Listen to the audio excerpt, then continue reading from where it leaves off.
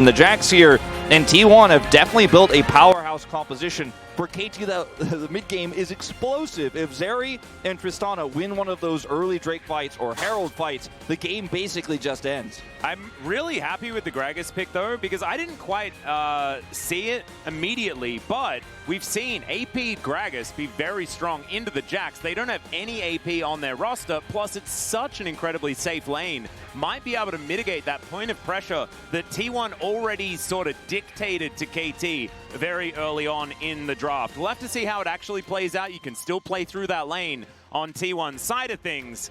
But I do like what KT has put together as far as making team fights happen. And yes, there is some anti-synergy between Rel and Gragas, but you don't necessarily have to throw a cask on top of a Magnet Storm. You can wait until afterwards and create that chaos. What time is it? Yeah, and I think the real point here for the Gragas is just minimizing Jack's pressure, making sure that doesn't get ahead, and making sure that's not a strong point here for T1 to play through so that KT can play around bottom side objectives. Those early Drake fights where they want to get Tristana and Zeri ahead is definitely going to be the critical crux of mid-game here for KT.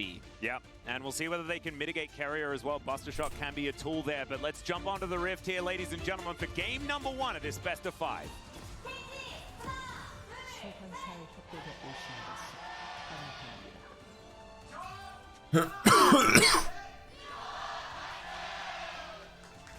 Ooh, shout-outs to Gumayushi, going for Pack Sivir, easily the best Sivir skin by about a country mile. Shout-outs to Tron as well. We see it pretty much every time, so, you know, most of our players make the right choice. They do. Sometimes you get Warden Sivir, and you're like, why? I mean, it's not even nearly the best. No, it's that one makes me very upset. Where are you on the new portrait for Sivir? Because I actually really think it's I'm kind of I kind of like the old one. I like the old bit like Angry Sivir. It was a bit more like Xena Warrior What is Princess to me. Steph bet?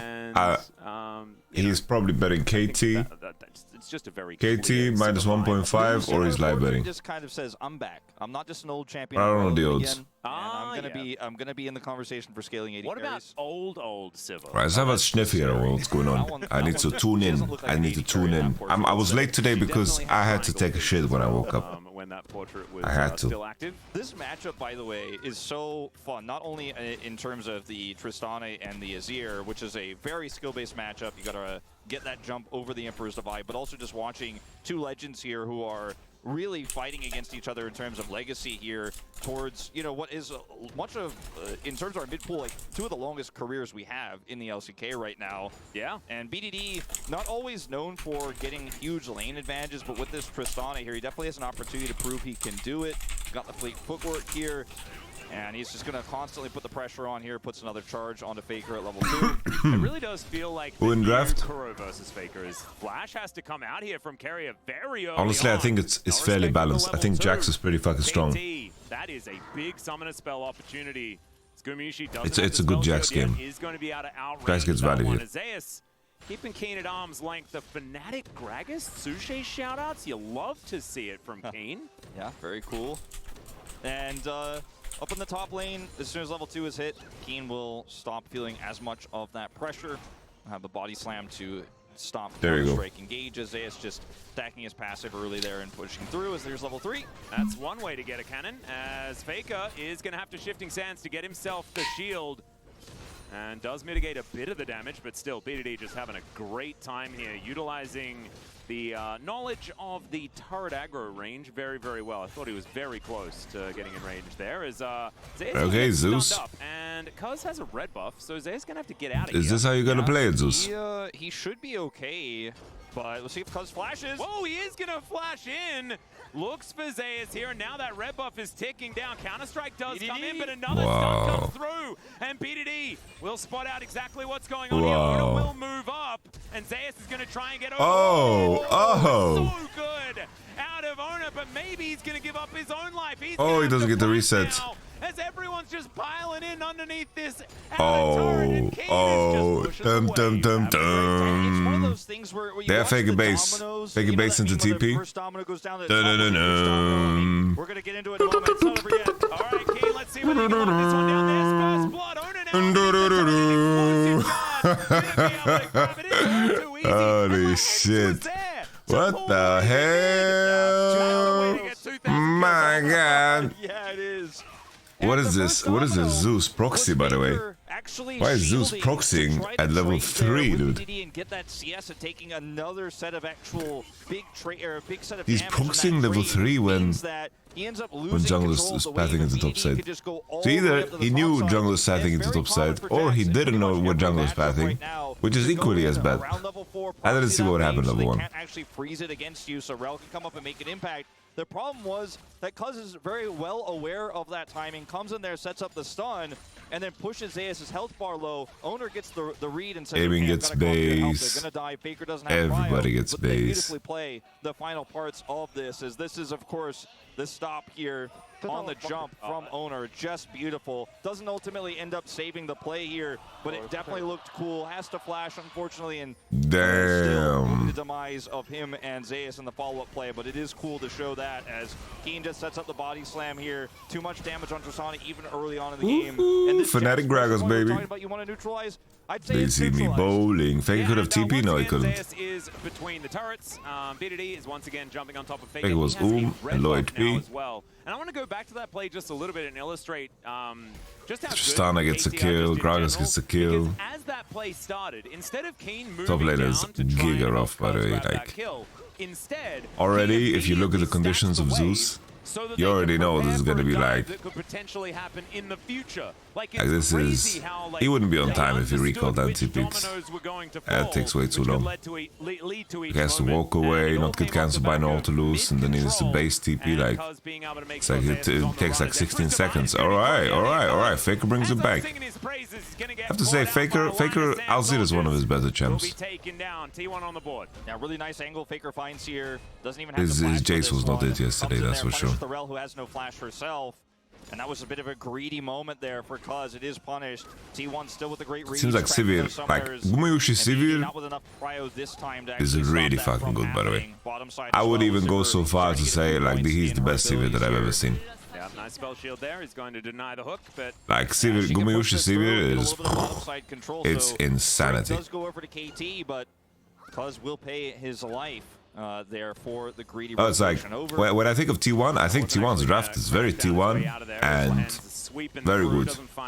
Like I like T1's draft for what T1 is. KT is much better as a team, much better. Plague more connected. Their mid laner leverages. It's the right and lane's better. Way to get ahead. Is here towards the bottom side. Lehens takes a full boomerang blade. Is going to have to back away, aiming as well as these ricochets. I think the hands connect better with mid. Yeah. And you mentioned it in the draft as we were talking about what these compositions mean.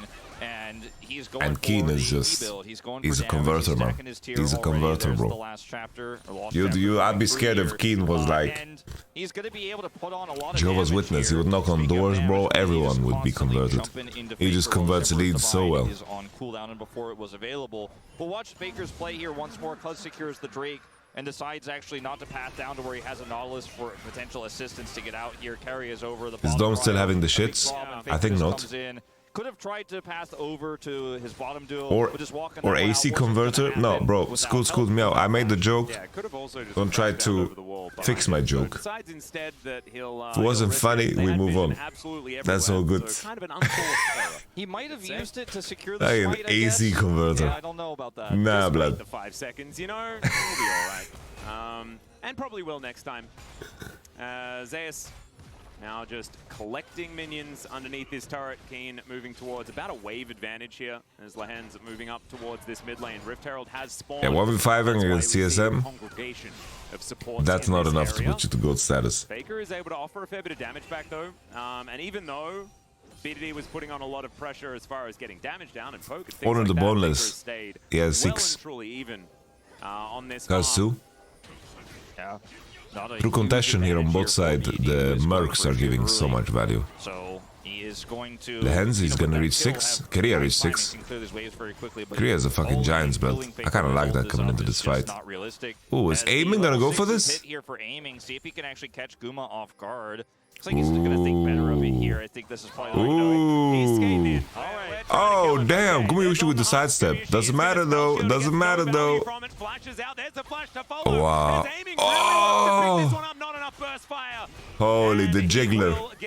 The jiggler. He jiggled. See if he jiggled. Wow.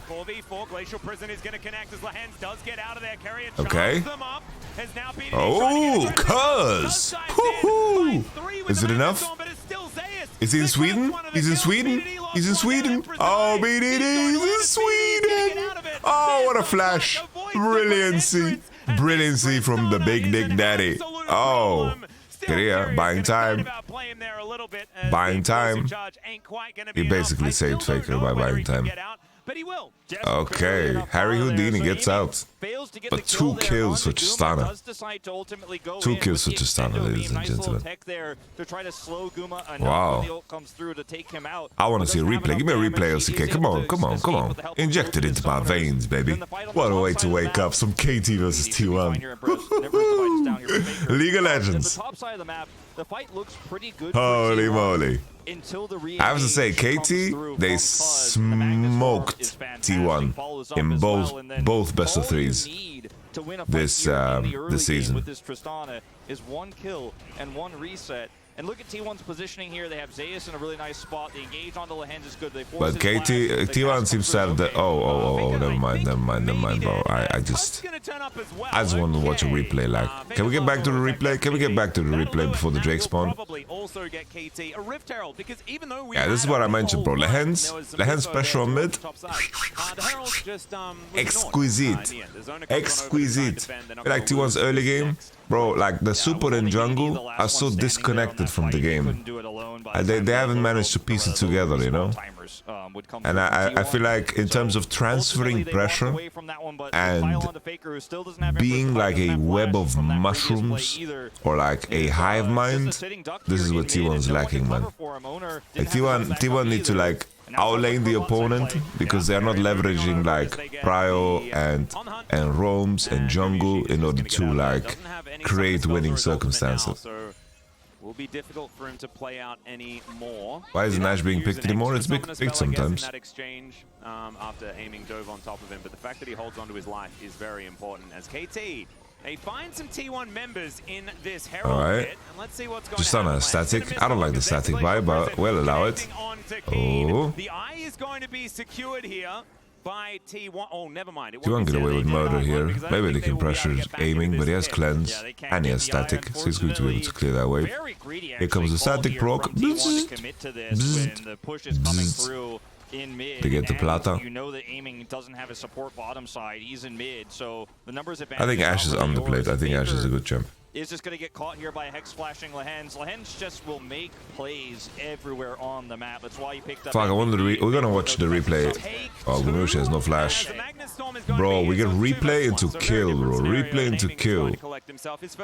I can't even keep up with how much KT are running circles around T1 right now in this game. 4 kills for the KT are they set up this area bottom rolling them up in the blunt. And with no flash for Guma still, he is, like Faker was before him, another target, another sitting duck here. And it's just like this goon squad. Cuz is everywhere. Lehens is everywhere, bro. Lehens has been running the map, by the way. It's like Rakan has only gotten assists in fights, like big fights around objectives, as far as I remember. Yeah, it's like KT's ability to transfer pressure is just much sharper. It's like they're just playing much better as a team, you know? Like T1 are too reliant on individual advantages, and they are not individually better than KT players. I don't know whether Carrier could have actually saved anything. Yeah, he might have died too. Yeah, he might have died too, or he might have been able to help Gumayushi get out of there. Does have a fair bit of CC in the kit, but you don't know. Hindsight's 20/20 and all that sort of stuff. What do you think about the Shiv on Trist? I don't like it. I don't like it. But I get it. It's like, now, at this point, it's probably a little bit better than Kraken. Just because of the rhythm of the game. It's like pushing mid and hovering because T1s are alive is really, really big. But he's going to regret his purchase like in like 3 minutes, I feel. So I'm not a fan. So I think Kraken, like not having Kraken, the yellow uses miss so much damage. Permafrost does come down, good buffer off the dredge line to make sure that that CC does absolutely nothing. And it's an infernal rig. KT plays so much like an LPL team.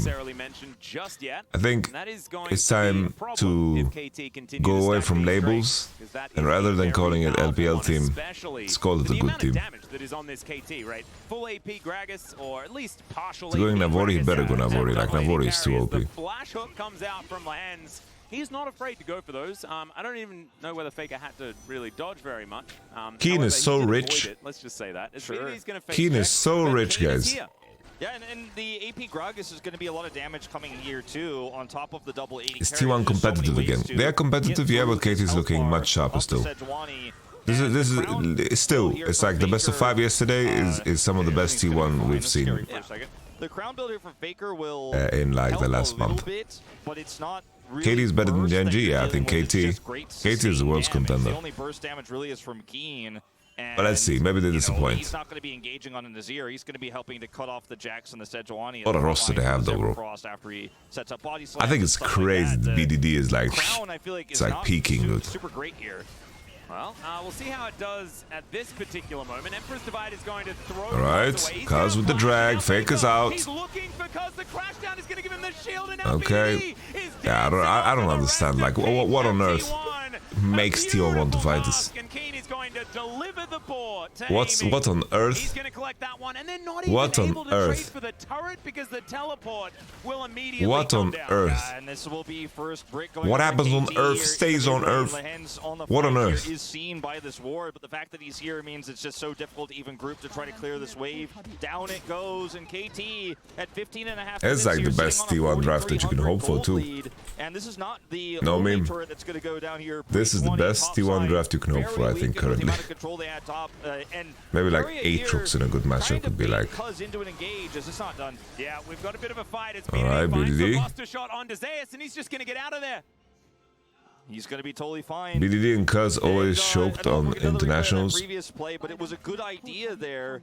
Ultimately, we're punished by KT, and Rel is just very difficult to kill, very difficult to lock down, has a lot of CC. I don't understand this take about BDD choking internationally. Like, here, they try to make a play what does that even mean, bro? But obviously didn't end up working out. Keen and Cuz down flashes here, but nobody dies, and now... You think he choked when, like last time he went to Worlds? With Gen G. I did see a Zeri walking alone in the river, and I think that indicates that there's probably more members of KT in the area. And we see, with now the vision being given back in its entirety, that was indeed the case. The double supports that we have, or double junglers in the Rel and Nautilus, prowling around, making sure they can protect their carries. Keria is... BDD is like legit peaking this summer, by the way. BDD has been this year. BDD has been insane. He's not backing. Yeah, BDD got caps. Yeah. He got capped by caps, sure. But the chances of him dying are quite high. What's wrong with that? It's like caps 2019, 2020, but there's not a lot of mid laners that played better than caps. Let me tell you guys a really crazy concept, guys. Players get better. And if Tristan tries to rocket jump away, Carry is there to catch, but there's a turret here, and he's sticking around. And I mean, Gen G BDD. The window is missed. Let's just say. What was it? 2020? Bro, even BDD, even BDD 2021. Like his Gen G years were good years. And then BDD was just kind of slumming it. It wasn't going towards. Y'all remember what BDD did to Bjergsen? Set as a hard matchup for Zillion. This is troll, right? Luxury ball. I mean, you can flank all you want on this Drake, but if the rest of the team can't make it because their AD carry is dead, it's like the support's on vacation over here. Keria not in touch with the rest of his team, and if the long con play never executes, we can't even give him credit. Oh, they're keeping tempo on the Drakes too. I don't think so. Look at that, man. Look at that. AP Dragoon. What do you think of Crown on RZ this game? I think if he doesn't go Crown, he's not farming a single CS, by the way. Like Tristana is going to put him in a blunt and farm him. I don't think the idea that, I don't believe that him having a DPS mythic is a line that is going to make them win more. He wasn't supporting Guma when we picked him mid. All right, but finally it has actually It's like there you go. Faker needs to do this, and Crown lets him do this. Obviously, the fact that they outnumber and they're 5-4 on bot allows him to do this, but there's gonna be a lot of cases where he can only do this because he has Crown. Yeah, nailed it. I mean, it's soul point for free, and everything is. But it's a good pick, good pick. They get that little shut down a rule. So this is the moment where you realize, okay, where is Carry? He's been gone for a while. He's, I mean, unless he's AFK in Fountain and trying to do some tricks. That's a good play from Zusi. Look at Zusi. Stun, boom, shakalak. A little bit too far out here. The rest of the team They got the big dick daddy. And they spend a lot of time catching and killing Carry, which allowed T1 to kind of rotate over. Do you think anyone? Do you think someone can even take a map of KT and see a map? Sure. A map. A 5,000 gold lead, nearly for KT. Yeah, and the Drake lead as well. Yeah, you can dodge the bounce. Extra map control. We do have a Rift Herald alive for another 15 seconds. I don't know whether that is... never mind. The timer was there, but it is just gone. My point is, like, on its way. Crown Azir serves a very specific purpose, right? That no one ever talks about for some reason. It's like Crown and Azir allows you to create more windows when you can E forward and R, and it makes you more durable inside, right?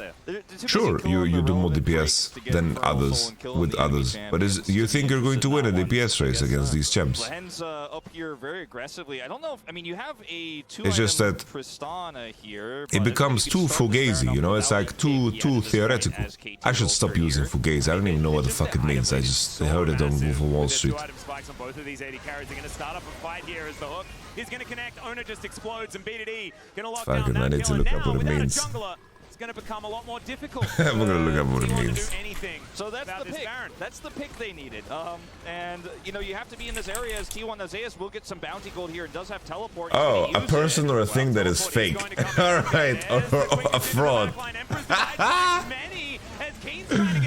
Nice. Going to be secured by Cuz. Is aiming ults, but he's 1 versus 3 is what it feels like. Now he's going to be able to skate his way out, and KT lose no. Fugazi. I like it. Fugazi. It's actually going to be fine here. Looked a little or is it Fugazzi? If it's Italian, it sounds like Fugazzi. This one away in the Emperor's Divide. Fantastic, but as you mentioned, he's down so far in items. Fugazzi. Even with this fantastic engagement, a person or thing that is fake, a fraud. They can be in position for that fight when Baron gets started, but ultimately that's why Owner will be picked off and won't be a part of this one. And then look at how quickly they could do this. 2 items Zeri, 2 item Tristana. Lehen's on the flank here, but isn't able to stop Carrier from getting into engage range here. Looks for the knock up here. Emperor's Divide is fantastic. Oh shit, I'm looking up Fugazi and there's the biggest fight of the game happened. But they get away somehow, that's crazy. Just kite this one out. Target selection here, not the greatest on the side of T1, but they just don't have money. No, and the fact that everyone it's a GG for sure. It's like they got nothing. Nothing. They got nothing. Whoever started that Baron loses the game. Good day, sir. But 1 minute. 1 minute till Judgment Day. All 5 Barons intact. You can see the Baron power play not exactly massive at this point in time. The earlier ones more difficult to get a little bit more money on, but they have them on 5 people for the next minute and a half. And look at these turrets. It's like it's going to start to get even more ridiculous. The 3.2k in the mid lane, and that's item value. That's not just acquired golds. He's holding that BF sword. Yeah, that shit was mental as well. Like yeah. As Hook is going to connect on to Gumayushi, but he does have a spell shield, so he will be all right. But now can't stand anywhere near this inner turret that's going to go down. Patch preview at 10 in the morning? No way. KT to lap up. They are no patch preview at 10 in the morning, man. Gold ahead at 22.5 minutes. Shellacking territory is where this game is. And ultimately, this game, I feel like, started getting off the rails after that play topside. Maybe later. Zeus died early with Owner, and the Jax was just a non-factor this game, because otherwise, as T1, you can jerk off a little bit of responsibility on these early Drakes and have some side lane pressure. Did you say you can jerk off? That bounty gold before the Baron fight is the fuck is he blood saying? Yeah. But, you know, you just don't have those windows anymore. The late game Jax, the late game Sivir, wave clear, and stuff like that, we can't have conversations about it if Cuz can just ult in and win a team fight instantly every time, because the numbers are just too high here for KT. Yeah, these stabs and the crash downs from from this rally, can just kind of do it with impunity. There's now Infernal Soul on the table for KT. They have Alright, let's see now. T1 in position. Only the boneless thing is Cuz has the burst. Gumayushi's doing damage. Wastes his E. Zeus on the flank. They get 1, they get 2. Aiming is full HP. He's bonking, he's bonking, he's bonking. Aiming penta, aiming penta, aiming penta. Walks away with full health. And I think they can get a Drake if they want. Aiming, looking, making Zeri look useful again. How quickly they were able to dispatch of T1 here, and at 20 this double minutes, they are going to push double down this mid inhibitor here. Teleport to mid means they're looking to end here, and even with relatively low death timers here this early in the game, they have so much money. 3 items area here. This is going to make these turrets disappear. You've got a Tristana as well. Unfortunately, she's not here for the push. But, I mean, this is just so much damage. Yeah, I don't know whether they're going to be able to stop this. Great little stun from Cuz as well. GG. He's just belly bopping this Nexus. A few more kills to pad the stats. Aiming grabs himself a double. And T1 have respawned, but their Nexus will not. Game 1 goes to KT in pretty commanding fashion. Yeah, the early game was just the stuff of Harlem Globetrotters with Lens just, you know, roaming, making huge impact plays. Cuz dominating the early game, putting that Jax down. But I think if you're a T1 fan, I think you could take some solace in the fact that, like their series against D+, when it came to those objective fights and engages, Keria showed up, Faker showed up. They just didn't have money. They didn't have items. If this was an even game state, we have some of those fantastic engages. Yeah, sure, maybe KT doesn't set up for those objectives as haphazardly. They don't take those risks because they're not as ahead. But if it was an even game, I think a lot of those fights could have gone T1's way. The Jax could have been a real threat. What am I hearing? Here was fantastic for T1, especially considering the situation within this roster. If T1 had more gold, then I think their engages would be really good. Like I said, against D+, you have a shoddy early game as T1. You can win it if they push a bad Baron. KT, they're going to push those leads so hard. You're never Coping live on air. And this is the big problem. That damage number towards the top of your screen there. Zeus was entirely shut down this game. He was playthrough in every game that we saw yesterday. If Zeus doesn't show up, T1 not going to be able to get across the line. That's what it says to me.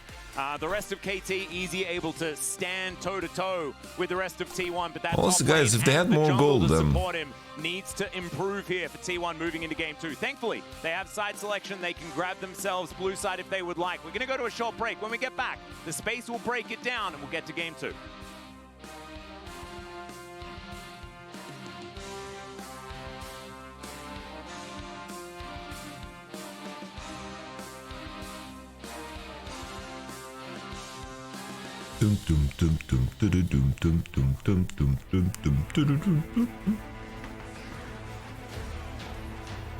There was something in the air that night. The stars were bright, Fernando.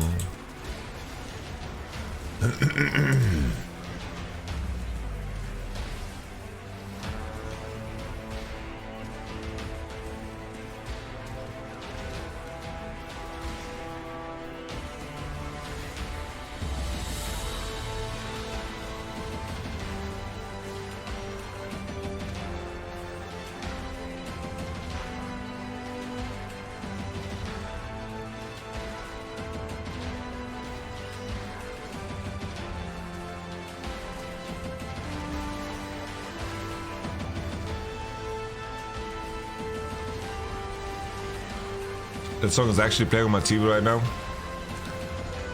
This is all a simulation, bro. Like, the guy producing your simulation just pressed the fucking Fernando button and it just started playing on every electronic device that is in your proximity.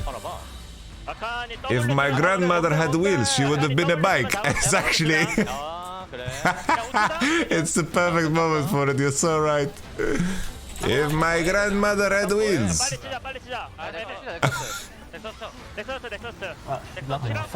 you know, if it had like ham in it,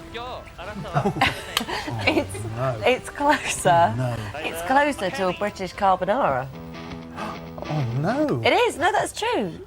Oh well, that's why I'm glad you're standing there. Do you agree? Yeah. But you know what I mean. If my grandmother had wheels, she would have been a bike.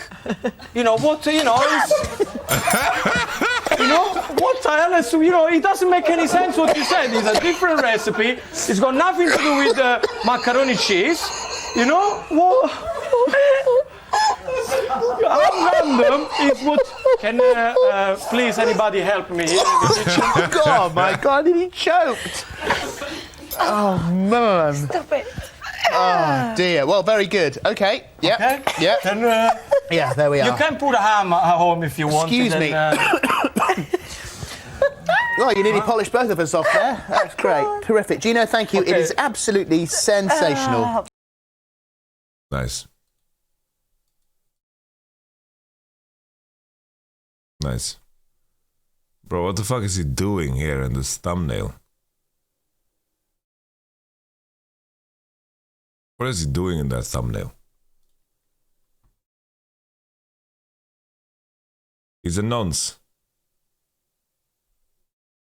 Did you quit TFT for good? Nah, I'm just not super interested in it right now. Alright, what do we... Oh, I wanted to look at the fight. Let's look at the fight real quick.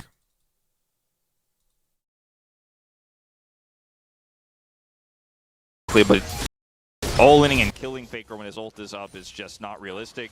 As the level 6 is hit here for aim, nah, I'm not interested in 2 arena either. Looks like he's going to think better of it here. I think that It's going to spell shield. He gets no value from it. Flashes out. There's a flash to follow. As aiming really wants to pick this one up. Not enough burst fire. All right. I want to see Lehen's. Now, aiming can't get to this fight. Someone still, said, though, "Wow, so Lehen's is so good." I want to see what he does here. Glacial Prison is going to connect as Lehens does get out of Oh, there. he just flashes Rakan. As now BDD trying to get aggressive. Cuz dives in. Why did you leave Fnatic? But it's still Zeus that grabs one of the kills. They wanted to put in Crusher instead of me. I was willing to continue, bro. I wanted to fight so fucking hard for Mickey Hansama. A little bit as the explosive charge ain't quite going to be enough. I still don't know whether he can get out, but he will. Just barely enough mana there. So aiming fails to get the kill there onto Guma. Boom. I need to hear that again. I need to hear that again.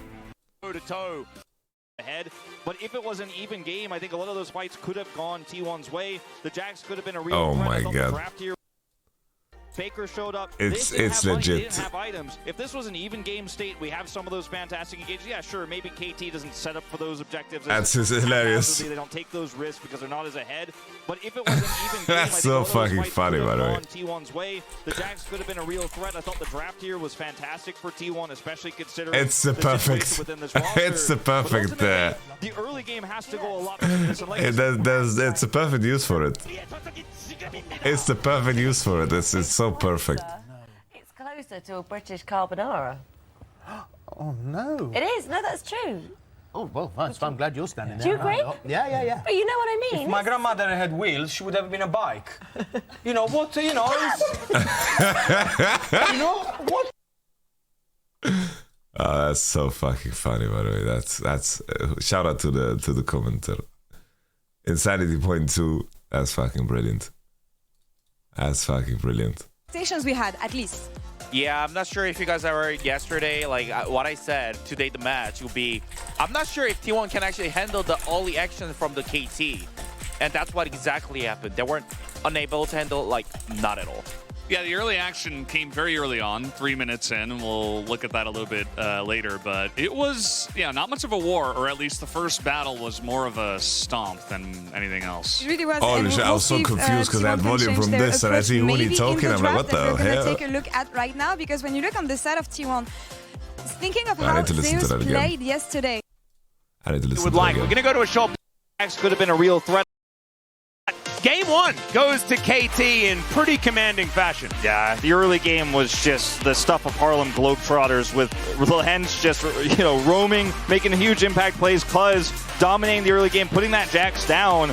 But I think if you're a T1 fan, I think you could take some solace in the fact that, like their series against D+, when it came to those objective fights and engages, Keria showed up, Faker showed up. They just didn't have money. They didn't have items. If this was an even game state, we have some of those fantastic engagements. Yeah, sure, maybe KT doesn't set up for those objectives as haphazardly. They don't take those risks because they're not as ahead. But if it was an even game, I think a lot of those fights could have gone T1's way. The Jags could have been a real threat. I thought the draft here was fantastic for T1, especially considering the situation within this roster. But ultimately, the early game has to go a lot better than this. And like I said, against D+, you have... We actually shown the comfortable just playing Azir into Tristana, the lot of fact that they also prefer like Sejuani a lot in the regular season. Like those things are, it kind of change up. I would say like it's a still huge win for KT because they also try new thing on the playoff. At the same time, they got huge win. So that means like they can actually play both sides of matchup.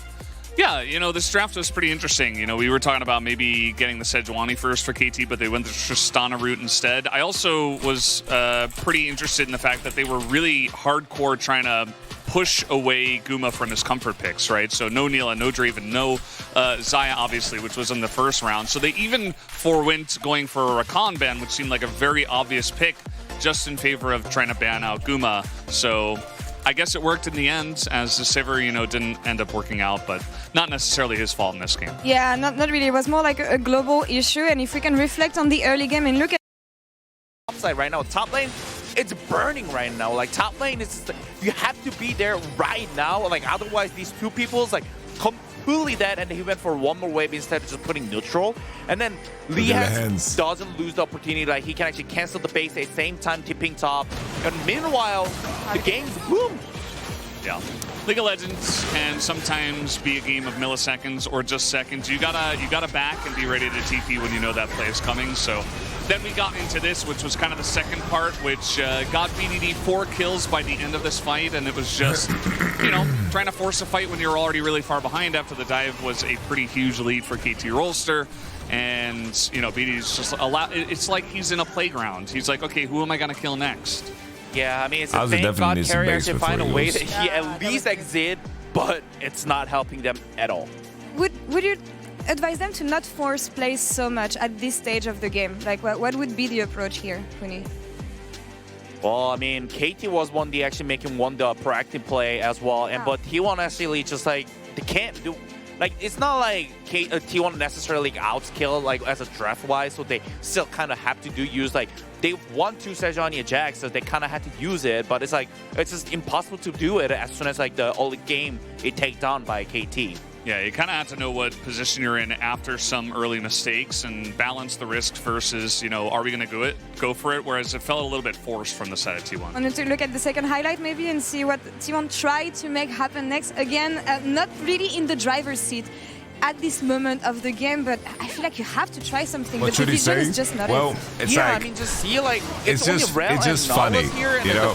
It's just funny. Like T1 was having great time, I probably like, wouldn't react to really it great flash if it wasn't for like all the historical context. Extremely fast, and it's when it comes to my boy Wolf. Here to skip to extra kill to KT. But with that context, really, it makes really it so great fucking job funny. Overall on KT side, that's all. Everyone play well. Yeah, I mean, the early power of KT, this is part of it, right? They're team fighting in this position where one person is slightly out of position and they get a massive lead from it. It's 2 kills. Yes, Zeus gets some alone time, but instead, you know, you got Keen right there ready to make the super play, and that was pretty much it, because after that, they got tier 1 mid, tier 1 top. Like, the game was over from there. Before tossing to break, the casters were saying that just it's T1 like want to have the same approach as yesterday. Probably, get an early lead to Zeus and put him in the driver's seat. T1, do you agree on like this? And what is the way out? What is the solution if you're on the side of T1? I mean, I'll say to praise T1 in this moment is also kind of weird. First of all, I don't think they have a car in the car. You know? They don't even have anything. And KT the first thing pretty is much stomped them. They gotta bring it back to play the normal game as much as they can. But it's against KT. It's not easy. Yeah, it's kind of like when you're standing next to the giant truck that goes through the puddle and just the huge wave splashes you. That's kind of what game 1 was. I will not talk about the truck jokes here. Anyway, player of the game, maybe that we can reveal, as it is BDD. I know you guys voted for him, but again, he was instrumental in the early game, and his impact was quite noticeable. Yeah, I mean, like, it's just mainly I really high to focus the early lane phase. It's just like dominating early lane phase, be able to just help top, and even all the skirmishes, like, he played perfectly as much as he can, and it's like he was.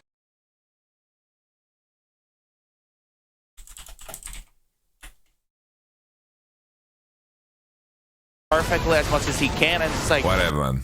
It's okay. We just listen to the English cast. Expected Cuz to get a lot of votes as well. We considered going for the Cuz votes. I think that in this case, it just comes down to very early on the lead, the priority in mid, the roam up to the top side. Then you get some of the, and you can see right here, a bunch of votes for jungle as well as one vote for Lehens, which I think is fine. It made sense for Kaz as well, but I mean, that's the whole thing about this KT roster lineup, is that you can carry on every side of the map. We'll see how T1 can adapt onto that as they will play on blue side. Our audience English is terrible, spending 6 years speaking English primarily. Where do you get 6 years from? Thank you so much, Astronauts, for the breakdown of game number 1. Yeah, bit of a shellacking here from our first place team, KT. Was he 6 years? Because Fnatic 2015, Immortals 2016, 2017, T1. Tweeting a smiley face. Yeah. Just feels great, especially after remembering some of the hardships in his past on you know, that Nongshim roster that just never really got off the ground. Maybe it's like that. Maybe it's time to rewrite the Hero Man Smiles meme. You know? And then he went back to NA. And does it amount to 6 years? Blue side here. So a lot can change in this upcoming draft here. For example, they might be 2018. He was back. Well, he was in Echo Fox. 2018 Echo Fox. Open. I don't think so. And then he joined what? They certainly could try to bait some stuff out because you give Sejuani Jax CG KT roster. And I think you've got a different story than what we saw here in game 2010. 1 when T1 Did he play 2011? Now, I would agree. Actually, I'm wondering where the might even be more. is going to land, though, because T1, they may even ban it on the blue side. Blood was on TSM last year. The Rel is going to be taken off the board. That is their adaptation from game number 1. But Poppy and Xayah still remain Blood, he was on in the bench. 7 years. And I think 7 years in English-speaking countries. Makes a lot of sense on the KT side, right? They're Wait, requiring 1, T1 2, to make 3, those 4, adjustments 5, moving 6, into this 7. game. And 7 they're get rid even. of the Zeri as well. The Alistar, the only thing remaining from their ban list of game number 1. That means things like Nico, Kai'Sa, still left up. Aatrox, still up and available as well. KT can ban that one away here. We'll see what they do decide to actually remove. I think Kai'Sa makes a lot of sense. Kai'Sa's the safest one. To be fair, Lehens, Alistar, he's like the GOAT. Given over the Sejuani, and despite an early accident, Lehens Alistar is pretty insane. T1, I feel like on this patch, there's not a lot of must bans. Well, I think these bans, you guys are overreacting a little bit about them. You might like Kai'Sa and Xayah's out. It's like Alistar ban is perfectly fine. The thing is, I think 13, 14, I don't think anything stands out like crazy ass bans. I think it's perfectly fine. It's a great pick for Faker right now. I would agree. The trade-off though is Sejuani Jax. I don't mind these bans at all because I don't have a clear idea of what else should right now, be you may banned. still end up Yeah, with Crown is I don't think T1's going to put Nico in the jungle. Yeah. And you can take the whole thing. Let's pull up game. Like Lehens Alistar is a fucking highlight reel, by the way. Definitely going to get that Tristana. And the Nico into Tristana matchup can be a little bit difficult to play because Nico obviously can shut the Tristana down. So it's like Alistar has a little bit more range. Will be Sejuani. Usually a ban like Alistar, right, is a ban that it's just preparing them for 4-5. The early Jax levels here, especially with Renekton open. I like that KT don't let Gumayushi play his Xayah. That Kane has played 16 times this season. Like just an absurd number. Not quite the win rate that Kingen has, I don't believe, who's still sitting on 100%. But still, this combination is pretty tried and true. The Nautilus to be considered here, of course, was a bit of a menace on that pick last time. And so that will be the lock away. And I imagine that Faker is going to grab a pick for Gumayushi that he's going to be happy with. We'll see what it is actually going to be. Oh, never mind. The Nocturne does come in. Something that was banned against Ona a lot. All right, this Nocturne has been banned super much. BDD thinking about the LeBlanc. This is something we've seen banned, but not very much recently. I personally think LeBlanc is the best answer to Nico in this meta. It's one of the only champions that can match her on a flank and just obliterate her 1v1. She can't I don't mind that. She can't stop you. She ults on the flank. You're like, cool, I've already done my job. And Crowd is the GOAT, man. Instead here for a little bit more safety and a little bit more prowess in lane. As you didn't go for the Maokai, so you're not taking the Jace here. You've got the Renekton Azir combo, which offers you a lot of early mid-game power as well as some decent scaling with the Azir. Now you're going to start turning away some of these. Is there any more classic topside than this topside? And this is the most classic topside ever, no? Well, because Jax does synergize quite well with the engage that T1 have. it's a little bit more difficult to It's a Sejuani, Renekton, Azir. Still fairly open. It doesn't here. get more classic than this. The Xayah, the Kai'Sa, and the Zeri, but there's a lot of other scaling picks here and follow-up, dive picks to what T1 have. So I'd rather see something like a Jax ban here for KT. We'll see what they decide. Yeah, we'll see what they go Gnar. to. The Gnar is going to be taken away. Renekton has better synergy with Sejuani, and I think it's easier to blend. At the moment, the Gnar has been actually very, very good in his hands, and the Aatrox needs no introduction. It's a Quinn angle for Zeus. Yesterday, I'm really surprised by the Rakan being banned away here, because Keria, yeah, he went on a bit of an expedition in the last game, but we've seen Nocturne Rakan be so extraordinarily good. Let's see if he's crazy and they enough. instead decide to pick away the Nautilus. They're saying Zeus, pick a tank, my man. But I don't know whether that is actually what's going to happen, because of course Leona is up and she's going to provide a lot of engage opportunity here for Lens. I think Leona is just the Leona into Naughty, and then you and I are having a little candid conversation about this earlier before the show. Now Draven here really suits this comp. Samira also pretty decent, but I like the Draven a lot more because what you're looking for here is T1 as explosive early mid game fights with Nocturne, Draven. Dive aggressively and just get this Draven extremely ahead if you can. Okay. And what can be a follow-up here for Zeus is a little bit Draven of for 5. also potentially some side lane pressure. The Rumble, the Rumble is really easy to set up actually in this round. Okay. The Nocturne on your side. But it is going to be a laning phase where the Rumble should be favored. The game hangs in great balance here, guys. Small error can just delete. I want to see Ashe. I want to see Aphelios. Ashe Aphelios. Sejuani Renekton gets a kill early, and then suddenly you just make no impact. As a final choice here will be Aiming's champion. It will just be the Aphelios here in this scaling draft. Wouldn't mind it. Doesn't feel great. But it's, I think, the best fit. Varus. Thankfully it is the Varus that works instead, too. Although fits the same build. I just want the long range, one of the long range ADs. So my brain was like, is this a Caitlyn game? I guess. But I think it's too trash with Leona. Does have a Varus. Yo, Born to Raid, thank you very much for the tier 1. Ezreal for aiming, obviously it's one of his best champions, but that one was banned away. And there isn't really a great champion here that is going to I think this game is not so easy, bro. Hard engage opportunities that T1 have. So Garlicos, and the Aphelios what's your garlic? Champions who won't be able to get out of getting caught by anything. Yeah, I feel like aiming has picked up here. Sejuani should hide her path and then threaten level 3 gank, either bot or top, and then it's GG. And then your follow-up is like, easier. I don't know, you're playing Rumble and you have Nocturne jungle. You can offer a little bit more sustained damage. You know, talking about regular I think versus the lethality variant insanity, of the Varus, man. which I think we're 100% going to see. Both picks very strong. Is that a here Pikachu mask? The draft, but the Varus just going to be. Yo, let me show you guys something that I got yesterday. I'm so fucking proud of this, guys. Success because there's a lot of this is my lifelong accomplishment. Let me show you. It so it finds some effectiveness. If you DK was so scared of this knock. Didn't quite work out for Deft.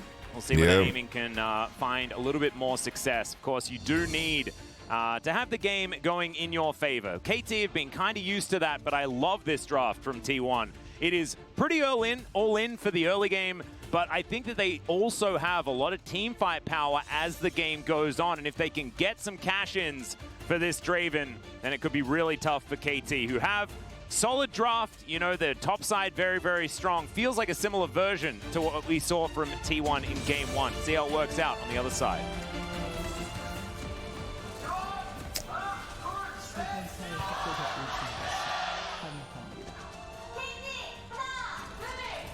What the fuck? I just got so shit news. I just got so fucking into it. I can't believe it. As we saw yesterday, the T1 fans were definitely winning out as far as I want to punch the table, but I won't. A little bit more even because this time. It's KT. It won't change anything. Just milling about here towards the bottom side, thinking that they could maybe steal away a first blood, but the 5-point defense system here for T1 is going to work out just fine, and no one is going to overstep. So the tanks for the Draven are not actual tanks, they're just engaged champions that set him up to press a big ult button and then clean up team fights while everyone is caught in CC. And so T1 can front to back in that way with the burn damage from the equalizer. But I think if this Draven is not ahead and doesn't get a cash in early, if the Rumble falls behind for any reason, just a gank incident, right? Because Nocturne early level is pretty weak. If Rumble's trying to push some early advantages, could get punished, then the game becomes very lopsided. I think there's no world in which when we tick over to 20 minutes in this game and Baron spawns, we don't know who's winning this game. I just don't see it being a close one, just because of how these comps operate against each other. Is level 1? Yeah, it's pretty volatile. As Hook is going to land max range as the Zenith Blade is going to miss. Amy's flashing away though as Gumayushi's flashing after him. Big. That's a dry hook that just lands. Okay. I don't know whether we know exactly just yet, but it's a pretty good start for T1. Okay. It's a miss from Lehens on the Zenith Blade that starts it all off. They try to play aggressively here afterwards regardless. I don't know. The amount this does in terms of safety is crazy too. Like the amount of safety you get from this is stats are quite strong even at level 1. If so easy with Draven to hit somebody, he will. And now a flash make sure they don't get ganked now. And Ignite is going to be used here to make sure that Keen gets out of the lane. In the olden days, they've carried the Nocturne early game though. Extra AD and AP, but not anymore. Just going to send a message to Keen. Yeah, message received, I think, with another comment proccing here as well. Yeah, thank you, Righteous. Appreciate it. Keen has Fury, though, and is going to trade back. That's what happens in this matchup. As Owner at level 3. Yeah, he is going to bounce on over. Does have the health advantage here as Cuz going to be tagged with the Duskbringer. Oh, nice. No smite to come through, and well done. going to get slowed down, but he's going to be able to steal Still away has the smite. camp. Really nicely done. Cuz kept the word. Forcing his way in. As Keen, yeah, he's really on struggle street right now, not wanting to back Rumble, just Zeus has already ignited. So if Keen can catch this and like TP back and get like a longsword, spacing perfect here from Zeus, not taking that turret shot there, still putting the damage on, still trying to push Keen out of lane. And Keen's doing a great job of farming this out regardless here, but is under a lot of pressure. Could look for an empowered stun here if Zeus gets the turret aggro by mistake. But he's not going to make that mistake, is perfectly fine. That's going to be that. Just going to use the Fury to clear and back. So first teleport already burned. And this is what you need to do with Ignite because you don't have teleport yourself, but it's a favorable matchup in the early game. Ooh, Cuz is going to get spotted here by Ona. It is towards the top side. Rumble has no base. Flash forward.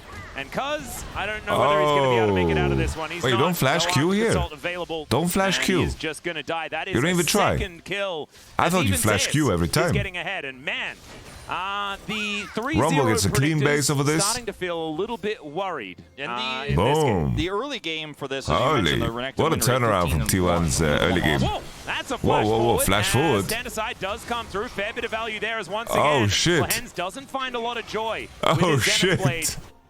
Still, it is going to be a slight advantage there from KT as they get control of the wave. So Cuz on the top side of the map trying to make a play, it looks like with Keen's teleport, trying to punish Zeus. I honestly, I need to watch it back, but I think you set up that kill onto the Rumble. I think if Leona E hits, I think they kill. He does not find that success. The Rumble picks up an early kill, and Keen instantly half health here right after his teleport is going to have to choke through these potions to try to stay relevant. And this is just a Doran's ring as well. Like, Zeus hasn't even gone for a first back, which is going to be Sork shoes and just such pain. It's close. It's close. It's close. Kerry, I'm not sure about that one. As the Ignite is going to tick down, there's the permafrost. He does get within turret range. Gumayushi's juggling. Taking a lot of damage. Piercing arrow, and Gumayushi's still going to be all right. Oh my goodness. Fire on this Varus, but will push him out. Ultimately, does not get punished there. That is crazy. And it should be this wave pushing through, denying a lot of minions here. This is what I meant, right? It's like your jungle is a Nocturne, by the way. It's a Nocturne that wants to full clear. And your lane is Rumble top and Draven. Faker is in a lot of trouble, but wow, Keen is getting roasted, dude. Zeus gonna have to flash to get out of that last turret shot, but still, look at that minion wave. What the hell? Oh, he's done. He's done. It's over. 40 CS to 14. Bro, this is annihilation. He lost the plate.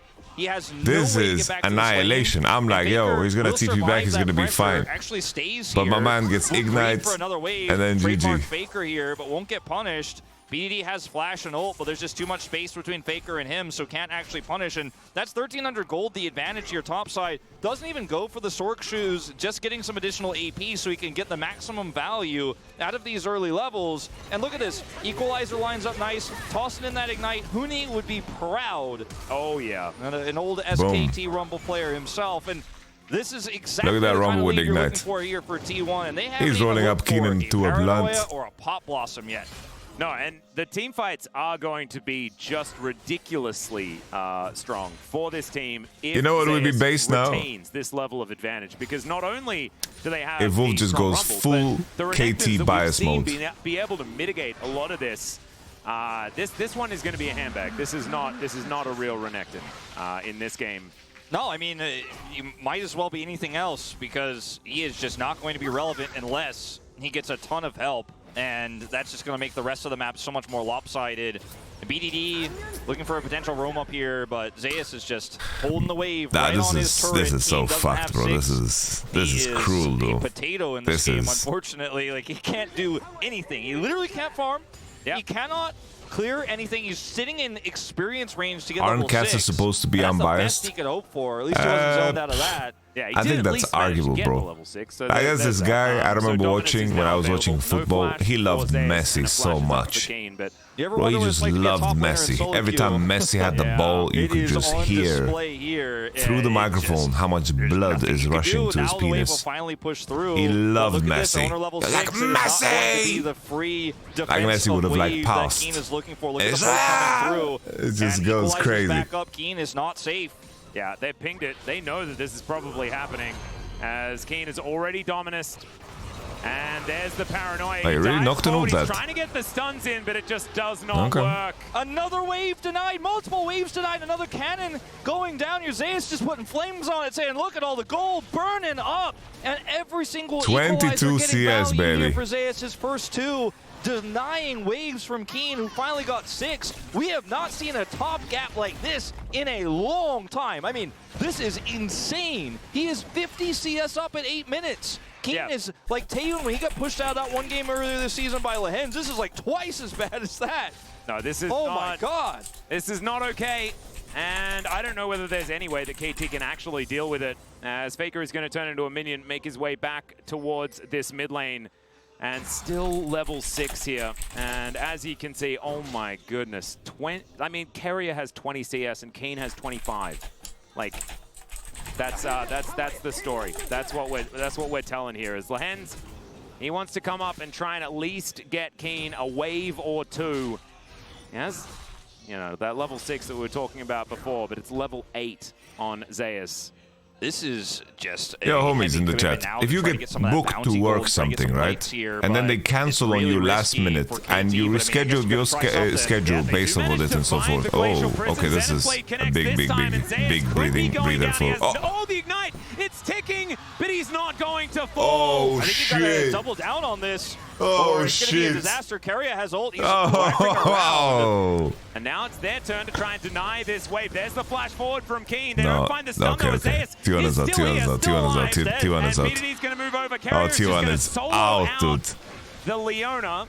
As Lehens not having a great time, Cuz getting low. Faker, what are you doing, son? What are you doing, son? Faker, what are you doing, son? Quite going to be able to find it. Faker, what are you doing, son? Oh, you're smurfing, apparently. And Zeus is going to find the half. He still has basically 0 health. Faker's going to flash away, and there's at least a kill. I don't know about this. BDD. I mean, Keen's chasing Faker down. He's like, why won't he die? Oh, right, I've only got a longsword in my inventory. I've got nothing. I have no stats. She has a little, like, slow push, a deep slow push. When it crests 20, it's cresting 10, and we have our answer. This game is over at this point. Bro, like, top side here, this is just another denial of minions here for Keen. He flashes forward, or dashes forward rather, tries to set up the stun here. Zeus just walks it out, but he will lose all of those minions, can't clear them all. And then here, he does very little damage. They layer the CC beautifully, but Zeus just gets the shield here, turns around. Then they're like deciding, do we actually My man came back for the cannon too, dude. Respectfully here, and then Lehens, of course, is going to lose this 1v1 down a level. Doesn't have ult. Carrier can ignite him to death. Someone cancels due to budget reasons. Keen and Cuz chase way too far. Good spell shield. Not even budget reasons. They tell me that they need to allocate the budget for something else. How little damage he does to Faker here and the opportunities he has to queue him. I restructured my life for this, walks away and they canceled on me last minute. Does come out. And yes, Carrier will die for this, but so much value. And everything was committed topside for this, and they still come up relatively. I can't say what thing. No, this is a ridiculous level of dominance here in this early game, and I think T1 may have taken game 1 pretty personally. as it was a bit slower, but it was definitely extraordinarily one-sided in the favor of KT. And I just don't think KT have been tested like this season. Like, there's never been a game where they've been this far behind, and this is a best-of-5 series where a loss like this could definitely get in your head. If you felt like this was going to be an easy series, you're really confident, then you get just obliterated like this, and I think they're making some aggressive plays, and obviously if it fails, yeah, T1's going to get further ahead, but you have to make attempts like that on the top side or you're just going to lose the game by default. But they're just a hair away from getting something out of that play, but T1 just get further and further ahead. And I think T1, with this kind of a lead, there's no question that KT is losing this second game, but how can they recover mentally? Unless some miracle team fights happen. I mean, there's only bounty on Rumble right now, so even if you kill everyone else, it's not going to be additional gold just yet. They're going to see whether they can stop this Rift Herald charge. The Drake has spawned. It's only an Ocean, but still trying to deny the stacking is going to be Should I send a passive-aggressive mail? Going to be able to poke its eye, but now T1 able to use that priority to move towards this Drake pit as there's a nice hook onto Lehens. He does have Eclipse, and he's going to go aggressively. Finds himself a stun onto Gumayushi. He's now going to chase down the Leona. Turns his attention now as the Emperor's Divine is going to get spell-shielded beautifully. BDD makes his way out, but it's not going to be enough. And Keen KT is rushing wishes he had more than when they should be dragging in his bank account, because he's just not doing enough. Yeah, he just really isn't. Faker, by the way, not even pop blossoming in that. They should definitely be dragging. Guma, another cash in. This one actually relevant. You know, the last one was somewhat relevant, but he's got so much money now, 6,000, so 2,000 ahead of aiming.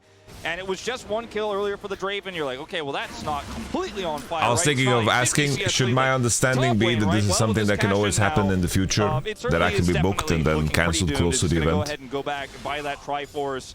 And, you know, BDD, he picks up a kill in this game early, but he's still not ahead of the curve and won't be able to make the same impact if there's no follow-up damage, unfortunately for him. And we'll see what he ultimately ends up building this game around. As down here in this fight, it's optimistic at best to contest this. Look at aiming where he isn't anywhere near this fight when Lehens decides to come into the stun.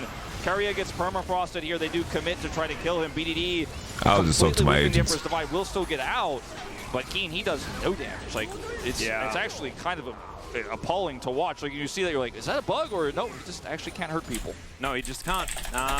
He's got an Iron Spike whip that in a lot of other games would have just been a Gore Drinker already completed.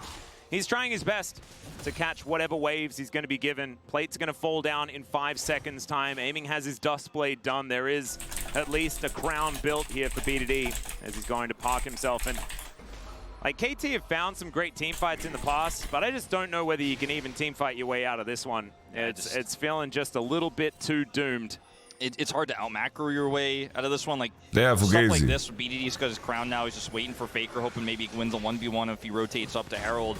Nah, of course I'm not gonna be like missing, so I think Faker will play. I'm not gonna be a bitch about it, guys. He has TP, could come over here with that instead of walking through. So BDD is just really hopeful that Faker, the greatest player of all time, will just be like, to get more out of the position. Yeah, you know, sounds a bit hopeful to me. There's no ego involved here. I just need to play my cards in a way where I get more out of this position. Kind of casually taking this objective. Aye, big one, big one, big one, big one, big one, big one for KT. KT, Korean Telecom Roadster, the roller coaster. Looking for Faker, and he found the kill he was looking for. Big one. And that is going to be a little bit of money here to KT. Roadster won't be able to contest the Herald, won't be able to stop this top turret from going down. That's a good snap, by the way. That's a really good snap. But at least BDD's weight there comes up with blue something. side. Yeah. Honestly, if KT was even in gold, bro, this game was so easy. We need to keep a check on to see whether Keen is actually a champion yet. Right now, no, not quite. Could potentially try and freeze a wave or two, but here it is. To be fair, man, to be fair, like, I don't think this is a very good play. I did not see that one coming, and he goes right onto Guma as the wave crashes. That was about as hard forced as you could make it, but it is successful this time. And BDD, flashing for the play, is going to pick up some additional money here for aiming. There's no way that KT wins this game, right? I just don't see it, man. I still don't see it. I didn't see BDD getting anything out of that. I apologize to everyone. Yeah, I've lost hair over similar situations. I'm just letting you know. What do you want to bet for it? I'll shave for the finals. Oh! Face for the finals if KT win this game. And that is actually a big deal. Like, Wolf's bearded face is on pizza packets. You know, like, this is I'll big. do it. I'm committing. If KT win this one, shave on my face. Oh my gosh. Okay. It's done. You heard it here first. But I'm not It's done. worried. It's done. 낼 수도 있긴 한데 전황은 뭐 아직도 뭐 암담합니다. 그러니까 사실 KT가 이후에 어떤 식의 슈퍼 플레이와 어떤 식의 따라잡는 플레이가 나올지는 되게 기대되는 포인트긴 하겠지만 단순하게 T1 입장에서 이 게임 지는 게 말이 안 되는 게임이거든요. 예. 어떻게 만들어낸 격인데요. 상대가 지금의 KT인데요. 이게 거기에 지금 상황은 그냥 솔랭 같은 경우는 15분 얘기 나오는 그런 게임 영상이에요. 내가 이 레벨 스텝 빠르고 그 전부터 이미 안 움직이는 챔프도 있을 정도에 다 있고 스크린이면 Oh shit, I forgot my borders. Need to have my borders. 하지만 PO 2라운드입니다.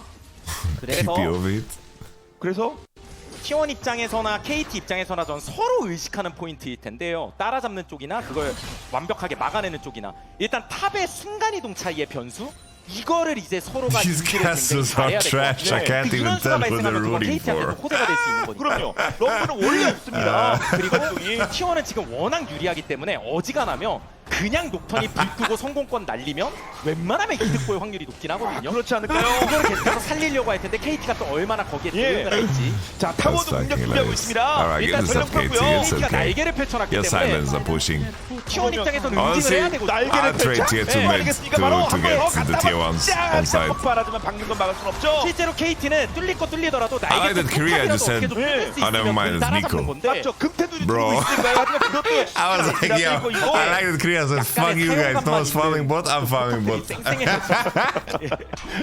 Fucking Nico, bro. 원래 지금부터 그 컬러 그대로입니다. 좀 시꺼매져야 될 텐데요. 아, 드래곤 템포도 빠른데. 그냥 주는 거. And then I look at the minimap and I say 3 Nautilus, I'm like, what the fuck? 그렇죠. 이게 진짜 크긴 하거든요. 뜯는 쪽에서. 그래서 이게 상대가 어차피 먹어도 3스택이기도 하고 당장은 정면 싸움이 희망이 거의 없는 상황이라 이렇게 하는 전략 자체가 불리한 와중에는 선택지를 잘 고른 거예요. 네, 말 한 땀 한 땀. 이거 먹을 생각에 벌써부터 꿈에 부풀어 있습니다. 맛있겠다. 맛있겠다. 이거다. 맛있겠다.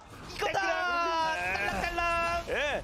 이제 하나씩 먹기 시작하는 겁니다. KT 한 땀 한 땀 따라가요. Alright, big money, big money. 조여요, 오너. 먹었으면. Alright, Keen, what are you sticking around for, son? You made a heist already, bro. Come on, Keen. 네, 잡아라. 그리고 Oh, nice from Owner, the boneless. 반대쪽 베이컨은. I think your faker is so big too. There's a turret here for the taking. Oh, that's bro. They just collect gold like that. They just collect gold. 맞습니다. 그리고 이런 플레이도 어쨌든 지금 당장은 바론이 아직 안 나왔기 때문에 가능한 플레이예요. 맞죠. 상대가 위에 턴을 쓰면 아래쪽에서 대각. Bro, aiming is sitting on his tier 3, dude. 긁어줘서 오 그나마. You get this, dude. Just stick it. Stick the landing. Stick it. Wow. These are fucking. This is some crazy gold income, by the way. Look at that. Look at that gold. They just got 3,000 gold in this sequence, by the way. 3,000. 정말 유리하고 조합 색깔도 잘 살린 T1이지만요. 잊으면 안 되는 게 KT 롤스터는 와. 역전을 꽤 많이 했어요. 꽤 굵은 경기들을. 네. 그 경험이 어디 가겠습니까? 노하우가 다시 보죠. 탑쪽. 상대한테 이제 포탑값을 수거하기 위해 온 이 플레이 자체는 좋았지만요. 그러면서 본인들도 녹턴이나 이런 움직임이 턴이 쓴 거기 때문에 반대편 쪽에서는 좀 더 인지를 할 필요도 있었는데 그걸 또 KT가 잘 노렸죠. Who are you rooting for? 과감하게 건 거 자체가 좋았어요. Honestly, in this matchup, I know, like, I like Faker, I like Muyushi, you know. I really like BDD, and I really like Lehens. So it's like it's balanced, you know. 좀 욕심이 날 It's 수 pretty 있는데 balanced. 참 이게 아이러니하게도 급할수록 좀 돌아가야 될 수도 있어요. 바로는 항상 그런 얘기가 뒤따를 수밖에 없습니다. 설령 T1이라고 하더라도요. 돌판 100번 중에 99번의 역전은 다 바론에서 나옵니다. 만골드 클럽이랑 제일 칩니다. 그리고 이게 KT가 던지는 눈이 많아서 바론을 치다가 잘못 몰리면 사고 날 수 있어요. This can get dangerous. 하는 건데. That's a turn. Nautilus, did he ulted Azir? Flash baited he? Whoa, no flash? Come on, BDD. GG. Alright, 1 for 1. Oh, 2. Wow. Holy.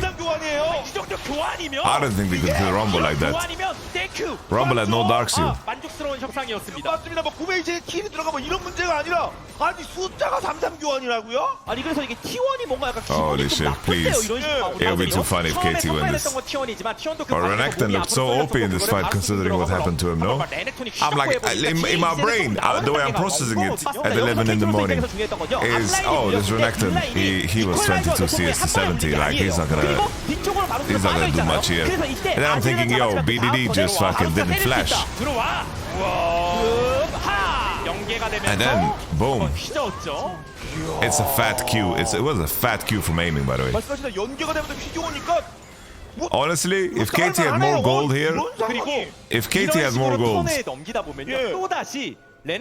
they had more gold and more items, 조금씩이라도 운영상에서 갉아먹기가 가능하단 말이죠. 아, 그렇죠. 그러니까 결국 프로씬에서 웬만하면 탑이 순간이동 드는 이유가 별게 아니잖아요. 순간이동 있고 없고가 운영상에 차이가 나는 거니까. 그렇죠. 운영 때문 아니겠습니까? Alright, Baros. 그래서 It's time to stack. T1도요. 좀 더 It's time to stack, son. 캐치해야 되는 게 결국 KT 롤스터의 What happened top? I missed the beginning. Honestly, Zeus just fucked Keen really hard. 그래서 만약에 이전 And then Sejuani went to topside river and died. 없었다면 좀 더 불편했을 것 같은데 그런 것들이 아닌 상황이기 때문에 다음 교전에서는 에이밍을 녹턴과 It's weird because my end is not loud at all. 네. 이게 핵심이 될 겁니다. 그렇죠. 그리고 에이밍이 사실 그런 점에서 정말 중요한 역할이겠지만 대놓고 이쪽 구마유 씨는 지금 또 이쪽은 괴물이긴 하거든요. 그냥 도끼 한번 찍을 때마다 정말 4D 효과로 같이 찍어내기 때문에 이쪽도. 네, 그래서 I really like T1은 일단 욕 먹고 생각하나요? Ignite Rumble. 20초밖에 안 남았습니다. 다용이고요. 먼저 베이스. Ooh. Alright, BDD has flash. BDD has flash. Put the turret, BDD. Put the turret, BDD. Come on, BDD. Oh, King with the Q. Oh, he doesn't get it. Oh, they're so low. Oh. Wow. It's BDD, like these fights are starting a bit bad here. BDD is using his crown a little bit too much. 그러면 그 사이에 드래곤이라도 끊어야겠죠 지금? 그렇죠. 여전히 현상금은 붙어있긴 하거든요. 네. 근데 이게 일단 컨디션 관리도 좀 애매하고 리스크는 있습니다 이거. 한 명이라도 오면 불편합니다. 안 된다. 바로 이어서 영혼용까지 줄 수밖에 없을 것 같습니다. KT. 결국에 T1이 많은 걸 가져갑니다. 예. 처음에 니코가 이니시를 걸었을 때는 럼블이 위치가 조금 멀어가지고 바로 연계가 되진 않았었고 에이밍이 대응을 했었거든요. 그래서 들어갔던 니코부터 잡히고 뭔가 구도가 좀 안 좋아지나 싶기도 했는데요. 싸움이 길어지는 과정에서 KT도 몸이 앞으로 Bro, they threw every ult in the game on BDD. The Nautilus ult, the Rumble ult, Nocturne ult, Draven ult. And then of course Nico ult to start it off. 그 과정에서 드레이븐이 살아남으니까 T1 쪽이 더 유리한 싸움을 할 수 있었죠. 그렇습니다. 드레이븐 쪽으로 들어오는 선수들 진짜 소위 머리를 이렇게 반으로 갈라버렸습니다. 그러면서 Yeah. 네 번째 용을 Bro, 사냥. Granny, if you had Leandre here, bro, 따라가던 흐름에서 if he had Ludens, 쫙 벌렸거든요.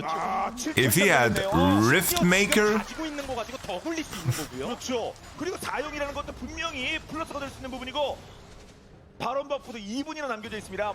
상대의 저항이 거셌습니다만 blue side diff no. I think top and bot being over level 2 상대가 만약에 is a really big one. 격하게 노리면 그때 저 남아있는 전면을 사용해서 반격한다? 이런 경우의 수 정도고 일반적으로 그냥 T1이 지금 너무 유리한 상황이거든요. 줄 거 주더라도 이거라도 먹게 해줘. 자, 레넥 네. 긴 빠져 있습니다. 그냥 말 그대로 살을 주고 뼈를 취한다. 네. 최대한 If you bind, you always go Leandris. Well, the thing is, it's like, if you're going to lose front to back with Azir, you should itemize to actually be able to pressure with the ult. Oh, nice play from Faker. It's GG. 킬 엄청 잘 먹네요. 오늘 구마유씨 8킬 먹었습니다. 상대 심장으로 Good 이니시가 play from 들어갔어요. Faker. 이번 턴이 좀 위기인데요. 그렇죠. Yeah, this Rumble ult is very painful. That's for sure. 상대 3명 없거든요. 가보자 T1. Alright, we have a series, guys. 이번에 뭐안 쓰러지냐? 명확한 그 조합에서 라인 클리어 타고 들어가는데요. 라인 클리어를 최대한. GG. 생각보다 남아있어요 I want to hear the GG from the Korean casters. 어떻게든 막아보려고 하는데 구속 병력이 왔기 때문에 아직도 시간이 남았어요. 그렇습니다. 뭐 바로 타이밍, 바로 파워플레이 5,800 GG. 자, 1세트 이후에 아주 선명한 컨셉의 두 번째 세트의 픽을 가져간 T1 승리로 마무리됐습니다. 조합을 잘 짰다고 말씀을 드렸지만 막상 플레이적으로 그걸 연결을 못했으면 또 말짱 도루묵이 되는 거였는데 시작부터 바텀에서도 성과, 탑에서도 성과, 그 다음에 계속 성과 막 계속해서 득점하면서 게임을 아예 작살을 내버리고 시작하니까 그 뒤에 KT가 사실 좋은 반격을 가면서 어떻게 따라잡나 했지만 또 그 이후에 결국 바론까지 연결이 되면서 T1이 상대를 다운시킨 모습이에요. 맞습니다. 얘기하신 대로 조합의 색깔이 명확하다라는 얘기들을 뱀픽 단계 때 많이 얘기 드렸는데 그런 칼라들을 살렸기 때문에 뭔가 앞 경기에서 KT 롤스터가 트리스타나 같은 챔피언들 상대에게 No, KT is not out. This is they are playing the upper bracket. 연결됐을 때 우리의 무기가 있다. 이걸 제대로 보여준 거죠. 네. 자, 그 픽의 컨셉을 살릴 수 있을까? 제대로 살릴. This game blew up level 2 guys. Really blew up level 2 and then T1 converted well. 그러니까 결국 이 KT의 정말 중요한 무기라고 볼 수 있는 정글 서폿의 움직임을 막아버렸죠. 그렇죠. 예. Yeah, level 1, level 2, whatever you want to call it. KT의 반격이 the Draven kill, of course. 불과했습니다. 자, 이렇게 KT와 T1. Oh, we've had very one-sided games so far. Very one-sided games. 네, 3세트부터 심기일전에서 It's like the KT game also blew up. Like on the top dive, the game was over after that. 3세트 이후 승부는 어떻게 진행될지 잠시 후에 보내드리도록 하겠습니다. But T1 at least they convert decently well, you know, and they're ahead. It's like if we think back to best version of T1, they converted leads pretty damn well. I didn't like the T1 draft because I think Nocturne doesn't do anything here. It's like, I get Nico Nocturne is a combo right and all that jazz, but it's like you have Rumble top into Renekton and you have Draven lane bot. I would rather have a jungler that, like I would rather have Viego, you know? But then again, Nocturne did accomplish something really big there, is that he denied Sejuani Wolves. He denied Sejuani Wolves, which is super big, and then he also stole blue.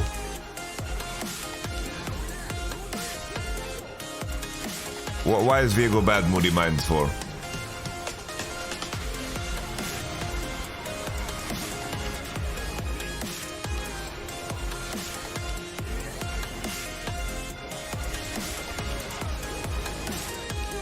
Why is it weak?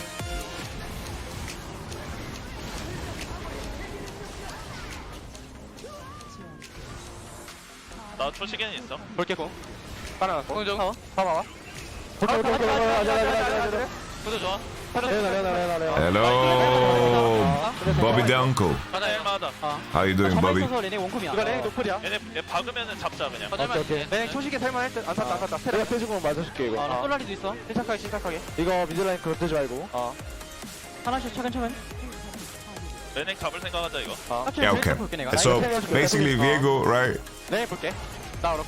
Viego, in a lot of cases, doesn't provide a lot for comp, but in the context of what your champions are in this game, it's like when you're playing Nico, Draven, Rumble, if you don't get ahead, you are like, if you don't get ahead, the game is over. So just pick champions that are in line with this idea, you know?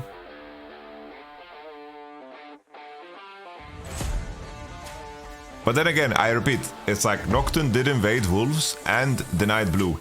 So already like he secured bot. I just wanted to pull a crownie, you know, the guy in chat. I just wanted to pull a crownie on my homie Moody Mind. We're gonna call this one the crownie. I'm gonna crownie you, dude.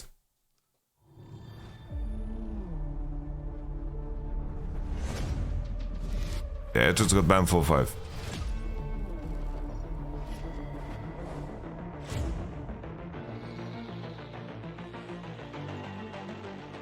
T1's champion pool is so fucking huge compared to KT. I think Keen has a very comprehensive pool, and I think Aiming also plays so many champs. It's like Gumayushi plays very few champs.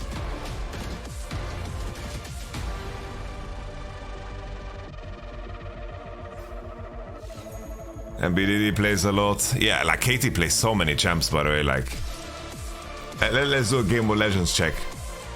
All right, I already have the KT one open. Let's duplicate that page. Let's do T1. All right. All right.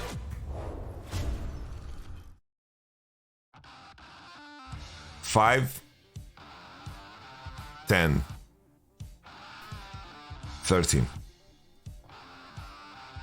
5, 5,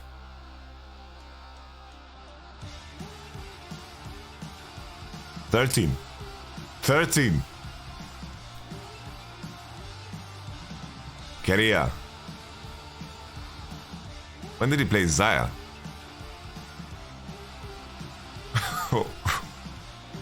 When did he play Zaya?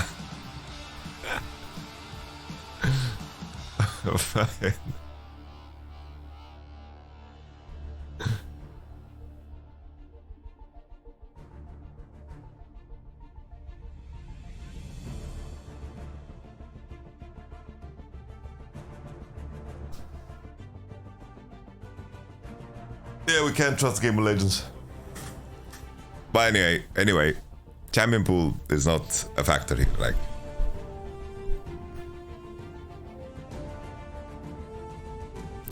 It's obviously a factor, but these two teams are not lacking in any department.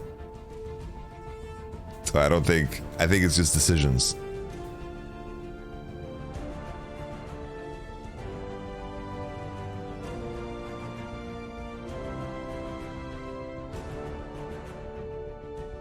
I think Kesante mid lane phase was always kind of weak, I think.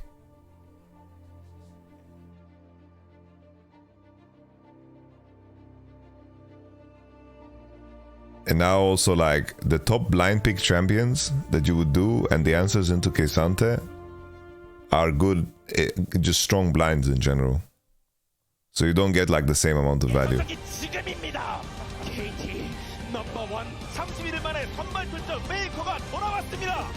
I think Night Harvest is strong on I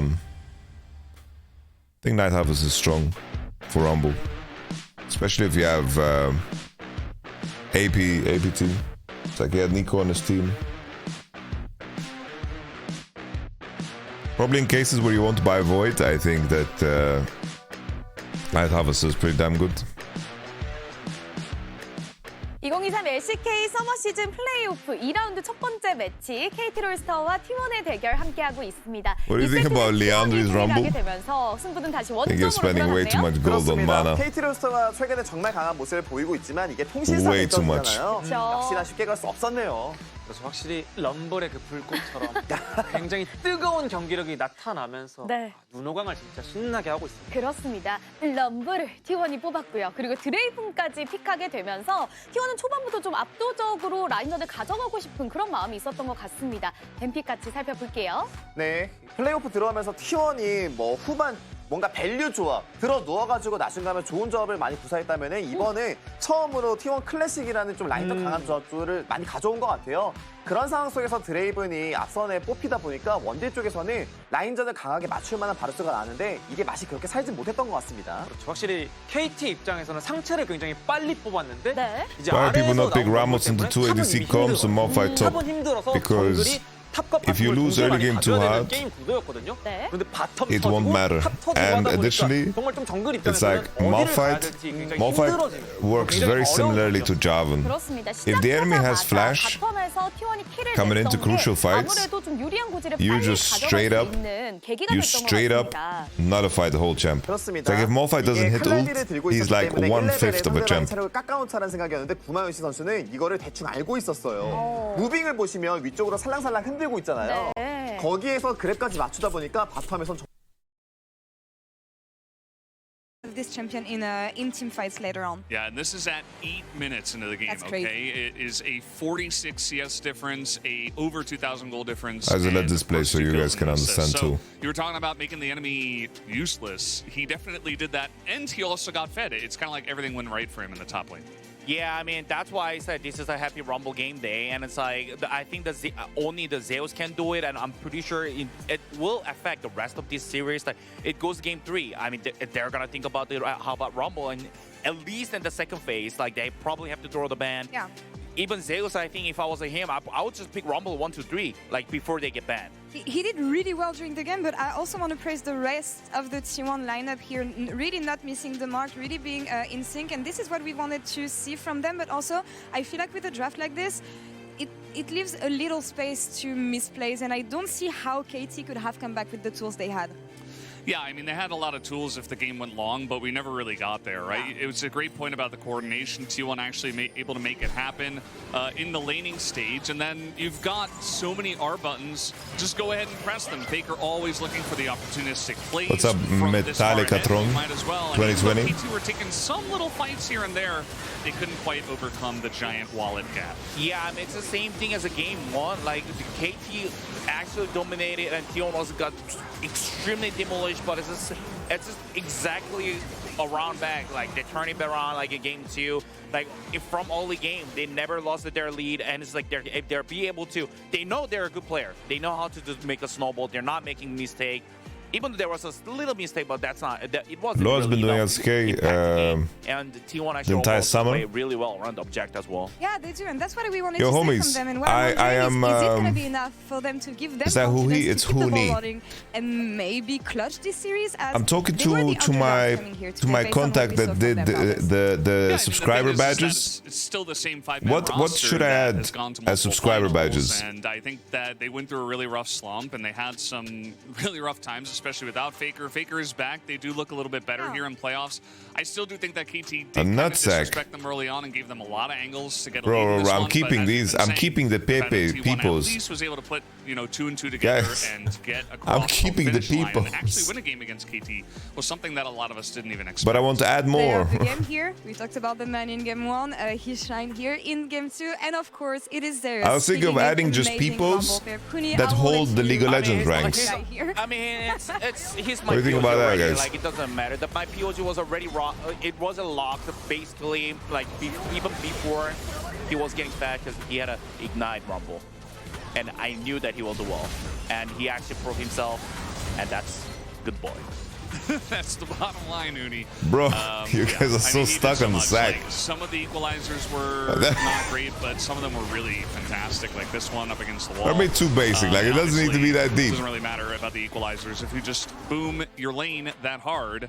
As not even Faker gonna get a stray media vote this time around. He did have some good engages on Nico later on, but the game was pretty much over by that point. KT going back on blue side here this time. Huni, what do you want to see? What if I Draft just like? Or in game, as we said that it was Oh, mostly what if we do this? plays on the side of It's KT. like it's peoples, but they're holding different nuts. Definitely a stronger team at the moment. So basically, like there's a people holding a cashew, a peanut, it's a macadamia nut, an almond. Drive the giant boss. You know, he gotta be in the drive seat and just pilot the game, basically. Yeah, I mean, playing around top. If you get a matchup like that again, if KT are like, no, we can win this Renekton versus And the Rumble final matchup. one is a No, you can't nutsack. win this Renekton versus Rumble matchup, and hope you get another angle. That's too much detail for a badge. Yeah, fantastic performance Maybe. here on the side of T1, who make the series interesting. Let's see if they can take us too much points. Sorry, casters, back to you for game 3. Oh, it's already the game. Thank you so much, Spaces, for the breakdown of game number 2. Yeah, a domination from Where are the mainly cashews? the gentleman on the top side of the map, something that we were talking about earlier on. It's how they took down D+ earlier on, and it looks to be an avenue for success here against KT. I think that this win for T1 is definitely going to make you feel great. It's going to keep your kind of What are mentality these? going into a tough series like this in a What are good these? place. But I don't think it magically solves all of the issues in mid games we've seen from T1 all season long. So maybe try to get another draft you can snowball like this. There's a lot of picks in this meta you can use even without the Nocturne to snowball, even without the Draven. So you could actually, if some of those champs are banned away, I think draft similarly.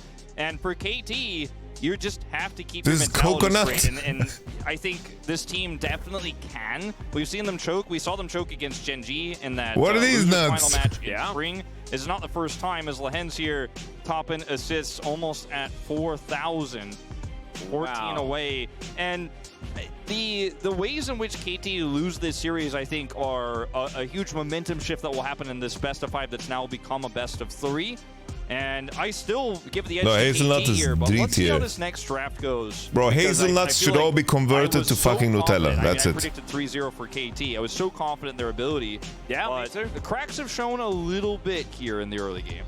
I don't know what these nuts are, guys. Has been relatively successful so far Just put them in today, F. but I also think that a bit of the drafting is going to be adjusted here as well to make sure that Keen is not going to get so relentlessly dominated on that top side of the map. Honestly, Blind pick into this is true. Zeus probably not going to happen again. It's like if these we'll without see shell whether we are get a crazy. return to the same Or let's bans do from draft last kids. time, or whether it is going to be something different. They did ban away the Xayah, but it was the third ban last time, and this time the Zeri is going to be taken away very Walnuts, early bro. on by T1. Walnuts. See what else T1 want to ban here. The Kai'Sa feels like a must ban, so that is You eat the respected shell. once again here, especially with the Xayah ban. This feels pretty obvious. And the Azir, definitely a pick that has been very relevant No, in hazelnuts. playoffs already. One that BDD has Bro, piloted very walnuts. well. I wonder if Walnuts they said just Sejuani is make banned me here by fucking T1, thirsty, if they'll mate. consider first picking it and just going down that avenue, or if they want to try to take that Nico. Nautilus being banned here, so Alright, leaving a lot they banned the open. best blind on Sejuani's blue. open, that Nico's open. So this is T1 strat. They're banning Tristana, Nautilus we on saw red, obviously and then in they're game banning one, Alistar on is blue open because here for Alistar is the BDD. answer to And their he'll blind. opt into the Nico, thinks it's the stronger pick right now, and it is kind of an awkward Interesting. matchup for the Tristana. We saw BDD avoid it in game 2. Alistair going to be locked away here by T1. That is a ban that they omitted, and there is the Maokai as well. Maokai Could Alistar. be, some Cuz Nico shenanigans. Lehens Gragas? Any Lehens Gragas? Playing Nico in the jungle. I love this from T1 though. Alistair picked up early, weakens Rel. Maokai allows you to play Jace once you do confirm that Nico is going mid, which you could feel very confident about. I but it guess this allows is you just to OP in 100% sure before you lock that Jace in, LCK, that guys. you're dealing with that and just try to chip away at this Nico and keep it a far away from you. And obviously the laning phase for Jace can go Okay, I better like in a that. lot of matchups for this Nico. Ezreal going to get prioritized here with the 80 carry bans. We see it's aiming's best champion next to Kai'Sa, of course, especially if you look at recent results. Doesn't have a great win rate here in the LCK, but it's an aiming special. It was banned away from him last time, so he's going to push that one up the list here. It looks like they want to still go with this Nocturne Nico engage setup here. Okay. It is fantastic into Maokai because you could just simply ult over the Is Nature's this Grasp and Tristana or get Jason backline 3, you guys access. think? Yeah, Tristana or Jace? I was not a big fan in the early of stages of the game. I kind of like that the idea as Jace well. of Faker, And look, but he you could watch also your just pivot and just, they just play demolish you 80 with a top for couple of Zeus picks, and they pick pick it Azir. yourself, Yeah. see what happens. The Azir is going to come in once again. Currently a 0% win rate Fake it, in Jace this was not good, series, guys. by the two most experienced Azir players in the world, I would hazard to say. Yeah. Or at least here in the LCK. Azir feels much better than trying to play Jace into Nico Nocturne. You know, the Nico, you feel, all right, I'm down with that. But when Nocturne gets on the table, that squishy backline just so difficult to play around. And Ezreal can offer back a lot of poke anyways. Leona taken away here. Let's see what Guma has planned here. Is Varus historically has been very comfortable into the Ezreal, but doesn't feel great into Nocturne here, even though aiming played despite being behind very well in game 2 with the pick. Yeah, that peanut not being a nut is just... If that's true, then whoever decided that is just stupid. Right now because of what she offers in terms of wave clear. See if the Varus Because is gonna get a look here, conventionally, though, because the it Maokai stocks is go down if you don't much have Jace better or to think of Varus Peanut in this as a nut. composition. Hey, yeah, that's true. And they could theoretically still put Jace in the top lane, like Zeus was a phenomenal Jace player, so you can still play around that pick if you would like to. Deft also had the historic game of Jace in the bottom lane, which I It's a bean. You always mention it, you know? You're the one who brings it up. Because Jace has kind of been played in every single lane, except, I guess, support. And the jungle. As Tristana going to be banned away also, and I actually really like the respect of the Tristana because playing no one's Gragas really been flexing it recently. I actually kind of thought it would be a good pick for KT to take themselves. Can be a little bit awkward into the Maokai because the Maokai, you can't buster shot him away as he's twisted advancing towards you. Lucian. That's going to be an interesting consideration. Lucian. They will lock that one in. The Lucian Alistar now kind of works. Yeah, I don't think this is a bad pick. Okay. Definitely Interesting. Not the lane dominance and poke power with Maokai sub the Varus would have provided, but it's Holy shit, Lucian Alistar. In terms of pick potential in the mid game against a squishy Nico can also kind of keep her. Do you go Gragas or what? As the Jax is still left open here, and it will be locked in here for Keen, and I mean. Keen just said there's no fucking way these guys are picking Rumble. With the Maokai here doesn't feel terrible. It's going to be Ezreal Yuumi, like the old times. Holy shit. Really? Or it's going to be Galio. Okay, Ezreal Galio. Or Ezreal Nico. We're not entirely sure. Jax Fiora. That is one heck of a matchup if Zeus is going to opt into it. Like you said, could go back to the Rumble, but with the Azir, who does a lot of damage. I love the GP, actually. I think GP is the Jace not top great. you mentioned. I mean, you need some sort of extra damage here, I think, in this composition. The Fiora isn't going to be it. The Renekton is going to be the middle ground here, and they're going to actually opt to the Cassandra. This pick I like the least, I think, of the ones that were hovered, just simply because I think it's not bad. It in almost every way. It's like the Jax can just simply ignore it. The Nico is all of the champs like suggested Nocturne are so bad into Nocturne. It's like Cassandra's pretty good here. Looking for front to back with this solution. I think Baker is going to have to be. I think if you play like Jace GP into Nocturne, this is how you Jax, want to play it out as T1. Doesn't sound it's a really interesting fun at all. draft on both sides. And keep in mind, guys, they need to think about damage mix. Yeah, the Cassandra They need to pick a champ that is durable against Nocturne. But should be able to mitigate a fair bit of Jax's early laning. But eyes are going to be glued to see whether Lehens on this Galio is going to be able to make it work, because it's one of the oldest tricks in the book, on right? Singe support for Lehens this game sounds pretty trash. We used to see it a few years ago all of the time. And it's just so Lehens to actually have the confidence to pull this pick out in a best of 5 like this. And it's not the kind of pick you wanted to hide for finals necessarily, but it is one he is going to show here in this third game. And I love that Lehens just is never afraid to say, I'm going to throw a wrench into the It was not R5 Milio, Ali goes top, Jax can't lane, and Galio easy. Ezreal can't punish Milio. For KT absolutely can work. The Lucian, I felt like if they had a little bit more damage on the You're top cooking side, that. I like that. Or a little bit more hard engaged. The I like that. Is the middle ground here for T1, and I'm not a huge fan Holy shit. Yeah, not necessarily, but I don't think the story is necessarily going to be I don't know about the Ali goes top, top, Jax can't lane part, but then they can fight the rest of the team. And honestly, that's where all the shenanigans are going to be prepared. Very interested to see what KT's take on the previous T1 draft is going to be, but without that dominant top side of the map, unless Keen does something crazy. It's also Let's like, jump on the yeah. for game 3.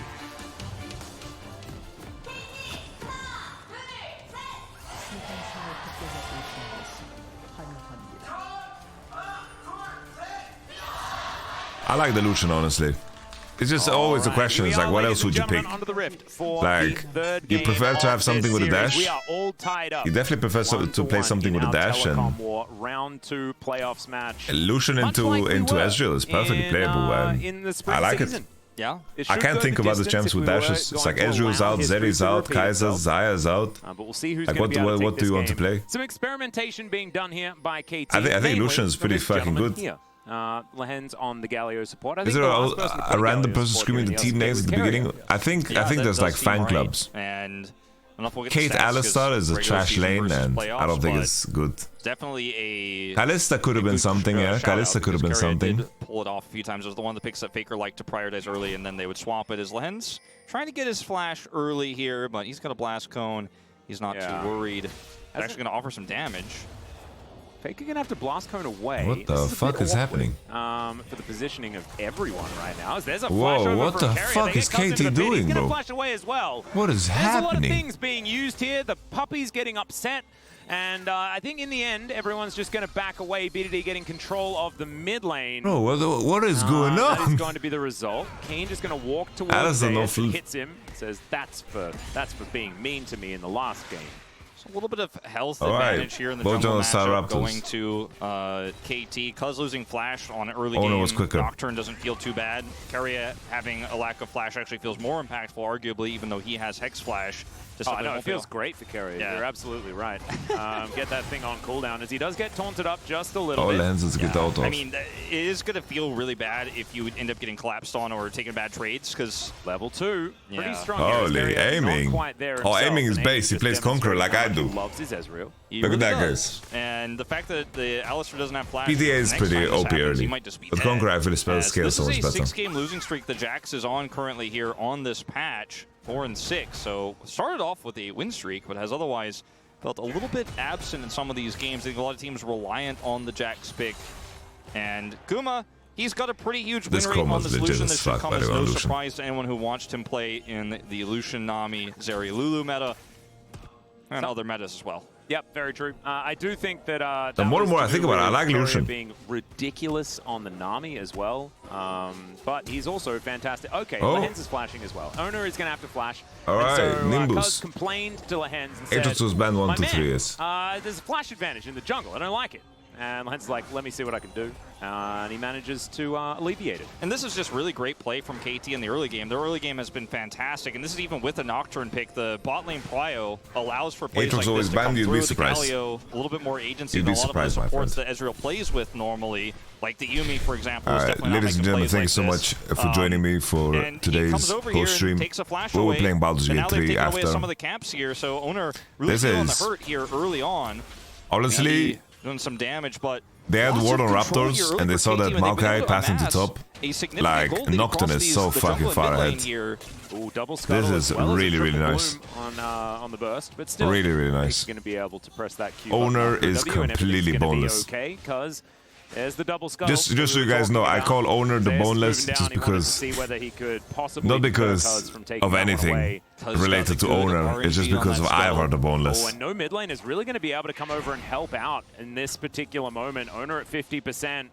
Level 3 to level 4. And you mentioned this in the draft, like the Nocturne can just out-farm and out-push these camps, has great clear. And when you have Prio and lanes as well, Cuz could just do stuff like this. His flash is still down, but he's a level up, and there's just no way Owner can contest. Double buff here for this Nocturne. He's just going to sit on Look it, at pull the big Cuz. chicken away from Bro, spike range it's here. that Adam There's just nothing 22 Owner could do. He's just watching his jungle whole shit, jungle dude. get He's stolen double away. Look at all the CS, camps bro. Cuz has available on his double Holy side. moly. Double the camps that has been taken here by Look this at Nocturne, Nocturne, and he can man. go back He's going to his own safety camps now. and clear out even more. This is devastation. He allows and Owner this to is get his actually, like, golems. a lot of teams would collapse after a game like the last one, right? Like, it is very difficult to mentally restart yourself and realize, hey, it's a fresh series. Guys, KT absolutely have predict done the that. level It's taken advantage a of lot Cuz at damage. minute Once again 10. Here is Keria looking to come on over and grab BDD, who doesn't exactly have a massive health bar. Ezreal does, so it looks a bit confusing. And as you can see here, BDD is Predict the going to level be gap.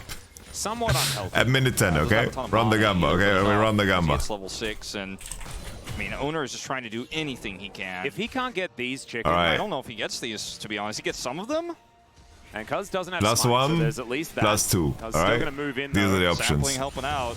And If it's none of what? these... Oh, thank goodness. Oh, man. Okay. Whew. If that Dustbringer had have actually taken away that 1 health If it's on the none of chicken, these, everyone gets their point. devastation. Thankfully, it is going to be secure No one gets there, it. but nowhere near out of the woods. Yeah, unfortunately for Owner, still significantly behind, but is going to be able to get All right, something predict the back jungle here. gap, We'll guys. take his Wolves. But Cuz is going to be able to get level 6 much faster Jungle to level make gap. that impact on this map with not a lot of prio. If it's Again, none of the Maokai above, you get your with no points back. camps is just not going to do anything. If here Maokai is early, ahead, even though all then these two you junglers also in terms of win gank if you power, hit the Maokai right one. 3-6 generally is way higher impact. But the control that Ezreal got early really mitigates some of Lucian's All right, early Cuz is power. level 5. The Nico poke here has been working out a treat here for BDD. And so this early game has really just gone off without a hitch for KT Rolster, still maintaining that 400 No, gold lead. at minute Not gonna 10. start up At this minute first 10. break The just yet. question, Cuz the wants to have prediction is for ult minute 10. ASAP.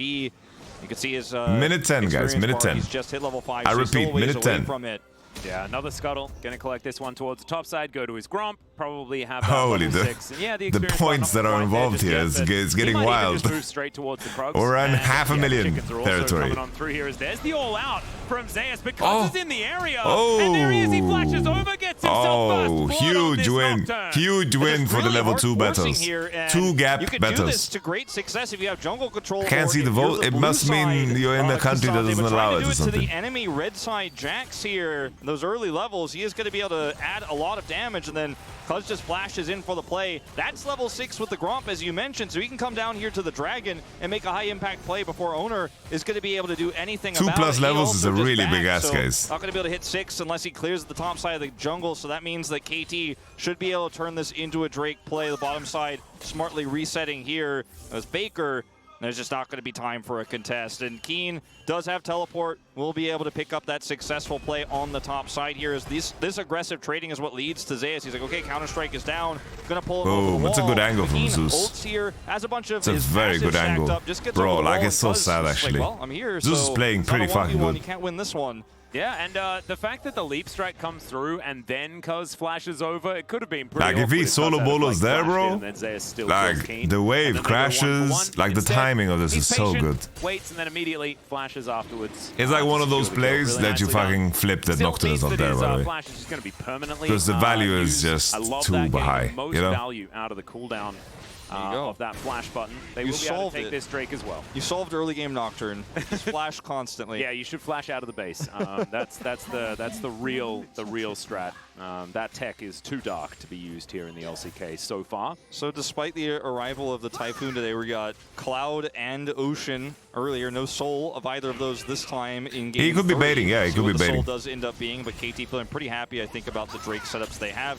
Could still be Chemtech, but ultimately feeling like your chances are pretty good. The jungler's on the same level. I'm sure he is. But please, a little bit of attention would be great to make sure that we don't get that Chemtech. We will know if you are not putting full attention. By the way, you guys get all your points back Cuz over here is if gonna they're try to equal. start this one up, If they're but They equal. don't have full control right now as one of the rotation moving up. Yeah, rotation. If also they're here equal, from everyone gets points Lens back. as well. And without his level 6, I think that T1 can actually just hold on to this and control these choke points with the Maokai. KT should be very careful about trying to force this without their Nico being able to set up. They have no Even before Owner is ahead one level. So there's a bit of a clock ticking here. I think T1 should feel comfortable holding on. Faker just doing a fair bit of damage, but there is Boom. the Justice Punch. They try to lock this one down. Pop Blossom's only on a 2. Faker keeps himself alive. Carrier's getting Alright, Faker has no E, no flash, he dead. Keen gets on over and grabs the kill. Zusi gets Cuz. Cuz is going to be dead. Mark is collecting KT experience. claim possession of this Rift Herald pit. We'll see whether they'll be able to get any more here. Saplings are being that's the ult from Keen. Charlie Keen. One of the Then the combination from Owner. Oh, Zusi. Lahens is dead, and they're just keeping Oh, them 1-for-1 and they get away with murder. anyone down. Oh, T1 played this pretty fucking good. Bit of a That's all great it time KT. here with Cassante. They're just winning this fight. I need to Absolutely rewatch. dominant performance I need to here rewatch from what Zeus this again. BDD The did. flash there to get away and. And it's equal, guys. It's equal. Everyone gets the points back. The initial fight didn't go very well for KT. Baker is locked down by Lahens' play If I press there. delete, But does it just... ultimately, even the Jax, It's just done, with no? how well he Delete fights and in return skirmishes like points. this, 1 isn't going million to be able channel to stand points up back the to power of participating viewers. Cassante.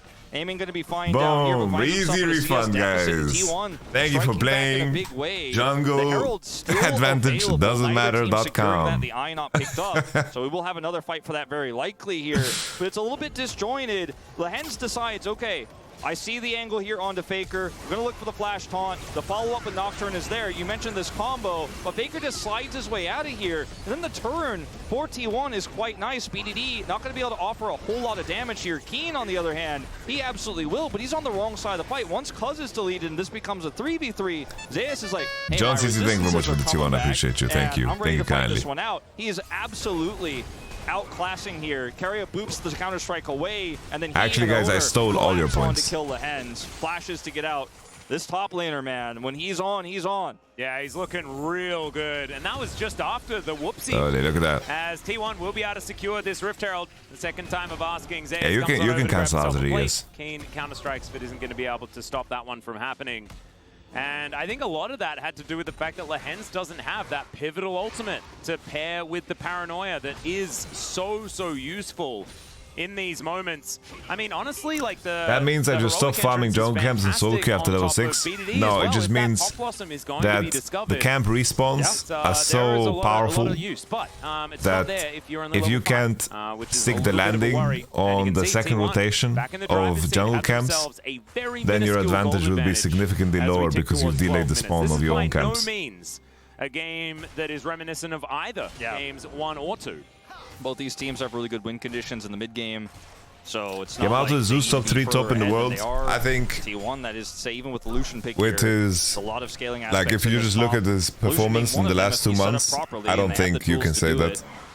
And I really feel like this Nocturne pick here for but this series, Zeus is playing really good. Yeah, you got Faker down low, but he didn't die. Like this series, Zeus is playing insanely well. But then Faker is successfully zoned. I just think that it's very hard to judge top lane out of Korea.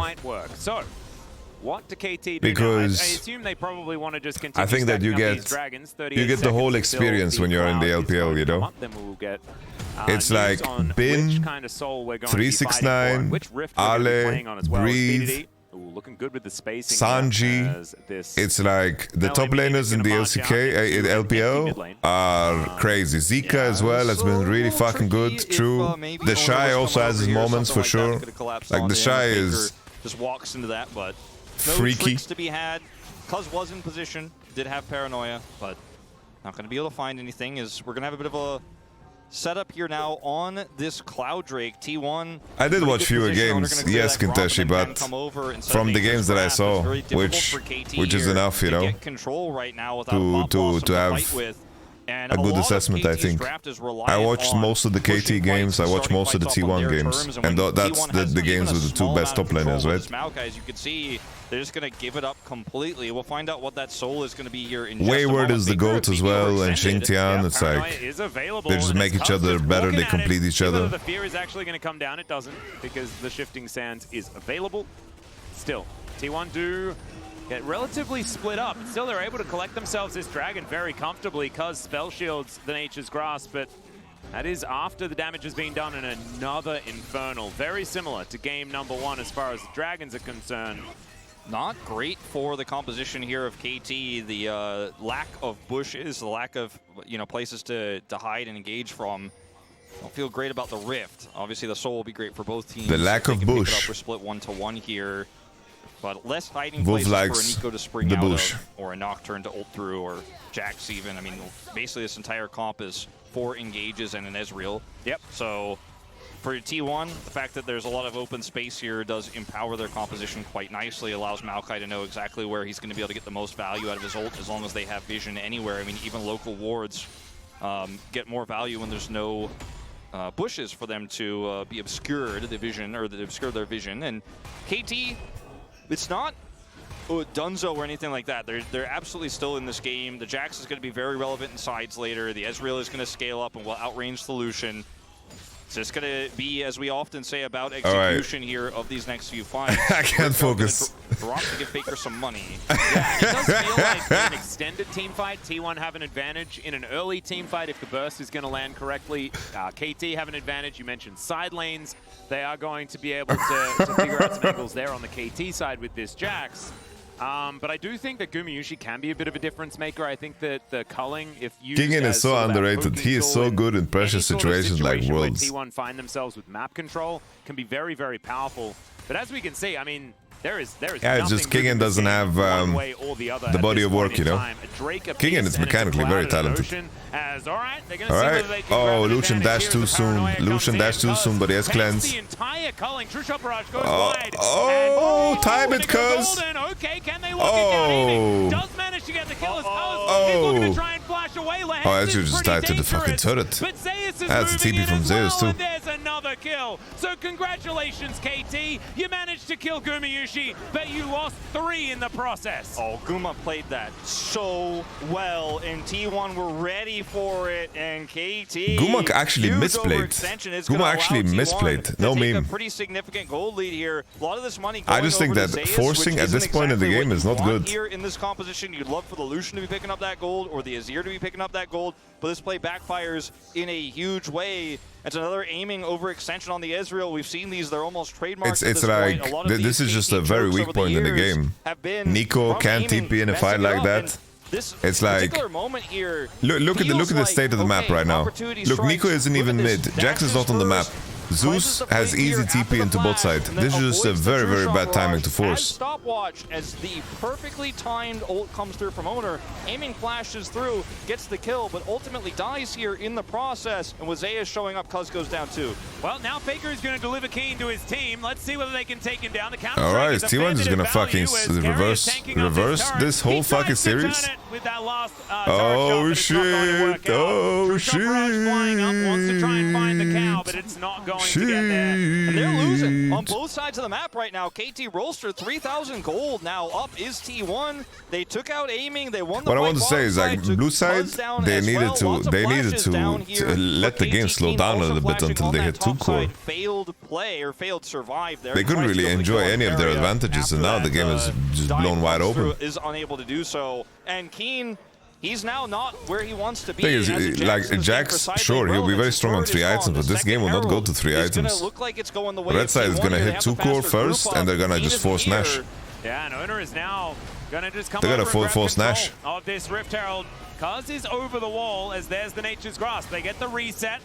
As now T1 looking for an opportunity. BDD just doesn't have great access to this fight. Zeus is zoning them out. This Ezreal is piss weak, by the way. Piss weak Ezreal. As KT want to try and stop T1 from being able to secure this eye, but Zeus can be able to move over and collect that if he would like to. Winds of War does absolutely nothing from this support Galio. And that is T1 just going in, taking whatever they want, and then leaving with it in the process. That's why it's like, in my mind, wait, Jax is buying Hourglass second? Down almost 100%. That's already down to low health here. They can just drop it. Ew. This Jax. For this next Drake, it's a really easy setup. This Jax is dedicating himself. To force this fight here, he just turned into a nun, guys. Like, he is a pacifist. Happened to him. 3 members topside diving for him. Faker sets it up. He scales with AP, it's fine. With the turret shot and the stun, but you don't think Black Cleaver would be good in this game? Attempt. But the play on the Drake, or rather the Herald, means that you've used your paranoia. That's gone. And how do you set up for this no, for sure. I was saying it yesterday. It's like, How Alive looks like the better team. But T1 is T1. So, pick your poison. Keep in mind, these teams also scrim against these teams. They also scrim, they have a lot more information than we do. You need 2 items, and then you a lot more information than we do. Start to do things, but it's not really that noticeable until later on in the game where you can kind of be the main character for the team. And will True Shot Barrage Owner here as BDD wants to try and steal it away, but it's not going to work out. So, first Infernal goes to T1. I think T1 hit Nash's tooth in Navori, and they should just fucking hard pressure Nash. On the table for whoever and also, FYI guys, the reason I giggled is because, you know, Infernal map is a very bad map for Maokai. T1 have made some poor decisions, even in playoffs, right, in terms That's why I was laughing before. Fights they're going to try to take, even when they don't have their win conditions. Does that scare Scream with LPL as well? Occasionally. We had issues when scrimmed LPL teams because like their VPNs would like disconnect and they would like have ping. You know, hands or no, Faker's going to show up and make so sometimes it wasn't worth it. It's going to be decisive. They're all going to be on the same page. They're going to punish plays like we saw from aiming there in the bottom lane. And so KT's angles to come back, I feel like almost are reliant on T1 falling apart as a team, and that's just never really been an issue outside of like pre-Poby T1 where there were some communication issues. We were starting to say T1 were looking a little bit like some of the weaker versions of the rosters we've seen, not the roster we saw dominate spring. But right now, it feels like we're watching peak T1 again, and everyone's saying they might show up in playoffs, but no one was ready to believe it. Is Loser going to Cancun? No. Fans, and they're showing up in a big way. This Herald. Yeah, I was hoping for a little Dragoon, but and now they can group very carefully here to grab this turret. Not much KT can do in response, especially with Owner here on the flank. And it is respected by KT Rolster. No one's going to get caught by this Maokai. Yeah, Emperor's Divide going to push Keen underneath this turret as well. I don't think that there was turret aggro, so I'm not sure about the stopwatch, but yeah, you know. Sometimes you just wanna- Is Keen just sometimes you choking just out of wanna his break mind? Carrier is jumping on over. There is no turret here, mind you. And so Keen deciding that he's going to need to try and turn this. There's a paranoia as Keen moving towards this Sun Disc, and they realize that there's no Nocturne coming because he just wasn't in range. They tried to fake it out. Keen just... And Keen now going to press that Counter-Strike. What is Keen doing today? And now a Baron is being started here by T1. Just they are wasting absolutely makes it no the time easiest lead conversion of all time for T1. I don't know if Gumayushi based. I didn't spot it. Maybe it's Psycho to do this way if Gumayushi has no base. Potentially does have a teleport Because like available, it doesn't look like it has Navori. Quite far away as Aiming's trying to kite them as Oh, best he Kirea's can. buying enough time. Nature's Grasp comes in. Run, That's run, the Baron run, going to run, T1. KT, you have to Can they kill get them out of here or is the lose. question. There's a flash bomb Kill them here or lose. but they're two pretty tanky boys as Zeus pulls Aiming out of this fight. Okay, He's going Sante. all out, and Aiming is trying to get this kill, but he's not even going to be able to. And BDD dies to Faker in the process. Cuz is flashing in, but it looks like it's out of frustration. I think Carrier might die, but it takes them a while to even do that. Holy. Oh man, Zeus is playing this game so beautifully. I have to say, the Zeus, the top lane gap is actually insanely and now big. just gonna teleport back bottom side here to again deny. Blood is also Keen buying the ability Zhonya's to first. Take a turret top side. He tries to get the turret there, get that side lane win condition online. Denied by Faker's Emperor's Divide. Zeus has been crazy this playoffs. Teleport after Zeus just hard carries this fight. Look at him walk towards Aiming here menacingly. If T1 wins this series, I can never go on Twitter again. To pull this AD carry out, the exhaust is on. And look at this, over the wall, Q3, Aiming pulled in, and he just cannot follow up on the Pop Blossom, so BDD is dead. And even with these low health bars here, Zeus flashes to get out, shields to block that damage, and Cuz just trying so hard to make something of this. And yes, ultimately, Aiming will get Carrier, but it's a Baron going over. Nobody else goes home in a body bag, though, with holy BDD's shit. engaged, How can nullified by Zeus pulling All that Pro, Ezreal out. Yeah.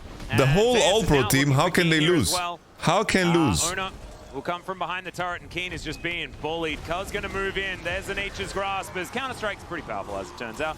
So Carrier, he's going to go in as How well. can This Inner turret, lose? Not long for the world, will be taken down. Keen survives. T1 too but good? His structures are certainly not. Honestly, Barrage going I'm to a bit stop skeptical feedback. about the Galio Gilligan. But it's 5,000 gold, the lead for T1. But there was a lot They of have super not bans, let up, so... and that was all based on just one pick onto Keen, so they get to go. And also, I don't know their obsession with Nocturne. I mean, this is still a roster of players who pushed DRX to the 5th game in the World Championship. There's an obsession with just a few Nocturne. months ago. I mean, it hasn't even been a year yet. This team They lost to had Nocturne some the previous issues game, and then they after the picked it spring themselves. season. There was the MSI, issue, right? T1 wasn't able to perform at the peak that we saw from them in spring with a little bit of a meta shift, and then.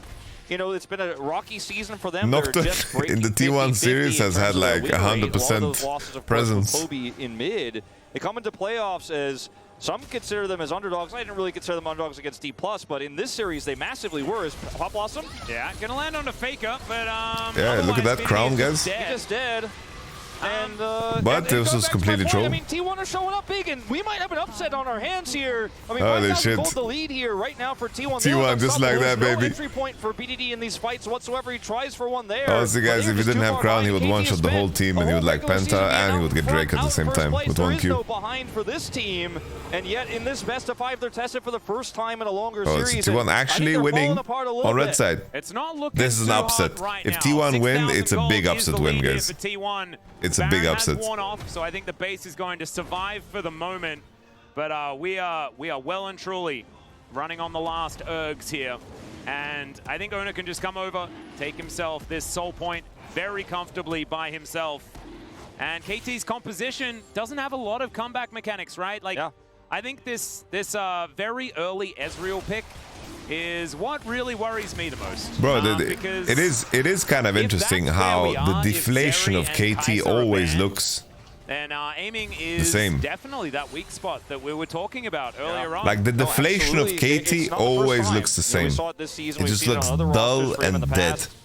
And his return to KT, was one that was, I think, celebrated by a lot, and then he recovered a lot from that really shaky playoff series against Gen G, and then bounced back in a meta that was, okay, he plays Kai'Sa, he's a really great Kai'Sa player, he's like, this is my meta, this is my time, played incredibly well on a lot of other champions, isn't coming up big in this game.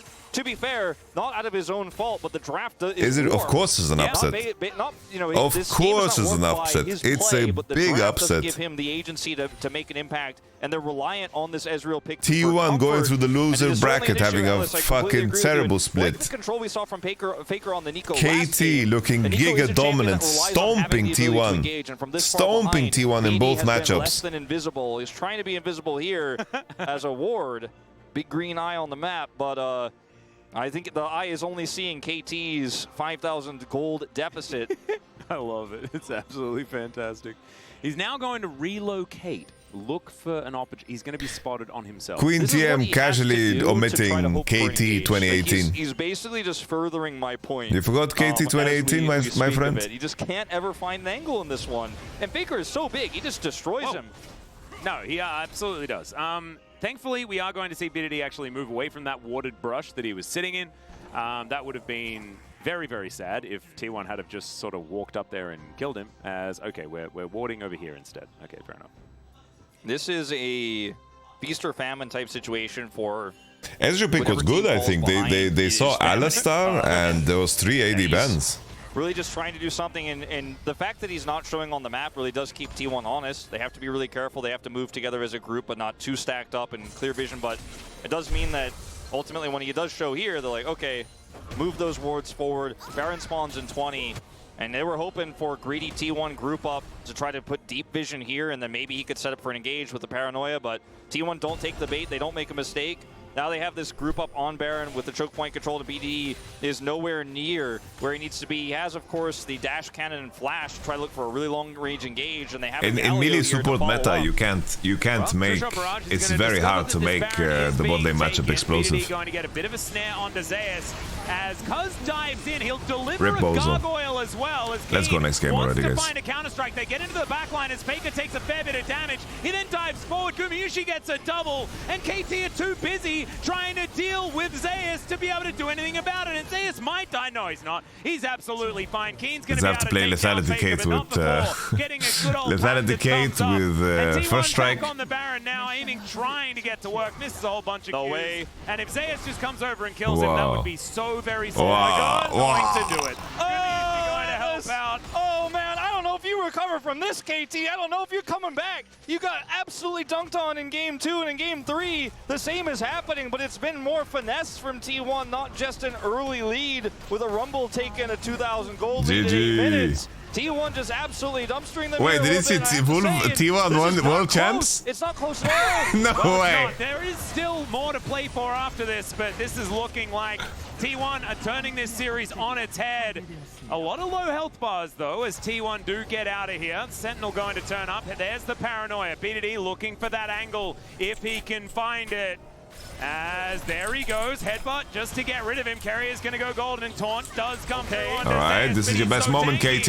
And the wallets are starting to really get heavy in this one. Ona dives. Honestly, though, if KT were more even on gold here, I think. Ezreal from back in the base is trying to help out with a true shot barrage that does absolutely nothing. 10,000 I think actually is going to be the lead.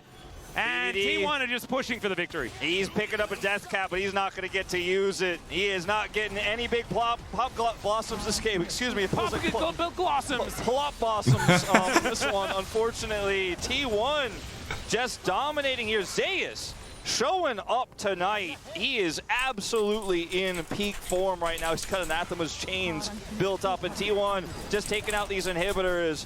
The road to victory here for KT now so much longer, so much more distant. Felt like walking into this series was going to be expectations for many, a 3-0 or 3-1 victory for KT. The road was paved with a weak win from T1 yesterday over D+ with having rocky early games, but the early games in games 2 and 3 were anything but. As Cuz is just trying to buy space for a Lehen's ult here so they can get Keen and BDD in here. Zeus, by the way, who's really the main character of this fight. Yeah. A level up on BDD keeps him at bay. 1v2's aiming. Like, let's pan over to the real hero here, who actually then kills the Nico, and yes, Faker does go down here. Consolation prize, kills the Nico, and then Keria baits aiming back in, and he actually makes the play here and kills the Ezreal with all of these big Baron buffed minions here in the way. There is nothing aiming can do. Now Zeus is 2 levels up on him. And then yes, he does get picked off here by a really heavy commitment from KT to try to get into this backline with the low health bars. BD respawns, comes over, but doesn't have flash, mind you. For me, what's the funniest, guys, is that... And BDD, again, just coming up. It's like KT were voted All-Pro. I swear, Carrier is just ridiculously good. When he's in form, that man just does pretty crazy things. This was, remember, first pick on the red side for T1, and they absolutely made it work. 1-1 and 12 on the Alistar. They'll clean up the rest of this base, taking him a little bit of time here. Glad we got through the replays, as we've got a big old flanking teleport here from Keen. One last-ditch effort here for KT as they look to defend their last remaining Nexus turret. Keen's walking in. They're looking to get on top of Gumayusi as the Emperor's Divide is fantastic. That's going to keep them away from the President. Land's going to be taken down here as, once again, Carrier playing bouncer. Zeus doing the same thing. The Q3 is going to be fantastic. Faker picking up a bunch of kills. And yeah, Keen, you've got a really cool counter-strike, but I don't think it's going to be saving this game, aiming back onto the fountain. Gumayusi going to lock down that kill, and T1 will dominate KT in game number 3. Game 1, Easy not game. close. Game 2, even not closer, but on the side of T1. And game 3 looks like the snowball is well and truly rolling down the hill. Zeus is just showing up tonight, and how many times has this player been criticized for big best-of-5s, finals performances that didn't meet expectations? Today, everyone had eyes on him in the top matchup against Keen. It has to be the angle of attack for T1. It has to be the strong point, because otherwise you're looking at a weak mid-lane matchup. In terms of laning phase, bottom side, some shakiness from Carrier yesterday. But guess what? When the pressure was on, today in this best-of-5, Zeus showed up. As the underdog, he made it happen against Keen. Our first place unanimously for All-Pro. He's crushing him in lane. He's team fighting better than he is. And T1 just look like they are getting stronger and stronger with each and every passing game here in playoffs. It's not over yet, but we mentioned it. After game 2, hard to recover mentally. They go with the Ezreal pick here. Galio experiment for Lehens does fall flat on its face. And now KT, a bit of a loss. It's a Galio experiment. What's going to happen here in this draft? Bro, what if of the series? What this if would be a massive upset if T1 pulls it off, but they very well may at this point, Atlas. No, they I don't like would. this. Of course, this is KT not out of the tournament if they do lose here. They will be moving down to the loser bracket, though, to face the loser of Gen G versus Harmalife Esports tomorrow. It is now time to go to a Tastiest short break, nut tier list. I think I'm gonna close that down. If they are going to I think send without the our context. first place team down already. And the space will break down at this game. We'll be back, possibly the last game of the series.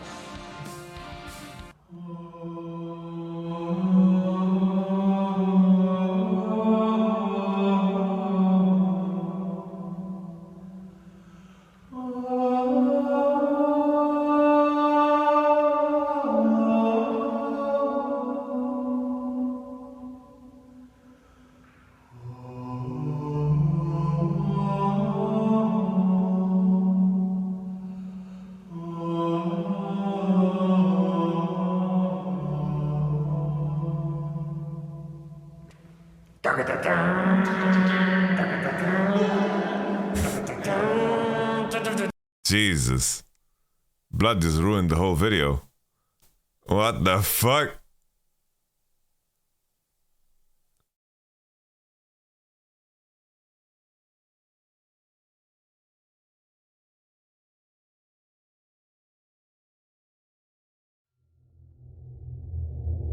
All right.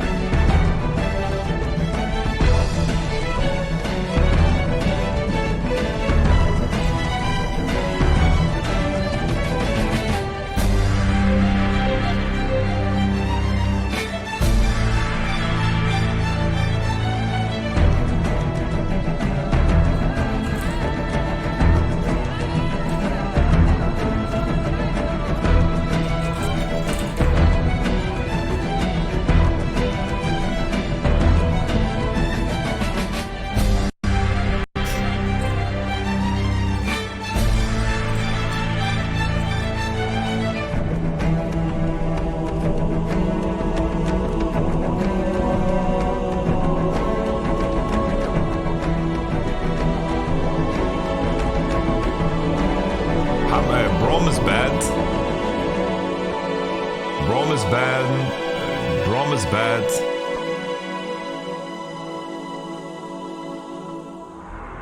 Brom is bad. Thresh is bad. Tom is terrible. Set is bad. Pike is bad. Morgana's trash.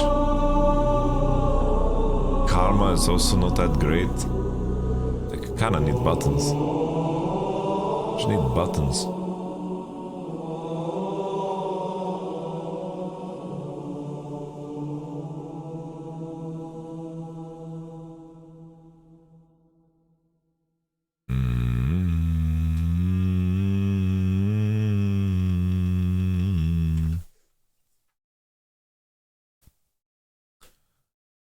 Brom is not that great.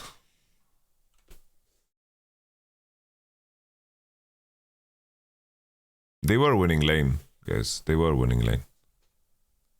They didn't have this issue in the game. Like, bot lane phase was not a problem.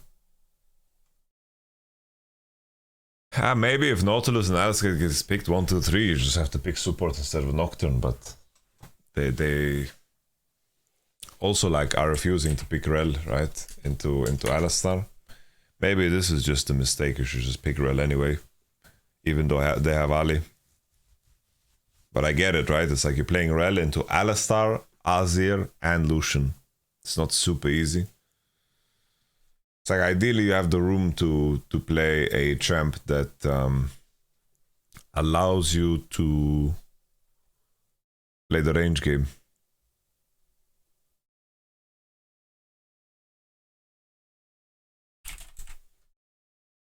I wonder if they should have just pivoted into something like this at this point, you know?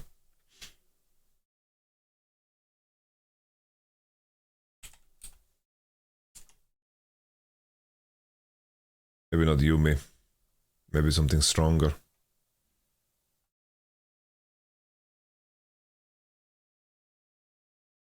Just a range champ that is a little bit stronger.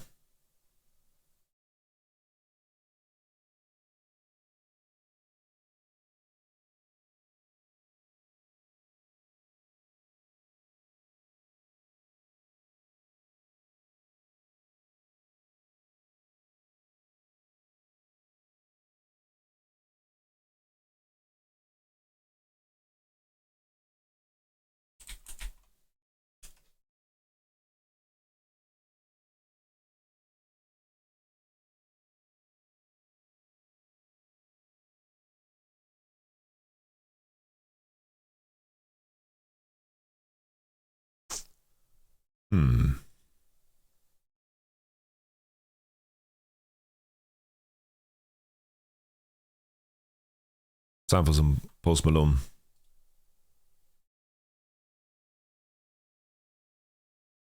Battle cruiser operational. Well, support options. Why is Ezreal? Ezreal doesn't do anything to support options. If anything, Ezreal gives you more support options.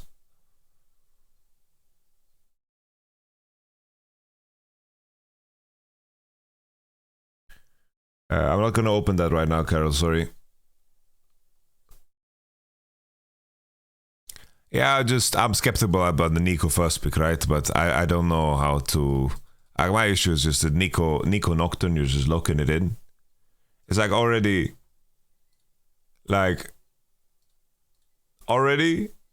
you're playing. It's like you're playing Nico. You're picking Nocturne willingly into Maokai, Alistar.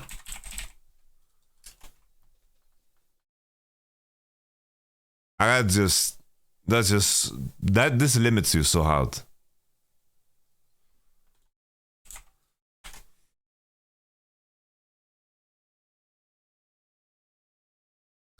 I think for sure this is just better. I think this is just better. The series should just be this.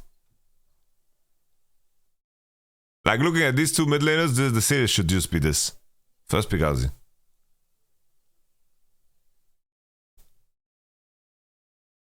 It's like, sure, Nico is strong against Azir early.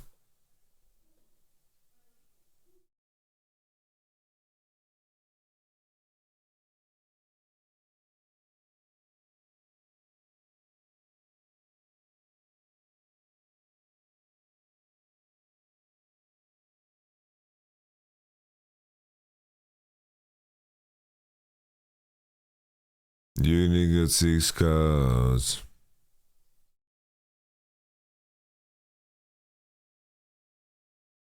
No, guys, if into Alistar Maokai, why do we want to change the Ezreal? The Ezreal is a very good pick here. Ezreal is like the one redeeming quality of Blue Side Draft. It's like the issue is the Nocturne, I think. You're picking Nocturne into Alistar Maokai. It's just the Ezreal is good.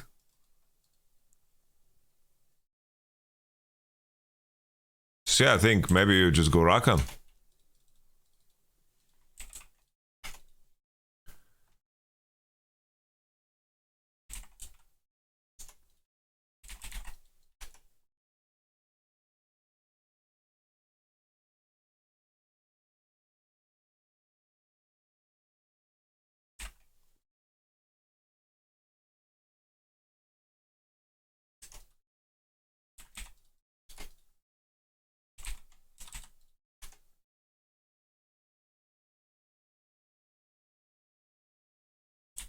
Just play something like that, you know?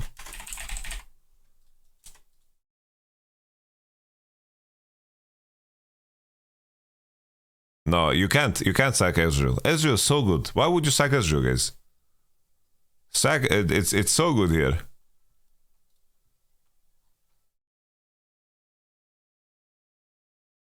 We don't sack Ezreal. We stick with the Ezreal. No, Poppy is not good into Maokai. I would never want to play Poppy into Maokai.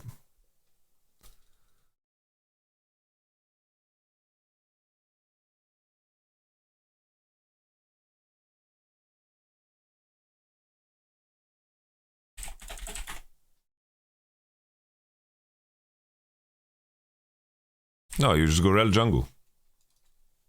Just a little Rel jungle.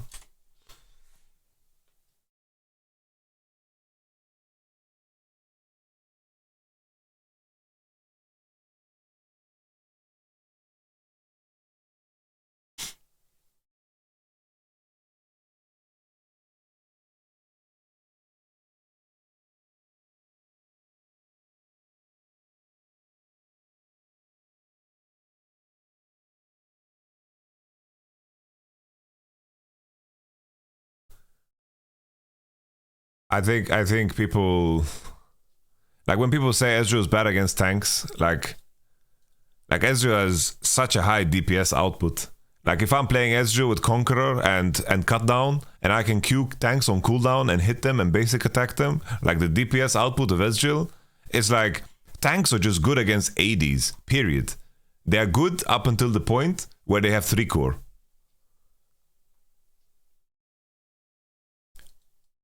The issue for Ezreal, right, is that he wants to often win the game on 1 core, 2 core, and then he falls off in comparison to other ADs if he's behind. But the Ezreal's DPS on tanks is good.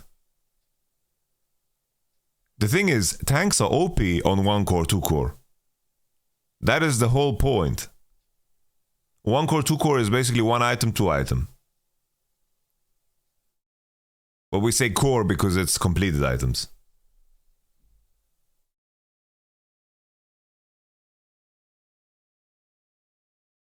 Isn't that only true for Sunderer Ezreal? Who the fuck plays Sunderer on Ezreal?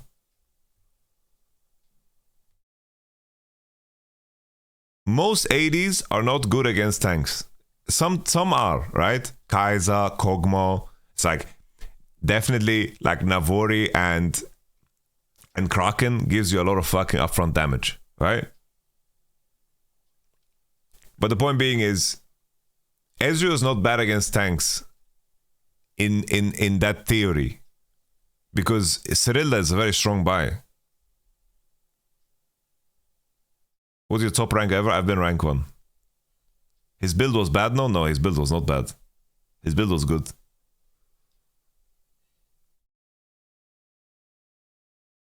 Alright, we're in draft. I wonder if they just completely commit to this idea of just removing Nico themselves. It would be so fucking funny if KT just end up banning the dumb one bans. It's probably not going to be the play on the opposite side. I didn't end rank 1. There you go. A little bit in terms of that one is just too smart, guys. Making low impacts, not having the greatest individual performance there on the pick.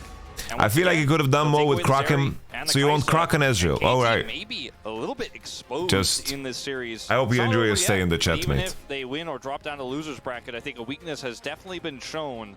Yeah, no, I would agree. Like, and they won with the Tristana in game 1, Wolf. They picked Tristana and then holy shit, they banned junglers, guys. Not looked at all by anyone for the rest of the series. Will she now be looked at as T1 wow. even ban away the Xayah 380 ban. Yeah, this is going to be an interesting call for KT. You can go back to the Sejuani, you can play the Nico, or you go that Tristana. I think the Tristana the safest bet, given what is open, and how well you were still able to punish that Sejuani setup in game 1. Holy shit, guys. See if T1 will once again lock it in. The Maokai is banned, so that's a how can a player called aiming play if they aim all 3 bans at him? Teach us the weak spot. Some of those mid-game fights. The Alistar priority here for how well Keria has played it. LCK still thinks Zeri is good. I think on 13-14, I don't mind Zeri at all, honestly. Nico pick is weaker. I feel like everything is a little bit up in limbo. I think Zeri is good. Yeah, and I think the Alistar has been... I like it less on 13-13, which is the majority of LPL patch. Just picking it and then feeling free to pair it with anything they want also allows you to ban away a whole bunch of Lahen's stuff, because KT tend to lock in things outside of support very early on. All right, KT, please lock support. Don't let your support drop. Or try to use that wave clear to yes. Early pickup here of the Nautilus is shown. We'll see if we're going to see BDD lock in Aiming's champion to already showcase what the double 80 carry is going to be, with a lot of that pool removed. A lot of the pool weakened by their own Maokai ban as well, and I don't think this is an angle where you want to play the Ezreal here. We're rooting KT. We want the series to go further. So now you pick Rel. They're proving a point. You can pick it for jungle, even though the Alistar and Nico are locked in already. And I don't think these people have prepared Gragas support. And they're going to say it is Rel jungle in this Nautilus, leaving the 80 carry pick a little bit ambiguous. But you're never going to have top counter pick here in this draft as KT Rolster. Yeah, unless T1 decides to just YOLO lock in something like a Rumble. Bro, my chest is itchy. Like they played in I slept with a blanket. Wouldn't mind it, to be perfectly honest. I slept with like an old blanket, and now I'm itchy. Lying in wait for it, as there's the Aatrox. There's the Aatrox. I think you're going to lock in early, since that one is still open. All right, Kim. And there aren't a ton of hard counters Watch out for us in this meta right now, and it's so high Watch value. out for us. Zayas has a perfect win rate on it so far Watch this out for season. us. Playing it after those buffs come through. So watch out for us. You could kind of protect it here watch now out for us, son. T1, or you can further weaken GP? the Nah. remaining 80 carry picks here for aiming. I think don't the pick Jax GP. ban is warranted. GP free lose. Take that away works very well with the Rel, and is very strong with Tristana in terms of setting up 1-3-1s later on in the game. Yeah, actually, I feel like if Keen is willing to do it, the Rumble for KT kind of looking all right. BDD can also play anything else, right? Because Tristana flexible towards that bottom side. It's How about been done Fiora? A couple of times by KT earlier. You feeling the Fiora? On. And I actually think Tristana would be fine to be used as a bottom little lane Fiora? champion. Has a lot of late game scaling as well, as the Draven going to be taken away, as well as Cassante Jax. I wonder if Aiming is going to be willing to play Sivir in a draft like this, because that's the one pick I think here as KT. Sivir into Alistar, blood. Clear that you're going to want to actually have relevance in the late game and try to keep the Nico away by just having constant prio, having some additional vision. Because Rel isn't going to be as threatening in terms of just going into the jungle. She's great for ganks. Go Mayushi Viego. Pick here for T1, keeping things a little bit open-ended as to what that 80 carry is going to be after Aiming locks his in. And the Varus is going to Varus gives you more AD options, top. At least you have Varus with AP damage, and you can slam a little reggaeton. What's going to pair with this, because you have some setup here. Little reggaeton. Renekton will get locked first. That's what they want to opt into. Honestly, Ziggs would be pretty base too, but top matchup as well. Like, it would really highlight that Aiming is the weak He spot. doesn't really lose it, but other Aatroxes that have picked this up have Honestly, if you're Giga turbo based, you slam Karthus, but You a little know, bit of an opportunity here, but we'll see how it does go as Varus no one will be is locked away here based enough to lock that in. Bam! Samira locked in for Gumayusi. We're denied the Samira. I don't think Samira is that great here. I don't think Samira is that good here. But the way they locked it in, for a really long time. Then once Rel was released, I think the way we locked it in inspires confidence. But I don't think Samira is good here. Just going to be a great answer to Rel in this case. Samira, a champion that locking down with Varus is very difficult because you can get on top of her with Renekton and set up a stun that way, and then Varus could try to follow up, but she could just obliterate your projectiles you're trying to hit her with. So if Varus tries to poke her out or do that additional burst, it's going to be very difficult to actually kill her.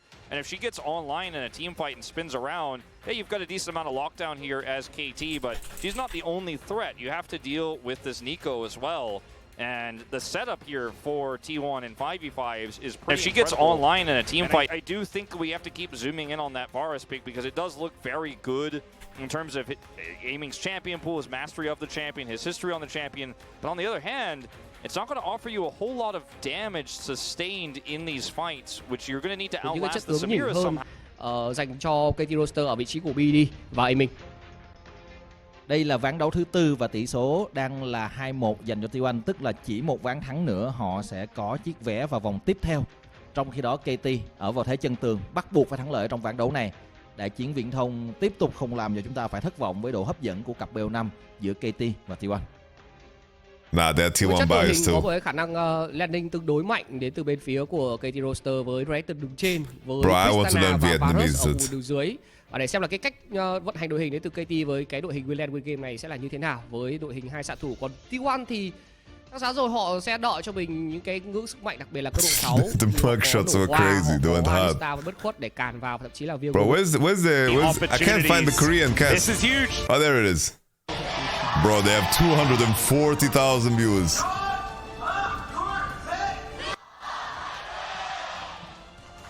KT와 T1, T1과 KT의 네 번째 세트입니다.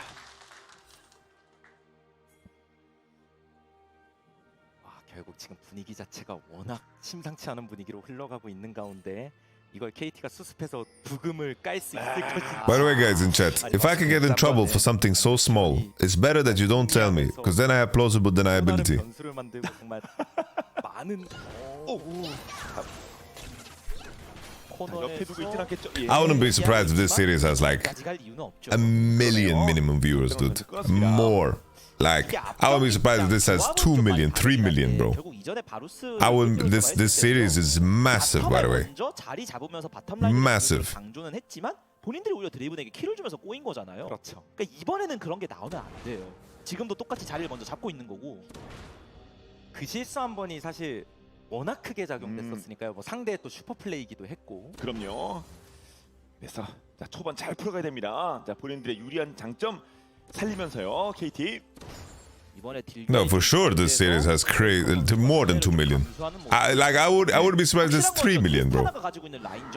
It's fucking KT versus T1.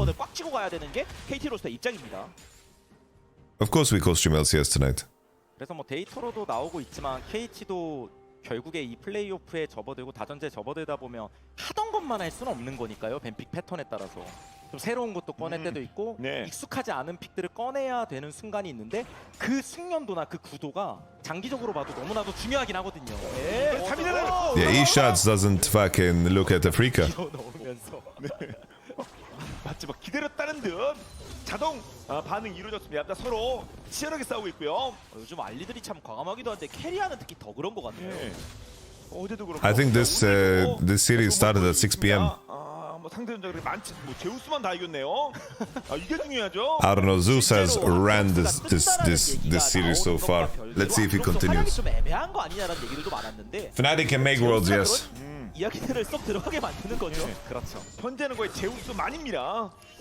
레넥톤은 항상 역사적으로 봐도 좀 이런 구도가 많은 것 같아요. 뭔가 캐리력 있는 픽들을 상대로 레넥톤이 내가 주도권은 꽉 있지만 내가 이제 세월의 풍파에 맞기 전에 너를 먼저 좀 박살내야 되는 약간 이런 느낌이랄까요? 네. 그래도 안타까운 상황에 처하는 케이스가 많습니다. 하지만 기인이 잡았으니까 자, 다르리라 믿습니다. 자, 기인이 자, 오늘 전까지 무려 15승 1패 그런 네넥턴 승리를 보여주고 있습니다. 모스트 중에 모스트예요. 이번 썸머에서. 그래서 바텀에서는 한번 치열한 딜교환이 있었고 실제 캐리아가 저런 압박을 안 넣는 구도에선 KT가 좀 상대를 밀어넣으면서 자꾸 괴롭혔었으니까요. 그런 걸 한번 스펠 교환을 한 거고 KT draft is much better. 빨리 잡아서 오고 있어서 바텀은 당장은 I don't think Samira's good here at all. 그렇군요. 자, 오늘 자, 기임을 어떻게 지우냐 뭐 이런 것도 포인트였었는데 현재는 자, 제우스를 어떻게 눌러주냐가 중요합니다. 긴. 자, 위쪽 사냥 들어가고 있고요. 커즈. 약간 점점 밀려나가는 웨이브라서 아트록스 입장에선 이제 옆에 와드도 하나 숨겨두고 상대가 들어올 수 있는 가능성을 고려를 해서 이거 아트 움직임이 좀 실제 체크를 어느 정도 한 거죠. 네. 저게 철마술이 은근히 병 와우. 넣는 판정이 좀 애매할 때가 있어요. Whoa. 사실상 뭐 제대로 뛰기 느낌이었었는데요. 저게 잘 막힙니다, 벽. 그래서 Oh, they spotted him. 거기서 이렇게 발각만 돼도 아트록스 입장에서는 좀 좋은 거라고 봐야 될 것 같아요. 발각된 김에 What up, 그냥 Kim? 쪽으로 합치는데 한쪽으로 먼저 긴 체력이 많이 This is 빠졌고요. level 5. 그러면서 자연스럽게 2대2 구도가 되는데 드리블하면서 너도 체력 좀 빠져라. 커즈를 때리고 있습니다. 오. 라인을 밀어넣으면서 같이 딜교까지 해놔가지고 이거는 They can't force the enemy to share XP. They can't dive Renekton. 물론 당연히 CS 자체야 레넥톤 쪽에서 웃어주는 그림이긴 한데 사실 이게 경기 양상에 따라서 아트록스 I don't know. This gank idea was pretty smart from Cuz, but 이거를 넘겼다는 that 게 shit 중요한 것 was 같아요, T1 입장에서. so anticlimactic that 시가 중요하기도 하겠습니다만 그것을 넘어서는 뭐 팀적으로 어떤 필요가 있느냐가 더 큰 의미를 가지고 있겠죠. 자, 그러는 건데 페이커는 집에 가고요. 방금 레넥톤이 CS를 진짜 잘 먹긴 해가지고 차이를 좀 벌리긴 했네요. 그렇죠. 그래서 여기서 판금 장어가 깔끔하게 나오지 않은 쪽을 얼마나 내거냐 이걸 이제 기인이 뭐 어제 같은 경우도 제우스가 아트록스로 좋은 모습 보이긴 했지만 그게 꼭 혼자서라기보단 아군의 케어도 굉장히 많긴 했었으니까요. we're gonna play Baldur's Gate today, yes. 일단 여기까지는 앞서 얘기해드린 대로 라인전 주도권을 활용을 하면서 CS 차이도 벌리고 KT 롤스터가 해야 되는 대로 잘하고 있다? 이게 맞는 것 같은데 저런 T1의 초기화 조합이라는 게 진짜 어디서 한번 그 폭탄이 터질지 모르는 거라 계속 방심하면 안 돼요. 그렇습니다. 어차피 좀 적당히 Renekton wins early against Aatroxes. 되면 되는 거니까요. But it's very good that Zeus didn't get the Ninja Tabi base. Like, that's huge for Renekton. 한번 해보나요? 먼저 5분 50초 대입니다. 상대 바텀이 집탐이라고 이제 계산을 한 거니까.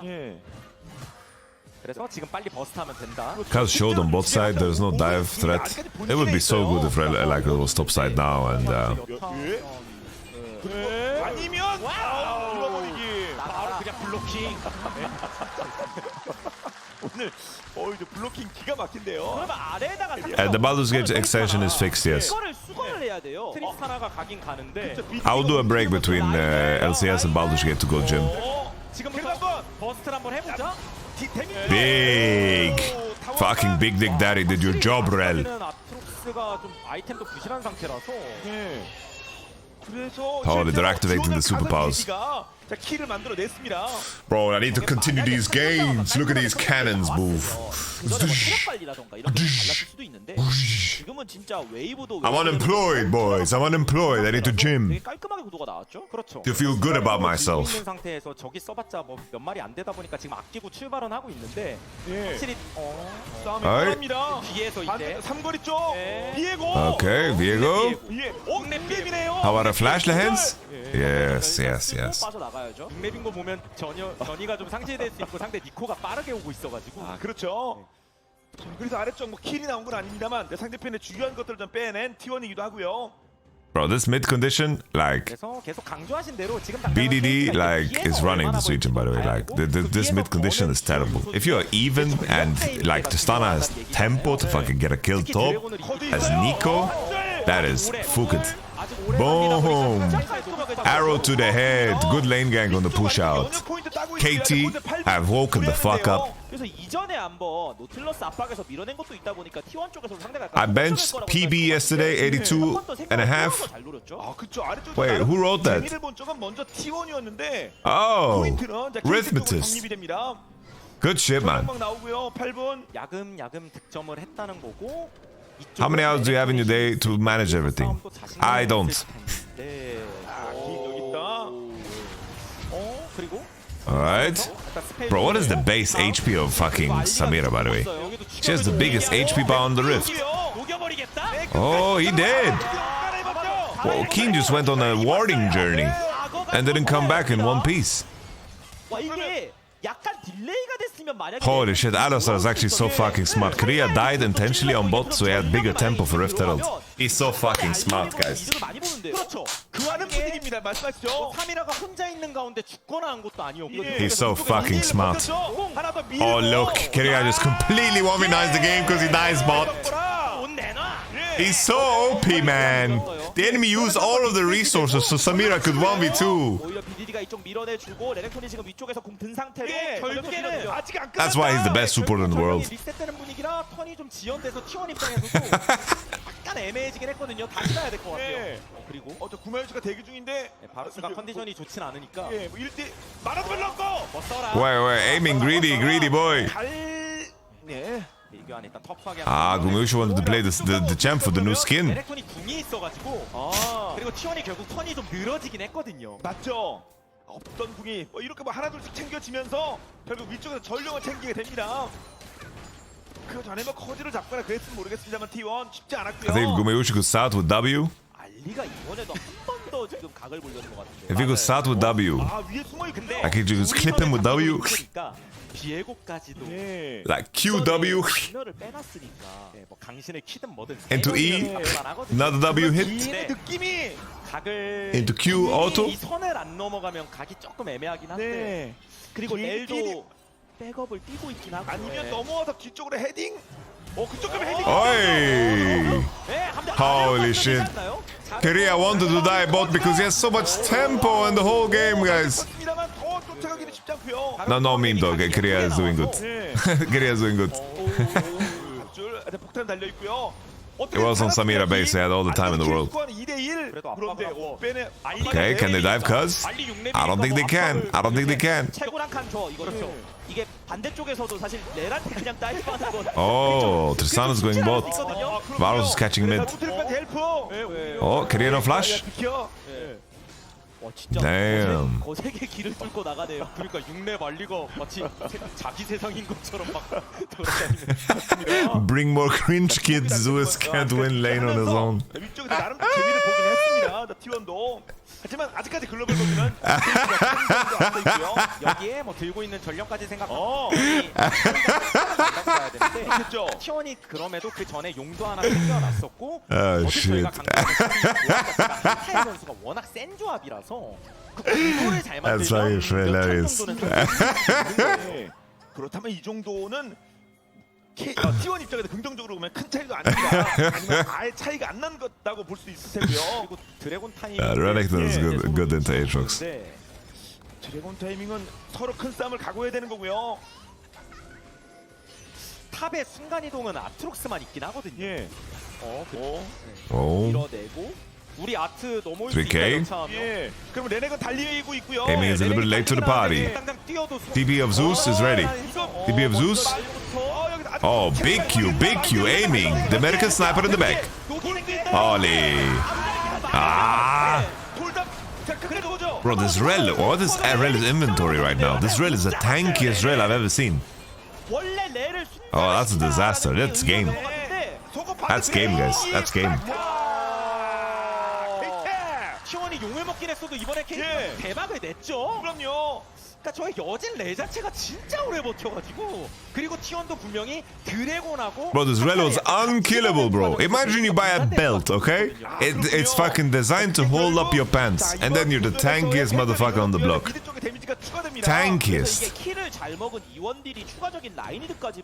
I have to say, BDD is completely woman-9 in this game. It's like the mid gap is insane. The mid gap is crazy. Love me some Faker, but the mid gap is insane.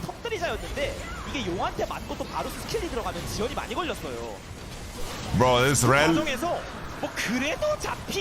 is like, yo, my pants, they're gonna be in one place. My pants are gonna be in one place. And then I'm gonna be tanky.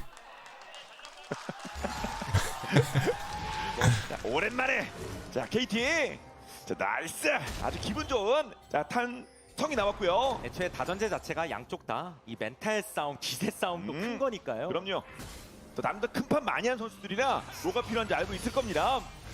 일단 아래쪽 I don't know, Faker's getting completely clapped. 위에서라도 이득을 좀 보겠다는 생각인데 서로 그래서 교환이 약간 될 것 같긴 한데 추가적인 데미지까지는 Right. 전면인데 둘이서 녹이기는 좀 어렵고요. 찌르고 그래도 뭐 Right. 때리다 보면 압박이 될 수는 있으니까. 하지만 전멸 소모까지는 만들어주지 못했습니다. I don't know, don't make me ban you. Delusional takes are not allowed in the chat. 개군 있습니다. 위아래 교환. 캐리어가 뒤에서 나타나기도 하고요.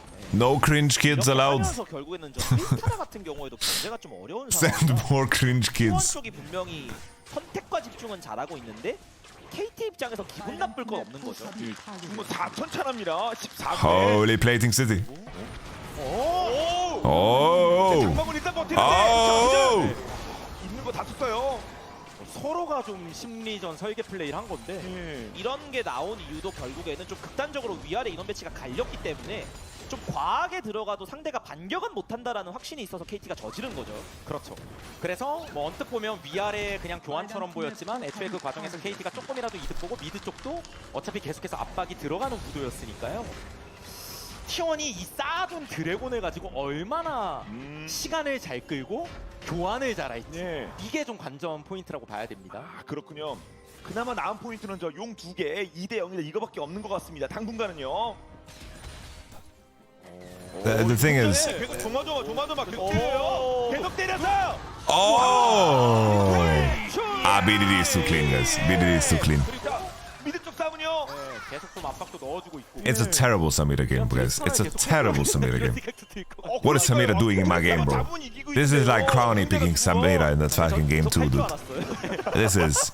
해야겠는데요. 만약에 5세트 간다고 하면요. This is not it. 자 리엔즈 3세트 동료 기준 4,000원. To be fair, Crowny, it's a very similar spot.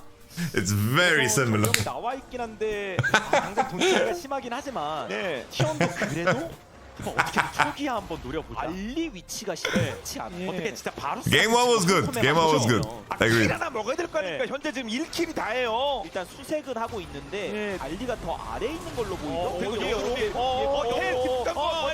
Rebozo smoking that wild pack. By the way, we've had KTT1 series go to Game 5, and that Game 5 was so cringe from KT. It was unbelievable. 높은 형태로 그림을 그렸어요. 근데 그게 그냥 찢어진 느낌입니다. 자 다시 해보죠. KT vs T1 has 800k viewers live at the moment. Bro, really? I would think so much more. I would think so much more. 그리고 애초에 리엔지가 노틸러스 잡았을 때 이니시가 그냥 칼각으로 들어갈 때가 많긴 하거든요. 그래서 좀 턴도 이번에 빨리 가져가기도 했고 아래 가면 무조건 견제당하니까.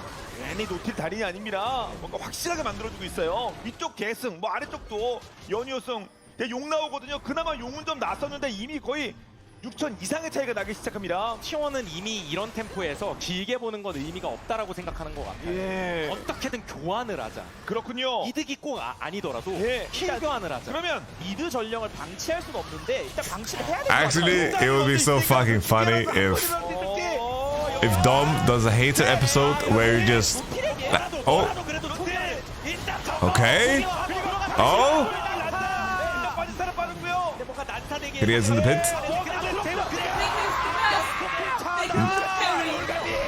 Alena, please stop.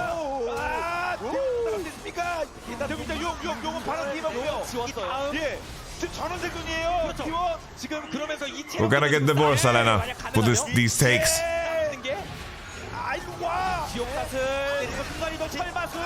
Okay, big shutdowns. Wait, BDD TP to this? BDD TP to this? Madman. Are you wearing my t-shirt? 진짜 한 번만 되면 한 명만 잡으면 그게 됐습니다. 8대 5만 쫓아봤고요. 한 명도 안 죽으면서 돌리고 찍고 또 찍고 그냥 계속 해버리니까 그렇습니다. 무한대로 거의 저항이 없는 것처럼 계속 돌았어요. 그런 걸 하는 와중에 중요한 거 Let's take a look at this 결국에 again. 먼저 어떻게 포커스를 할 것인가. Renekton no E. 이니시 자체는 본인들이 의도한 만큼 잘 들어간 건 아니었어요. 하지만 이때 돌파에서 I think honestly Nautilus played this way too fast. 마크를 하잖아요. 여기서 이긴 거였어요. It's crazy that owner the Boneless didn't get a fucking reset. 막 상황이 붕상돼 있어가지고 정말 난장판이었는데 이런 난전은 T1이 환영하는 구도죠. 아 그렇습니다. 결국 KT는 어떻게 보면 T1D를 끼고 나서 좀 더 진영을 갖추고 싸웠을 때 강한 조합인데 네. 여지가 없었죠. I don't think Renekton needs to dash over the wall like that to waste. Like you have Varus, Tristana, just let them carry the game, man. Let them carry the game. 그나마 비디가 결국 살아간 게 다행. 그렇죠. 저 제압 달려 있는 게 좀 살벌하긴 하니까 실제로. 450골드. 그러면서 6천, 7천 차가 현재 뭐 4천 정도로 좁혀졌습니다. 이야, 뚝 떨어졌죠. 6,300에서 굉장히 많이 줄이긴 했어요. 그럼요. 원래 아까 같은 용 이제 승부수에서 Bro, these 7 TV emotes, like, when it's like regular words like actually and fucking you and they and him, 그리고 이제는 저렇게 이원딜들 쪽에 전멸이 서로 It's mental. 하면서 빠지기 시작했을 때 KT 롤스도 한 방 당한 게 있다 보니까 좀 플레이가 신중해질 거예요. 맞습니다. 한 누가 되든 간에 한 명이 먹히기 시작하면 이게 이상하다. 그렇죠. 이런 생각 드는 거니까 그건 단순 돈으로 계산하기 힘든 거거든요. 그렇습니다. 우리 팀이 누가 죽고 상대가 뭔가 스케이들이 막 돌면서 뭐가 막 다시 쓰여지고 이러면 맞아요. 그러다가 한타를 패배하게 되면 그 돈의 손실이 더 bro, Vietnamese League of Legends is gonna creep up on us, by the way. Like, Vietnamese League of Legends is gonna creep up on us, and then all of a sudden, like, Europe and NA will be like a non-factor. Bro, the player base that Vietnam has.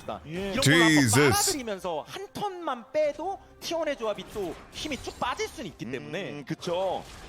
그래서 뭐 바락스 같은 경우에 뭐 시간도 차고 있습니다만 하나하나 더 준비를 해 나가야겠죠. KT 입장.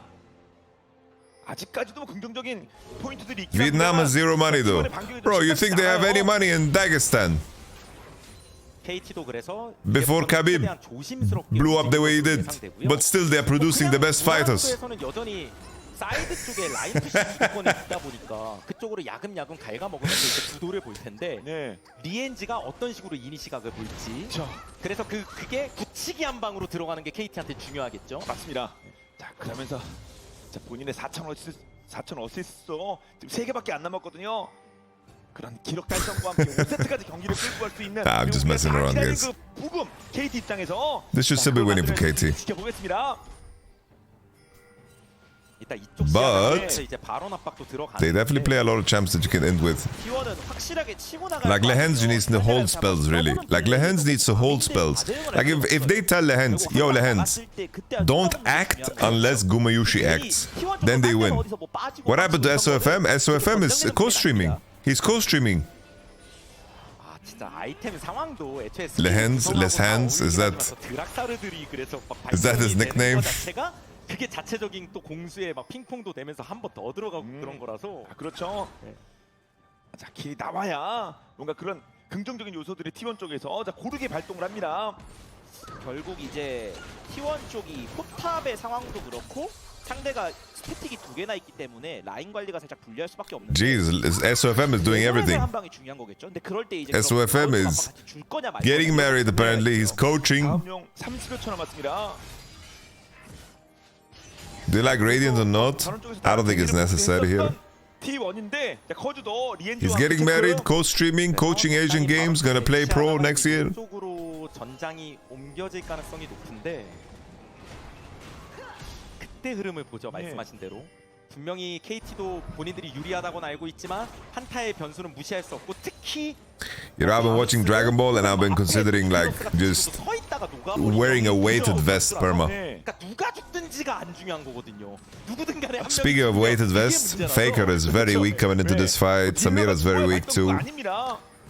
As long as they try very hard to hold spells for Aatrox and Alistar, T1은 결국 약간 변수가 있다면 니코가 이제 좀 다른 I think it's good. 상대가 두 방향을 신경 쓰게 만드는 거 이런 거라고 말할 것 같아. 그러니까 just hold your spells. Hold the line, hold. Let Tristana do work. I don't like that Keen is flanking again, bro. Keen just like, you're wasting your E like this, Keen. Alice already ulted, they're kiting back. Play for fight, play for fight, play for fight. Oh, huge, huge from Faker! Huge! Oh, they get 2, they get 3. Oh, baby, a triple! As long as aiming doesn't get caught in that, bro. As long as aiming doesn't get caught in that, and Renekton is actually fighting with his team. How free is that? How free is that? 근데 아래쪽에서 레넥톤의 질량이 모든 걸 말해주죠. 그러니까요. 1,400, 5,700. Boom! 와, 오너가 그냥 살긴 했습니다. Alhamdulillah, alhamdulillah. Look at this Renekton doing 6,000 damage. 합쳐서 1만 이상을 꽂아 넣었는데 결국 KT가 이겼습니다. 그렇습니다. 그래서 4명을 잡고 와, But hey, but the thing is, it's like this game is so losing still for T1. This engage is the best they can hope for. But look, Keen just decided to fight this through the front door, and aiming didn't get caught in the engage. Like, can you hope for anything better with T1's cop? No, you can't. You can't, you can't. 같이 들어가면서 광역 데미지가 막 쏟아집니다. 이거 니코? Holy shit, they are not shouting random shit in comms? That's nice. 알리만 있는 지금 연하거든요. 알리. 예, 궁이 없는 상태라서 지금 바로 나와 있고요. 위치. 물론 뭐 스트레 변수나 다양한 변수가 있으니까 좀 더. Don't you like team fighting and someone just says, don't you just love fighting like that? 들어가는 게 구간까지 오고요. Play slow! Play slow! 위에 오히려 위에 일단 도망가자. 네, 1차 타워 없는 상황. 이거 나름 잘 흘렸는데요, 이러면? 아직은 발언이 있습니다. 그러는 가운데 캐리어는 3초, 2초 있으면 오고요. 결국 KT도 강타 싸움을 하기엔 약간 부담되다 보니까 상대를 마크해놓고 그러고 나서 다시. 이번에는 비에고가 궁이 없다. 전멸도 없고 궁도 없다. 그래서 못 넘어온다. 걸어서 와라. Ba. 바스트가 나오고 이번에는 Right, where's Nico? We found Nico. That's the smite. Here comes Aatrox. The World Ender. Peel back for aiming. Peel back, baby. BDD went melee. BDD kind of... Did he int? No, aiming is in strong position. Aiming with the attack speed reset. Keen going forward. Wastes his W. Q. Gumushi stun. T1 is getting KO'd, baby. That's a Samira on 5. Buying collector. 그럼요. 제차 3차면서 결국 GG. 이 원딜들 간의 서로 간의 거리. aiming is the weak spot. 상대로의 한 번의 핑퐁. 이 핵심을 KT로서가 참 잘 이해한 것 같습니다. 그렇습니다. 자, 그러면서 뭐 9천 이제 만 이렇게 쭉쭉 벌려는 준비하고 있고요. The thing is, I get why he buys this, because if you can't buy this, your champ is useless. And if you can't buy it because the draft doesn't allow you to buy it, then the champ is just garbage, and don't play it. That's the problem. Like, what do you want this guy to buy? LDR? Shit ain't gonna happen. 위아래가 전장이 갈리는데 결국에 원딜들이 따로따로 흩어지는 거. 에이밍이 안 잡힌 게 컸다고 봐요. 그렇군요. 에이밍이 위로 빠지면서 계속 카이팅을 합니다. I would never want to play Samira against Renekton. Like, Renekton is enough. Renekton is enough. I can't look at Renekton. I can't even look at him. This is Florida. Like, it's Samira is Florida man versus Crocodile. It doesn't exist. Alligator, Crocodile, whichever one is larger. Alright. They just ignore Aatrox, bro. Fuck you, Aatrox. You can take this tier 1, bro. We're gonna take your base. We're gonna take your home. We're gonna take your life. 내가까지 들어가요. 아트 안 와? 가겠습니다. 그렇죠. 미드 뭐 탑 다 문제예요. 자, 만차 이미 벌려놨고요. 근데 그러다가 어차피 위쪽은 깨진 것 같으니까 돈이나 좀 벌자 이거죠? Alright. 게임이 끝나지만 않으면 되니까 당장 T1은 적절히 교환을 할 수밖에 없습니다. What's up, Night Shadow? Good to see you. It's been a while. 자, 얻을 건 취할 건 취합니다. 그런데 unless you're watching my stream every day, I don't want you here. No, I'm kidding. I'm joking. Don't cry. Oh, he's a minion. Doesn't matter though, he's getting dragged. Magnet Storm. Surely, surely. W of Aatrox U still has the world and is looking for the flank. The pink one is spotting him. He knows about the pink. He's going for the long flank. Oh, he's getting spotted. Surely, surely. Nico with the TP. They're trying to find aiming. Aiming, doesn't have flash. Small window. Nico is sniffing. Turns into Aatrox. They found the World Ender on the side. Zeus refusing to use the DRX skin because of the trauma. 제발 어떻게든 넘어서 너네 가진 거 많잖아 제발 제발 레넥톤 이거 이제 테너스 Ah! 좋아 보인다 야 일어서 봐 You wanna know the truth, guys? You wanna know the truth? The truth is, if you pick Aatrox on 3 and you let enemy Renekton 4-5. Wait, what the hell?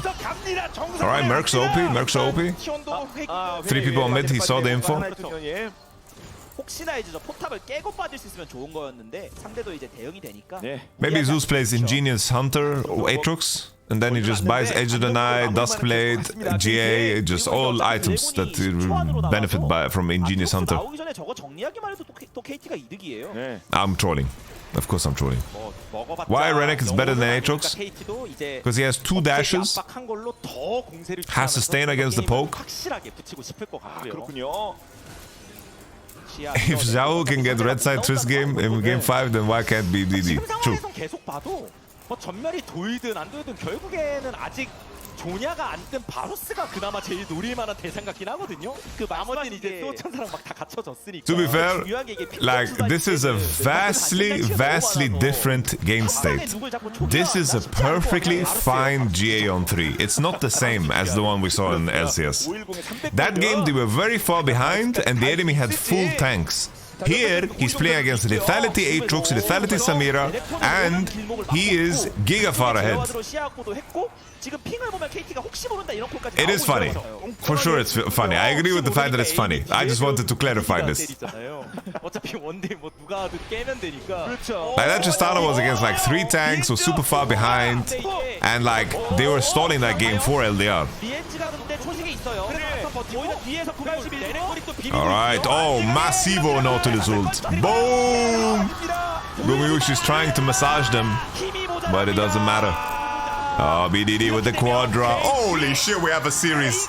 We have a series. We have a series. We have a series. We have a series. 5경기 부금튼 쪽은 KT 지원전밖에 없었거든요. 공신사대전은 그냥 갈 수 없는 거잖아요. 그렇습니다. 선글라스 끼고 음악 틀고 가자. 5세트로. 그리고 5세트 승리는 대전입니다. 취재. 자, KT 결국 마지막 세트를 만들어냅니다. 맞습니다. 와. Bro, legit, I thought it was my girlfriend in the other room shouting for me, bro. The crowd.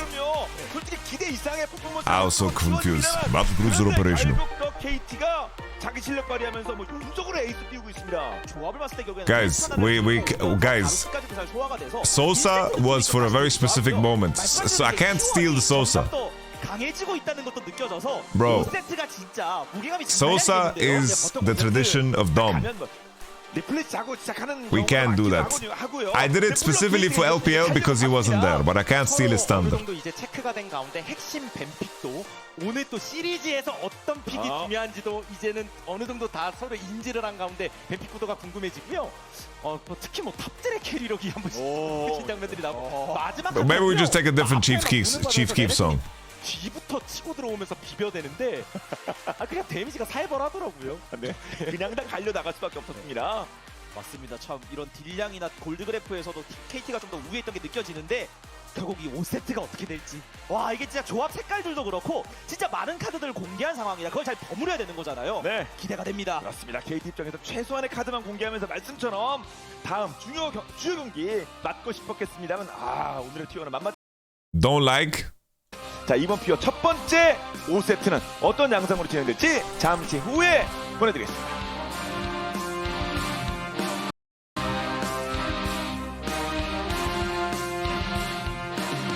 I'm waiting for the timer to start. And then we do speech. We're gonna do KT speech. KT speech.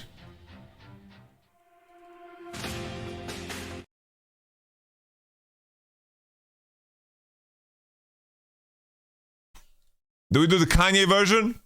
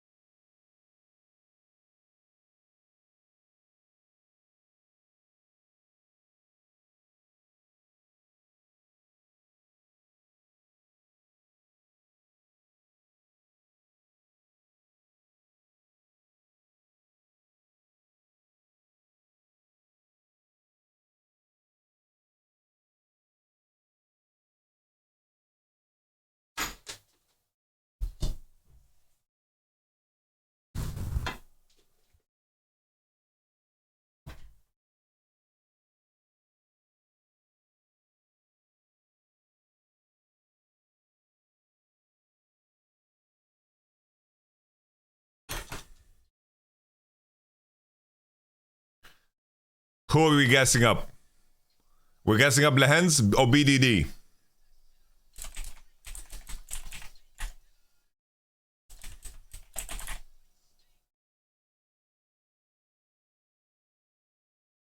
All right, BDD. For sure, KT. That's easy.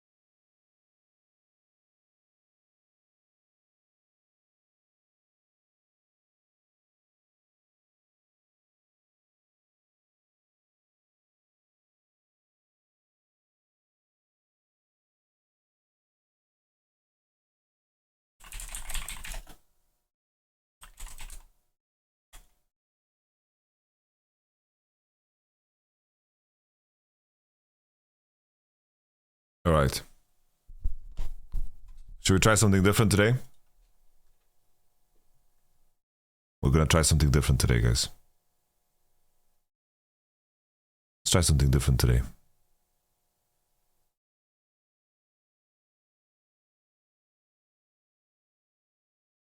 Let's try something different.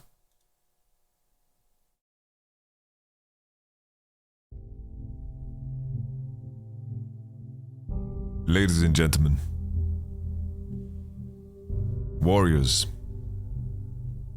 and champions of the digital arena,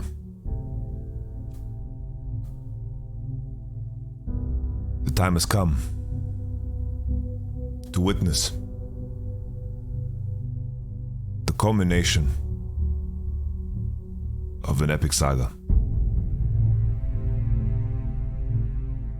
As the final battle looms between KT and T1, we stand on the precipice of unparalleled excitement. A battleground where only the fiercest will prevail. And in this clash of titans, there stands a colossus among men, a maestro of the game, BDD. Today is not just a day of reckoning. It's a day to etch your name in the halls of glory. BDD. The battlefield is your canvas. Your every move, a brushstroke of brilliance that will paint the history books with hues of victory. From the moment you first click to attack, to the endless hours, mastering the most intricate mechanics, you've shown us that mediocrity is not an option. BDD's journey is not a mere story. It's a symphony of dedication, sacrifice, and unyielding ambition. Through the countless battles, sleepless nights, analyzing strategies, and the unrelenting pursuit of perfection, Big Dick Daddy has become an embodiment of esports excellence. With every calculated play, every swift decision, he has sculpted himself into a force to be reckoned with, a force that T1 will tremble before. Today, the spotlight burns brighter than ever.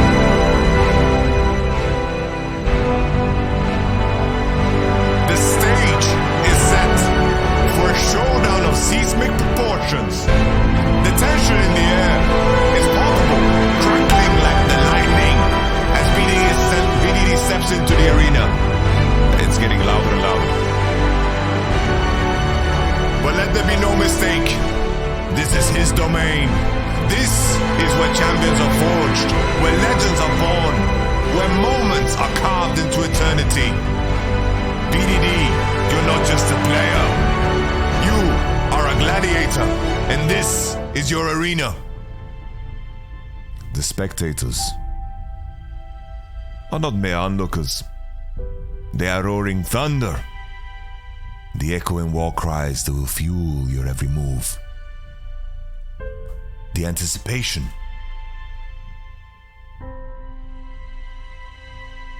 is living, breathing, ready to erupt into an inferno of passion. BDD's triumphs have been the rallying point for fans who bleed the same colors, who live and breathe every second of this odyssey. Today, their faith is unwavering. Their support is unyielding. As you stand before the precipice of destiny, remember, BDD, that you don't walk on this path alone. Ladies and gentlemen, let's brace ourselves, alright? Let's brace ourselves. The battleground is ready. The anticipation reaches its zenith, and Big Dick Daddy is primed to unleash his wrath. This is the declaration. Get ready. History is about to be made, motherfuckers. Let's go. Didn't really get your Aatrox far enough ahead. The Aatrox is going to struggle early. Keen comes in, plays a great game for Renekton. I mean, it's not a secret, right? We did expect this to happen, and it's no surprise to me that he picks up the POG. I got my yogurt. Again, like I'm gonna highlight the top lane is like actually most important role right now in this, at least for this series. Like that's how how the series is going. Like it's a lot of the actions going on top side is like vulnerable, you know, it's like danger. But actually this time the game handled really well. I mean, we did give to the BDD because like one time he used lane prior really well, went to one time on top side. BDD was MVP. All of it. Yeah, back on the Tristana, of course, as we saw in Game 1. I want to highlight the fact that Tom from T1 yesterday felt pretty confident into picking KT. Big Dick Daddy robbed. He was right, and I did not expect T1 to come together like this, but again, they take us to Game 5 here. Okay, yeah, Tom. I mean, honestly, they already succeeded. Like, okay, Tom. Making Game 5 against KT, like, they already did more than their job. Like, honestly. Yeah, we'll see if they take it all the way or if KT is going to be able to close out the series as we go to Game 5. What is happening? Thank you very much, Spaces, and it is phone lifting time as the dulcet tones of Silver Scrapes wash over.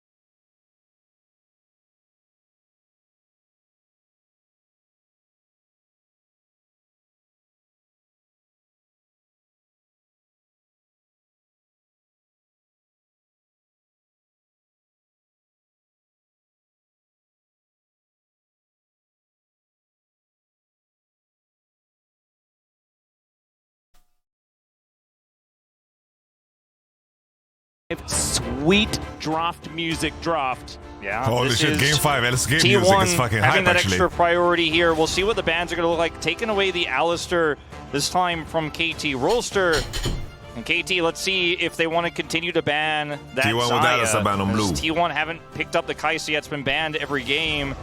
And Nocturne getting some respect here. The Poppy, I think, is definitely going to stick around here. I don't think you want to give that one over. Is banned. And let's see if aiming KT is will pushed to the follow with brink Zaya again Kai'Sa here. banned. The Zeri has been reliant on has been taken away. Yeah, so T1 going to eliminate that one. I could imagine that the Tristana is being considered. Here, T1 Poppy could is open. first pick it if they would like to, but Faker hasn't found a massive Poppy will amount be of success on the champion.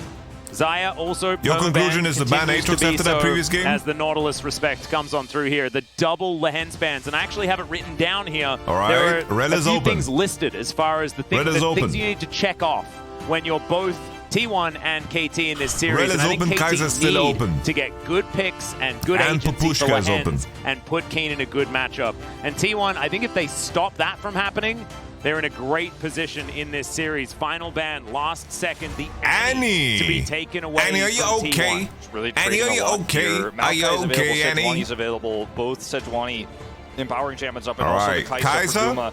He will and now walk you get in. Tristana. So KT think they have an answer. Bold Tristana believe this Poppy? pickup, Tristana Red? season-defining pick, Tristana I would say, Maokai? here in Summer is going to be Tristana given Maokai. over to Gumayusi, but it will be in trade for that Tristana. That's the choice Tristana they've Maokai. made. They don't trust Faker to operate it Tristana here with his Maokai. current condition.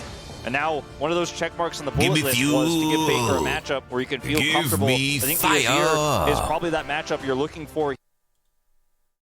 물론 오늘 뭐 커즈 선수가 레를 잡았을 때 보여주는 퍼포먼스도 굉장히 But 훌륭하긴 Maokai. 해서 Maokai is more durable against Poppy, guys. Maokai is better against Poppy, and Poppy is open. Owner the Boneless wants to play Poppy. 트리스타나는 거의 확정이라고 생각이 되거든요. May pick Maokai to be more durable against Poppy. Yes. Yes. 공식 Yes. 오긴 하거든요. 그리고 Yes. 상대에게 안 주는 것도 의미가 있어요. 맞아요. I am him. 그래서 T1이 뭐 녹턴이 잘려 있긴 하지만 카이사를 가져간 상황에서 여차하면 그래도 지금도 여전히 어떤 메이킹, 돌진 조합 형태의 짤 수는 있거든요.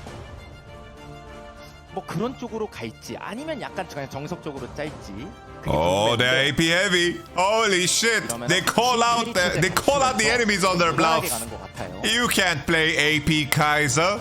뭔가 일반적으로는 저 마오카이와 대칭되는 Okay, drop AD. Pick Renekton on 3. Renekton on 3, baby. Pick Renekton on 3. Go Renekton on 3. Yes! Yes! Come on, KT!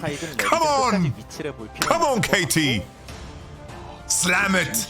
Slam it! 여기서 골라두고 상대 탑을 자를 수 있거든요. Slam it! 그렇죠. 그리고 은근히 레넥톤 같은 챔피언이 카이사를 마크하는 걸 잘해서 뭔가 Slam it! 상대 챔피언들을 Slam it! 의식하면서 레넥톤이 나온 느낌이 듭니다. 그렇죠. 오늘 게임 양상을 보면 요! 메테오스 쪽은 변하지 않을까. Come on, man! 럼블이 좀 이상하긴 했거든요. 그렇죠. 상대가 아무리 AP가 지금 좀 Slam 많은 it! 것처럼 보인다고 해도 그래도 거슬릴 수 있다고 보는데 생각하기 나름인 거죠. 맞아요. 그 경기에서의 T1 Fugazi to Fugazi. 할수 있다는 자신감이 있다면 상대가 AP 비중이 큰 것까지 고려하면 밴을 안 해도 될 것 같은데, 근데 얘기하신 대로 뭔가 그 정말 세게 터진 변수들은요. 일종의 Rumble 계산의 out. 아니긴 해요. 그거는 피해 남아 있어요. 그냥 지금 상처가 남아 있습니다. 아직. No meme, ban Kissante. Ban Kissante. No meme, ban Kissante. 룰루로 상대합니다. Ban Kissante. No meme, ban Kissante. 그리고 탑에 그런 No meme, ban Kissante. Ban Kissante. Open Jax. Open Aatrox. 아트 같은 것도 자를 You can also 수 ban 있는데 Jax. I don't mind Jax. But open Aatrox. Don't ban Aatrox. Invite Aatrox. 말씀하신 그런 bank is Sante. 좀더 확실하게 들어가는 게 밴, 그러니까 4-5밴 카드를 활용하는 효율성이 네. 높을 것 같고, No! 캐리력 있는 픽들을 잘라. What the hell? 그리고 My 연결된 God. 마오카이와 세트로 주기에는 좀 거슬리죠.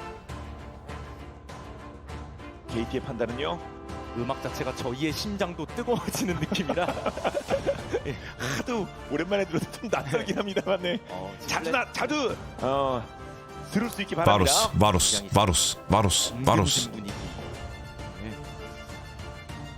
남아 있는 어떤 메이킹 같은 서포트 중에서 그나마 레오나가 좀 주도적으로 가능했죠.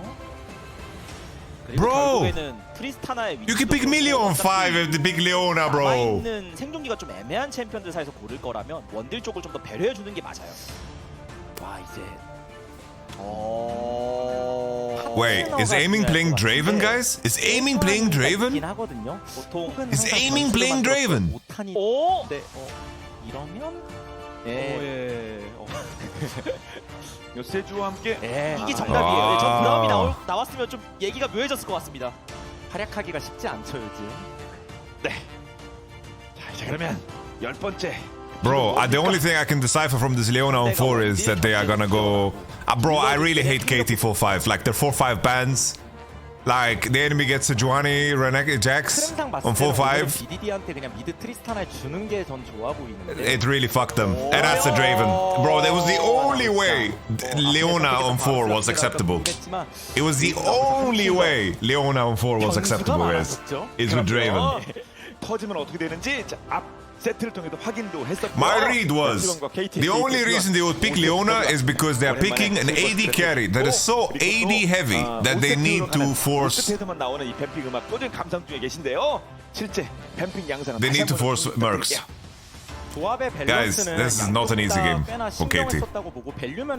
This is not an easy game. 오늘 시리즈 양상 Not an easy game at all. 처음에 좀 라인 정구도에서 But to be honest, guys, to be honest, garlic chicken, yeah, garlic chicken, garlic chicken 그래서 그 라인전 구도에서 터트리는 요소가 KT have been very solid early game. I think BDD has been such a fucking outlier, guys. What's your fucking garlic, guys? Pick your garlic. 얼마나 영향력을 누가 먼저 행사할지. Pick your garlic, ladies and gentlemen. Pick your garlic. 맞습니다. 얘기하신 그런 게 터졌을 때 분명히 선수도 사람인지라 이 5가까지 왔을 때는 정신적으로나 육체적으로 좀 지칠 수 BDD has ran the early game. 앞 경기들보다 더 세게 나올 수 있습니다. 맞습니다. 그래서 5세트 같은 경우는 I do not possess the reference for the garlic beam.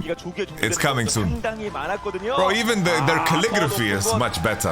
Aren't they too AD heavy? No. Bro, you think you're not buying Mercs versus Maokai Leona? 올라갈만 남았을 텐데.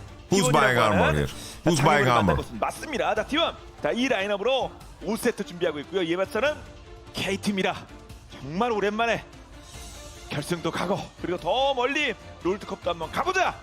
What the fuck is that? 양 팀의 대결 준비됐습니다. 경기 보시죠. All right.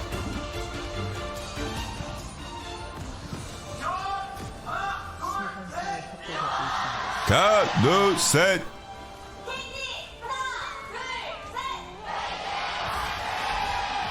Holy shit, KT fighting in the crowd. Holy shit, round 2.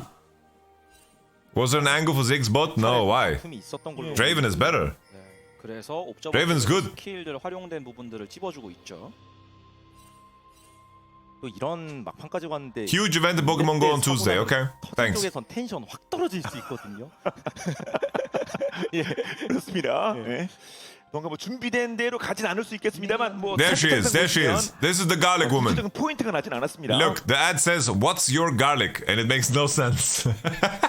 그래서 미드에서는 보통은 트리스타나가 또 오늘 경기에서도 BDD 선수가 굉장히 맹활약도 많이 했고 계속 라인 주도권이 있긴 했는데 T1도 요즘 예전 같진 않다. What's your garlic? 콤비네이션이 있긴 하니까 이게 발휘가 되면은 그게 지금까지 요즘 잘 안 나온다 그래서 계속 발휘가 안 될 거란 보장은 없거든요. 네. 진짜 저게 무서운 조합이긴 해서 한 번만 시너지가 나면. Alright.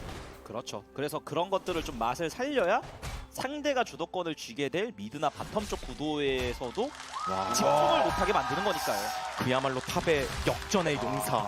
온갖 업적을 다 기록한 선수 중 한 명이거든요. 원탑이네요, 정말. 600게임. Alright, King with the East stats. 리엔지의 400어시와 I think that the 4-5 bans were not accurate. I think like K-Santa and Jax were by far the best picks that T1 could do. 방금 전 4세트도 승리로 마무리 지었고요. 하지만 상대는 정말 다전제 T1입니다. 제우스도 이 잭스는 뭐 승률이 상대적으로 좀 떨어졌죠. I think KT could go Coke Brom on 4-5. Oh, true. I think you're right, Carney. That would have been crazy. 부분인데 잭스 자체가 자체적으로 Agreed. 혼자서 라인전을 막 리드하고 혼자 캐리하기는 요즘 메타에서 좀 힘든 부분이 많긴 하거든요. 1대1에서 잭스 상대로 안 밀리는 픽들이 워낙 많아서. 하지만 이제 다 보고 가져간 픽이니만큼 이번엔 뭐 세주안이와 함께 If you're planning to go Coke Brom, you can invite tank and you just remove 첫 번째 라인전을 주도적으로 밀어넣고 Jax. 정비 타이밍을 조율을 하면서 언제 한번 세주아니와 시너지를 낼지가 중요한 거죠. 네. 잭스 자체가 레넥톤 상대로 It would have been huge. Lehens already flashed. 이렇게 뽑아낸 건 유의미한 Lehens had to flash defensively, man. 킬각이 충분히 서로 간에 나올 수 있기 때문에 그래서 잭스 쪽에서도 저게 얼마나 오래 있을 거냐가 관건인데 마오카이 자체가 정글링이 엄청 빠른 건 아니다 보니까 이렇게 적당히 압박을 해주면서 여기 있네? 확인 한번 하고 나올 수 있으면 Okay, 좋아요. what's Zeus doing, bro? Zeus, is this how we're playing this? 일단 물었습니다. Is this how we're playing it? Oh my god, T1 just burger flipped the whole game. Oh my god, Sejuani is not balanced by the way, like how much damage does Sejuani just do? What the fuck is this? 아니 그러니까 이게 결국에 Oh, the crowd just said GG!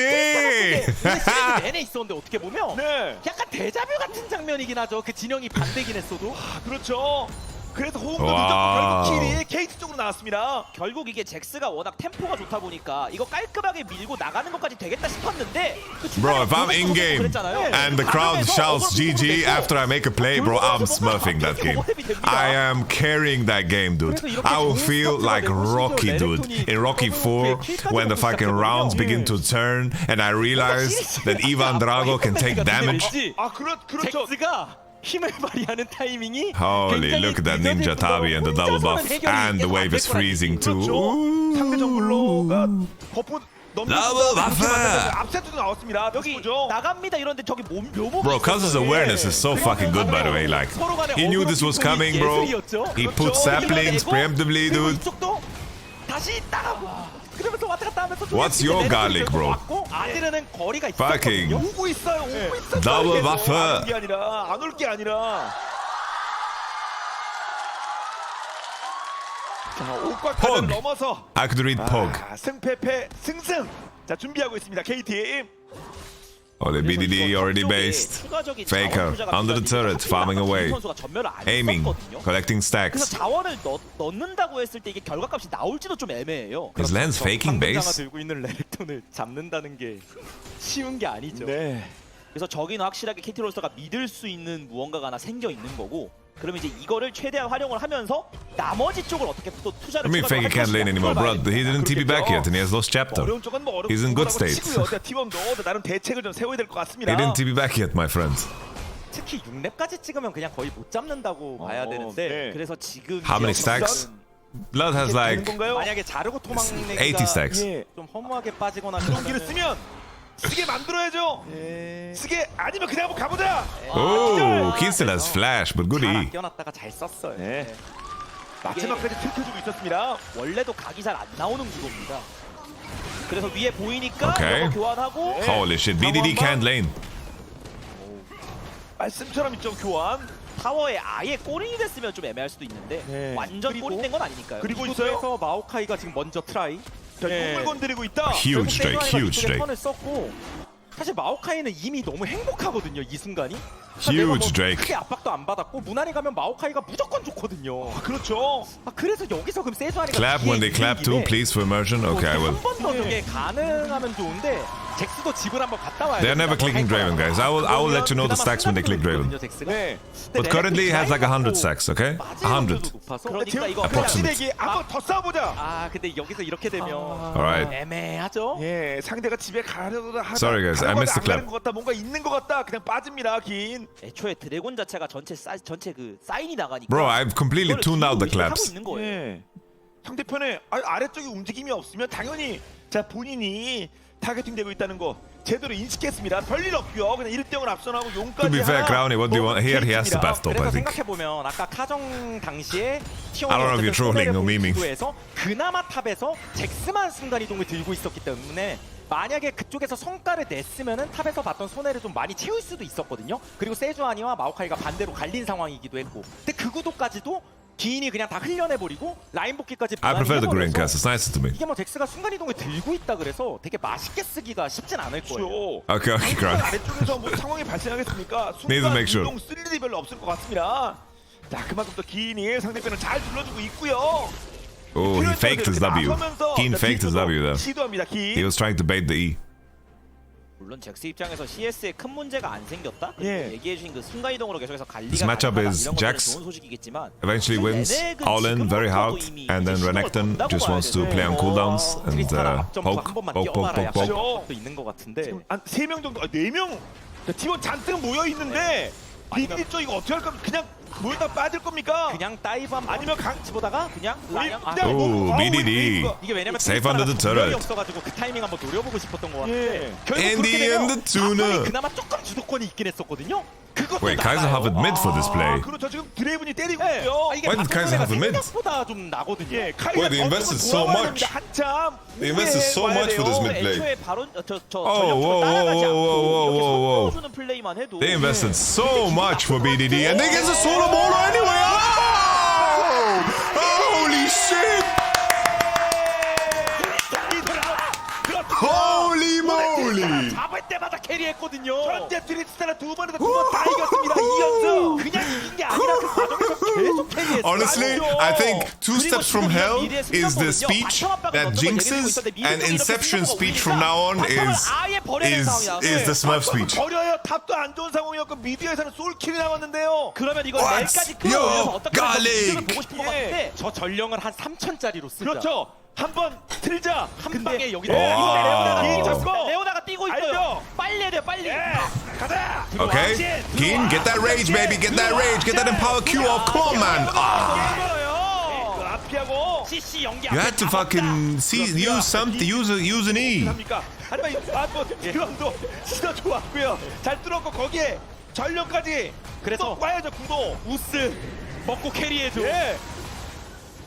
너의 잭스가 상대 이원딜을 막아야 된다. 예. 그럼요. 특명이 Oh shit, the cringe kids. 자, 나는 뭐 이 시점에 어려운 시점에 I think Keen could have done more here. I think Keen could have done more. Holy shit, bro. Look at this. He's fucking escape spamming. That is dank. I've never seen anyone do that. Escape spamming? Bro, he's pulling up his settings while he's playing. 그래서 T1도 그 와중에 최선의 판단을 한 게 맞는 겁니다. 예. 자그럼 뭐죠? Oh, the CC combination is deadly and it prevails, baby. Jax used eat on the wave. Yeah, I was thinking Keen should just try his best to clear the wave. Like, preemptively R, E into the wave to get more rage, and just Q. Holy shit. So many cringe kids top.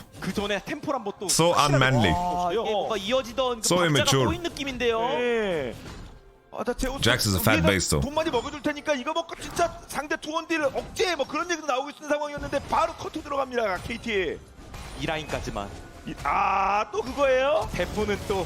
Oh yeah, no E. Plain and simple. 다 겹쳤구만요.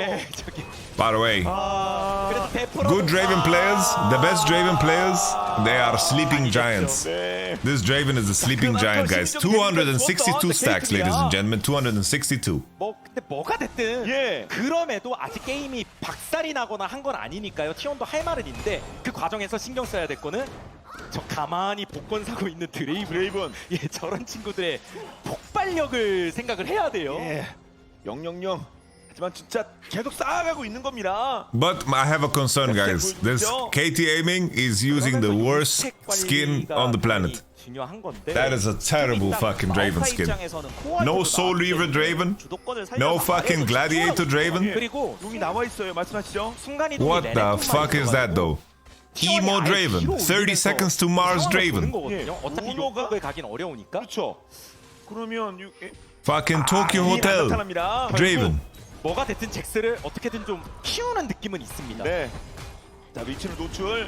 대신 뭐 보고 있기 때문에 아래 용은 먹을 수 있습니다. 단지 저게 다시 생각해봐도 그러니까 사고가 안 난 상황에서 키웠으면 fucking Jared Leto Suicide Squad Draven. 심지어 상대가 반격이 한 번씩 들어오는 상황에서 키우는 거다 보니까 레넥톤이 완전 망한 게 아니잖아요. 애초에. Alright, Keen has no mythic. I'm happy that they're trading into bottom side. 크긴 쉽지 않습니다, 제우스.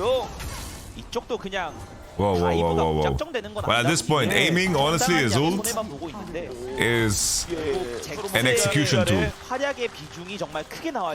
think that you send Leona ult just to rotate cleanse here. Is aiming racist? Honestly, if I start talking about aiming's history, we will not focus on the game. So 물론 이게 we focus on the game. 굶은 게 아니기 때문에 불사의 격차가 막 어마어마한 수준까지는 아니에요. 그래서 그런 것들을 어떻게든 한타에서 보여줘야겠죠. 그렇습니다. 자, 글로벌 골드는 뭐 큰 차이가 안 나는 상황이고요. 용은 2개가 KT 쪽으로 정립. Okay, I don't understand the Ninja Tabi here for Draven. 아직 KT 입장에서 I think this is one of those games on Draven where you don't buy boots 그게 이제 돈으로 어떤 식으로 승화가 될지를 봐야 and you just enjoy yourself. 이런 것도 조금씩이라도 Alright, Keen is freezing. Respectful freeze, I like it. Jax has no pressure on mid, so it's a good freeze. And the enemy can't dive bot, it's a good freeze. Jax can only farm camps. 분명히 안 좋아 보이는 장면들이 꽤 있었는데. 그렇죠. 아니 킬만 하다 There's no rush. 용도 2대 0인데요. There's no rush. The enemy has no pressure on the map. No rush at all. 잠재적 위험 요소들이 좀 있는 거죠. Okay, now he's breaking it for some reason. 드레이븐의 복권도 그렇고 그런 게 이제 조금 시간이 지났을 때 발현되면은 뭐 난리가 나는 거니까 확 터질 수 있습니다. 크게 터질 수 있습니다. Yeah. As I said, I didn't like the fact that the enemy got Jax. I think Jax is very powerful, but then again, it's like he's playing Jax against Maokai. Wait, he was in the bush, in a warded bush. Oh, Keen. Do you have Q? Bro, Keen pressing S there was pretty fucking gorgeous. Pretty fucking gorgeous there. 네가 먹는 게 더 중요해. 위쪽에서 렉tor 한번 긁어줬습니다. 아래쪽 타워는 좋습니다만. 자,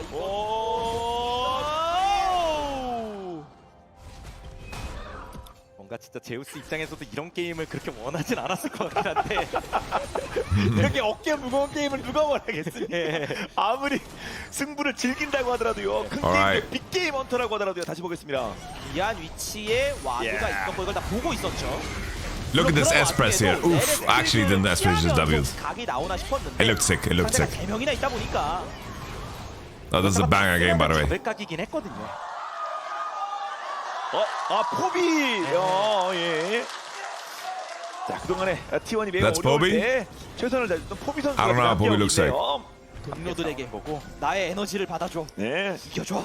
그리고 KT 같은 경우는 그래서 Right, Keen, does he have Gold Drinker? 있을 것 같긴 하거든요. Gold Drinker, Keen. 한타 과정에서 드레이븐 1캐만 먹어보자. Alright. This is so crucial, by the way. Like, aiming is not allowed to die. But I wonder... Oh, Jax flank? Market BDD. Oh, they found him. Cause you win those smites. You win those smites, baby. You win those smites, baby. The root sandstorm in the eyeball. Boom. And oh, he smoked off it. He smoked off it. Oh, BDD knocks Jackson to his teammate. Keen didn't ult. 0-1. BDD goes for 2. Clans. Nice Clans. But the kills are rolling. Aiming. Didn't get anything out of his ult. Holy moly, he fucking smoked off of Maokai's basic better than he did. Wow. I didn't see if Owner...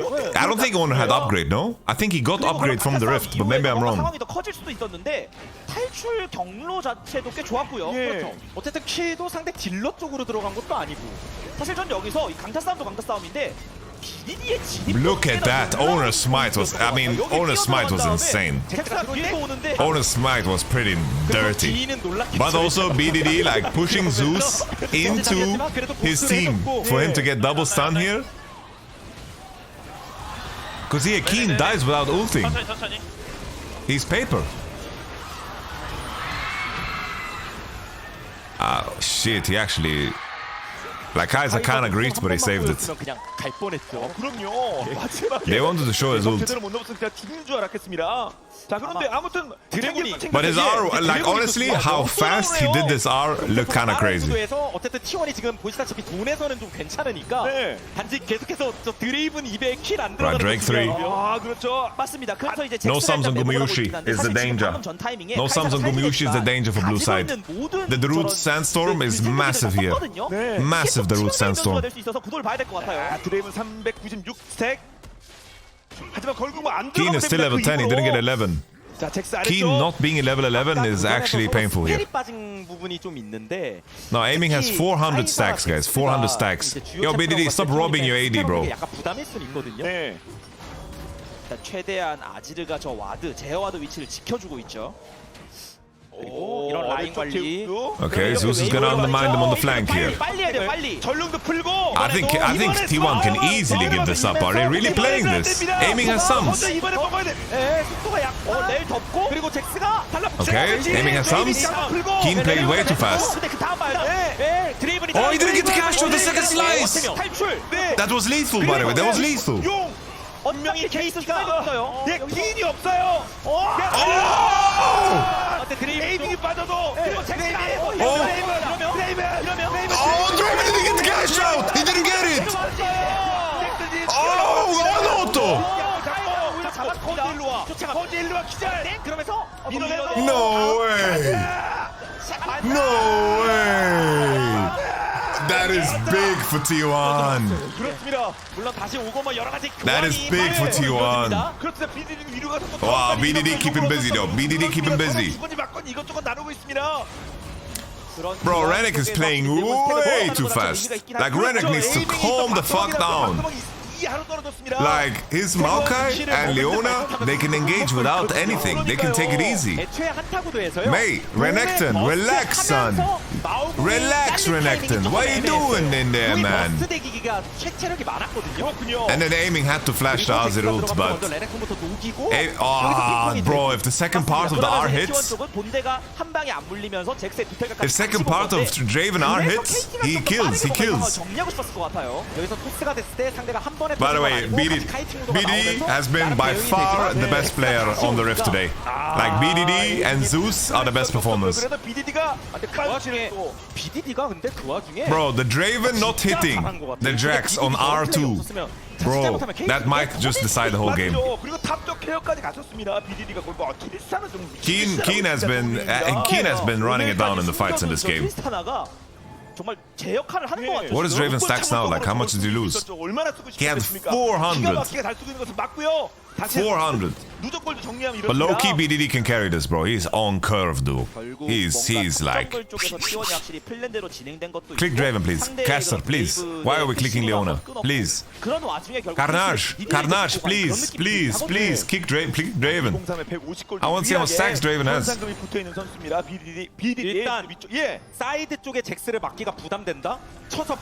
Wait. Is this the move? Is this the move? They're outside the division pocket. They're outside the division pocket. Oh, the W lands, the W lands. Relax, guys, relax. Zeus has no TP, that's why they're trying to leverage this into an engage. Can we use Maokai ult? Can't we Maokai ult them? Why are we waiting for Jax to arrive? Hey! Maokai ult, Leona ult, no TP on Jax. You wanted to leverage this into a turn, and now you lose mid-turret. You lose mid-turret. Sap the bushes, Maokai ult, Leona ult, play the game. For sure you don't finish, but you turn. Jack showed on bot. Jack showed on bot.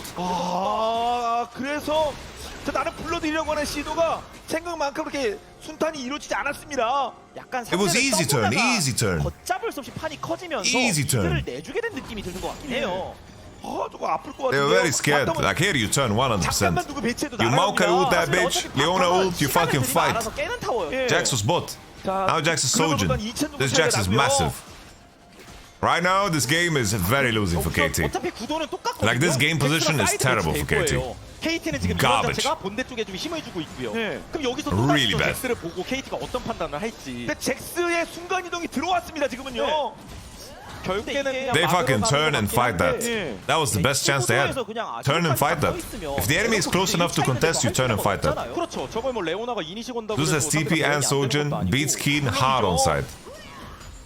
자, 아래쪽 뭐 서로 레넥톤이랑 만나겠습니다만 지금 탑의 성장 차이가 실제로 좀 심하긴 하고요. 레넥톤이 안 그래도 꼬였었는데. No, for sure. Like, we all agree that Nash was the correct play and they should hard force it and threaten it.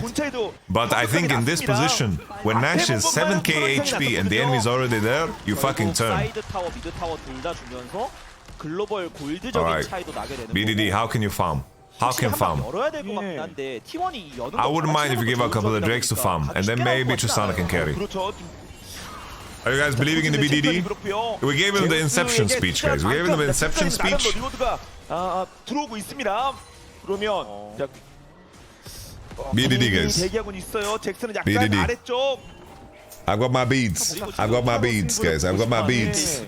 I've got my beads. 사실 드레이븐의 강점이 지금 드러나고 있는 I've got my beads. 원래 돈으로 되는 챔피언인데 지금 돈이 한번 터진 게 Did you give C9 Inception speech? Bro, C9 were fucking 0-2 down against Bilibili, bro. 기가 막히게 할 수 있습니다. Bro, if they were in hell, not even the devil could save them. 왜 잭스에게 돈을 먹었겠습니까? 말씀하신 그거 두 원딜 투원딜 잡으라는 거 아니겠습니까? 그 역할을 해줄 수 있는 상황까지 거의 왔고요. 어떻게 보면 희망은 그런 점에서 BDD라고 봐야 되는데. 아, 예. 뭐 트리스타나가 Alright, BDD, keep farming. Keep farming. It's Farmville. It's Farmville, man. It's fucking Stardew Valley, baby. It's fucking Animal Crossing, baby. It's all them farm games.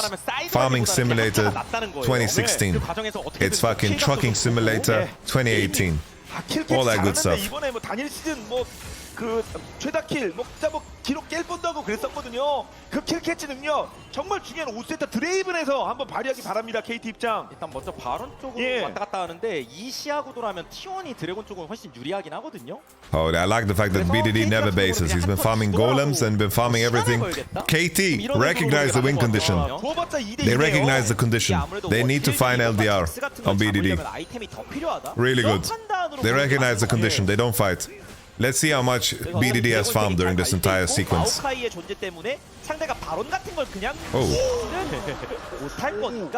He's farmed a Last Whisper.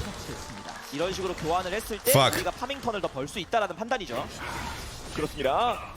자, 그러는 과정에서 아무튼 뭐 너티원도 자, 용스택 하나 더 추가했고요. 그래서 이제부터 약간 이렇게 떠 있는 시간인 거잖아요. 이 시간을 누가 득점을 할지가 중요한 거예요. 어떤 날개 쪽에서의 인원 배치를 통해서 계속 눈치는 볼 텐데. 그렇죠. 특히 좀 상태가 This game is like KT has like a 20% chance to win. 의도할 수도 있을 테고요. 그런데 쉽게 물릴 T1이 아닙니다. 저런 와드 위치도 좋죠. 제어 와드들 깔리는 위치를 피해서 간 것 같습니다. 네. 만약에 잭스가 선을 한 번씩 넘으면 그거에 특공대 파견해서 잡을 수 있으면 대박이긴 하겠는데 그것도 당연히 의식은 할 거고 잭스 입장에서. 그렇죠. 그리고 조합이 특공대 파견에 특화돼 있진 않고. 맞아요. 그러니까 트리스타나가 가는 게 I don't think it's so favored for blue side, guys. 아, 무엇보다도 It's so favored for blue 공배를 side. 내밀 때 미드 1차가 일방적으로 있다는 부분이 뭔가 KT 롤스터의 추가 액션. What is Draven stacks nowadays? Bro, if Draven had cashed out, you know, he would have a full item. It would have been the whole game. It would have been so different. 그리고 T1은 뭐 이번 세트에서는 아직까지는 뭐 발언 가지고 어떤 뭐 주도적인 작전을 전개하고 있지는 않습니다. At this point, Tristana is the only thing that gives odds for KT. BDD and Tristana. I have this feeling that BDD will like. 까지도 갖춰지고 있기 때문에 한타 때 진짜 살벌할 것으로 예상되고. BDD. My stomach tells me that he's gonna completely run it down, and I'll be so disappointed. But I will think positive. I believe that he will continue the level of performance that he showed the entire day. I believe that he is going to make this battlefield his own. I believe that BDD is going to do what is in his destiny, and that is to beat fucking T1. They've lost 1 Game 5 in spring, and they're done with it. Big Dick Daddy is here to slam balls on tables. Oh. I don't know about this. I don't know about this. At least on a flash, he was scared. 자, 전멸은 일단 소모시켰습니다. 뭐 다른 상대편도 궁극기 하나 넣은 건 있겠습니다만. 그렇죠. 뭐 치열한 구도에서는 일단 스펠 하나 빼놓은 저. Crowny, don't get baited by Steph Curry, bro. He's having fun. He's having fun. 그렇죠. 본인 웨이브 집어넣고 상대 정글 거 먹고. 아 그러니까 차이가 좀 나요. He's having a good time. 15, 13 레벨 차이가 2단계 계속 유지되고 있어요. 그래서 저 성장 곡선이 안 Yo, Mephisto. 잭스가 계속해서 힘을 쓸 수 있는 구도인 거고. 그렇기 때문에 Mephisto, what teams did you work for in the past? 보는 움직임이 나와도 크게 불만을 안 가지는 거예요. 너희가 I don't remember. 이원들 중 한 명이 드레이븐이니까 어차피 어느 정도 But to be fair, 있다. 그리고 우리는 neither does other people either. 역할을 비슷하게 할 수 있는 아지르도 있고 이런 상황에서 공격하는 거 기분 나쁘지 않거든요. 그렇겠죠. I don't know. That was mental. 또 성장세가 좋고요. 용 같은 경우도 2대2까지는 뭐 양쪽 다 괜찮을 수 있다 싶더라도 이제는 3스택부터는 서서히 욕심도 많이 날 수 있어서. Alright, LDR is finished, guys. LDR is finished. 아, 정말 주말 경기 그리고 오늘 승리만 하면 최종 결정 진출전은 나가거든요. 즉 대전은 가는 겁니다. Damn, sensible. I thought the writers were on strike, dude. I thought the writers were on strike.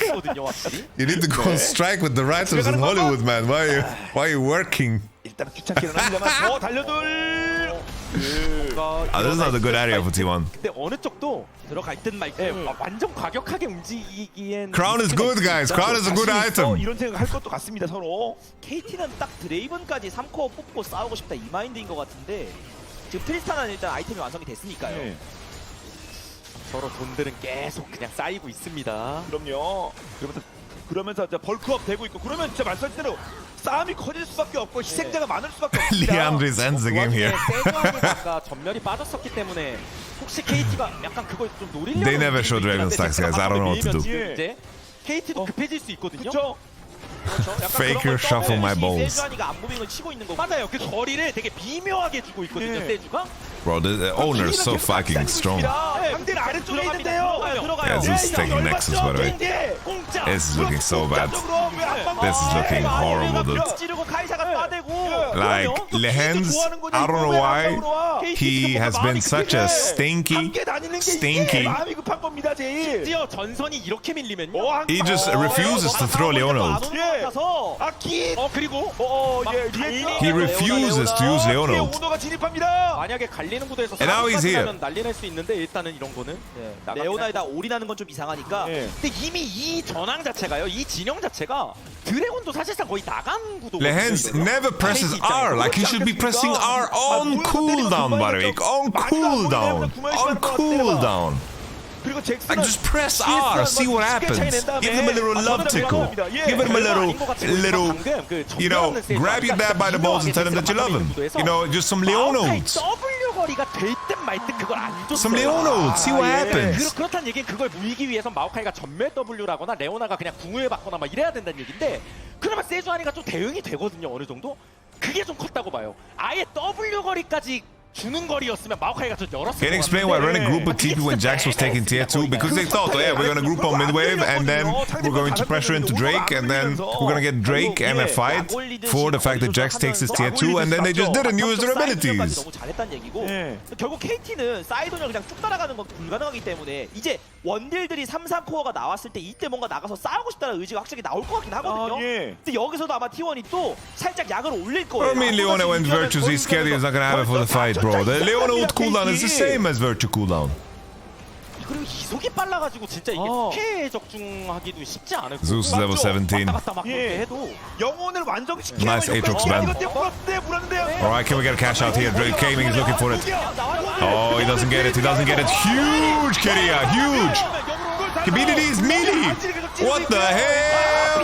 Oh, gets a cash out. How much gold is it? How much gold? They get dash. Nah, this game is fucking lost.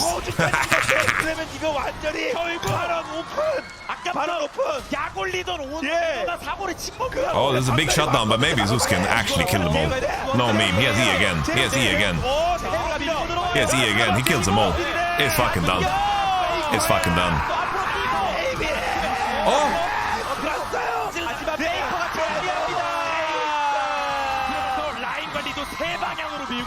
세 방향이요. 그렇죠. 두 명 아웃됩니다만 한 명.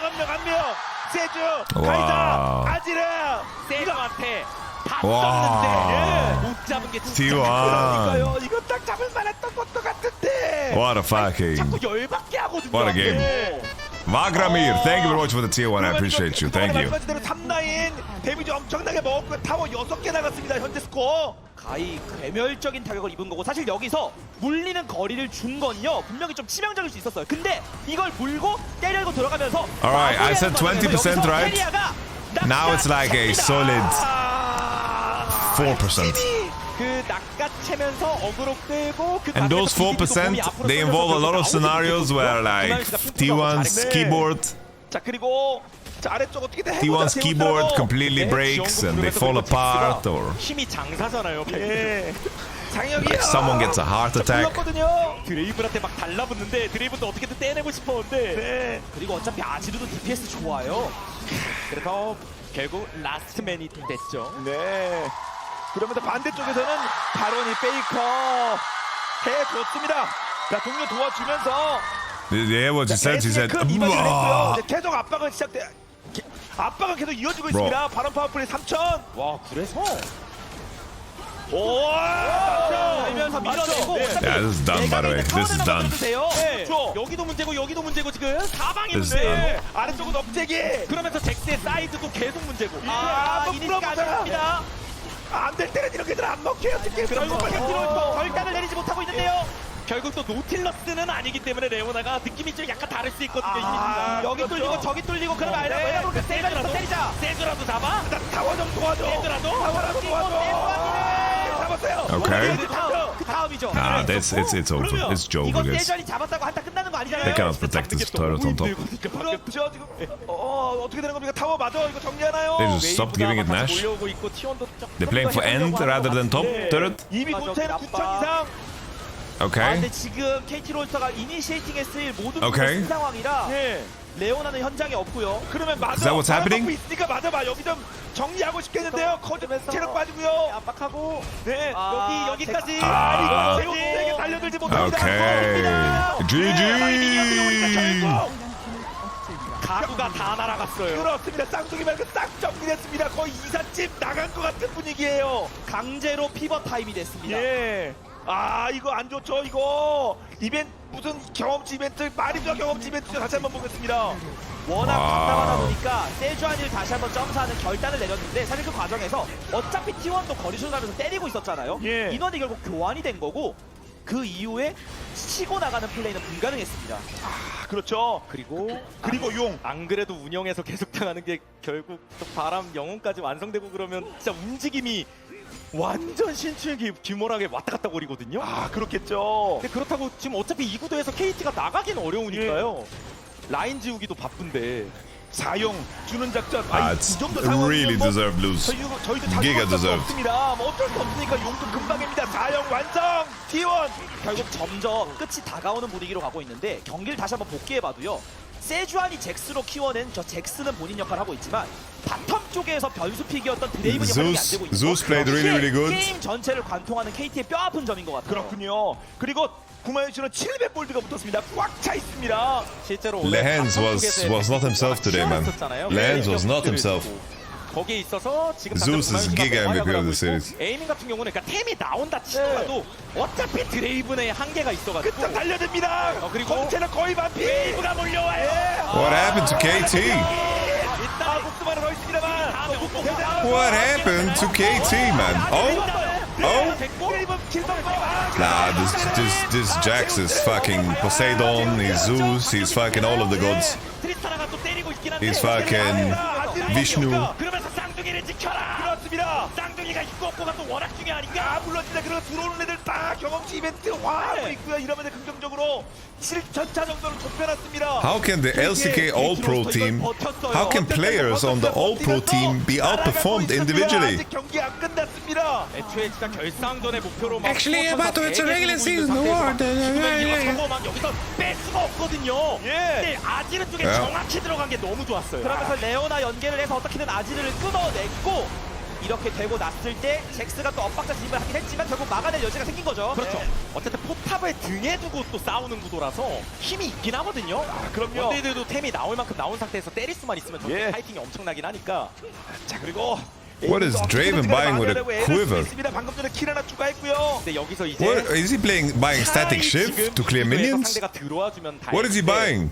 T1이 바론을 기다릴 거란 말이죠 이제. 바론 20초. 그때 KT가 이제 어떤 선택을 할지. Isn't this rapid fire cannon every time? 기다리면서 잭스를 사이드에 돌릴 거예요. Why Kraken? 이거를 나가기가 Kraken last item? 근데 그렇다고 상대가 바론 먹고 또 올 텐데. 저 쌍둥이밖에 없는데. 뭐가 됐든 By the way, at this point, I would fucking get IE and I would sell my Trinity Force.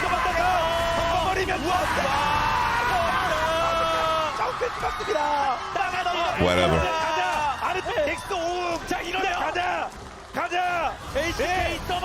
GG. You're not contesting this, Nash. Like, you have 3 inhibs down. You have 3 inhibs down, son. Holy T1. Alright, let's listen to the GG moment. 네, 그리고 아래쪽에서 비리디 일단 쓰러졌어요. 넥서스 달립니다.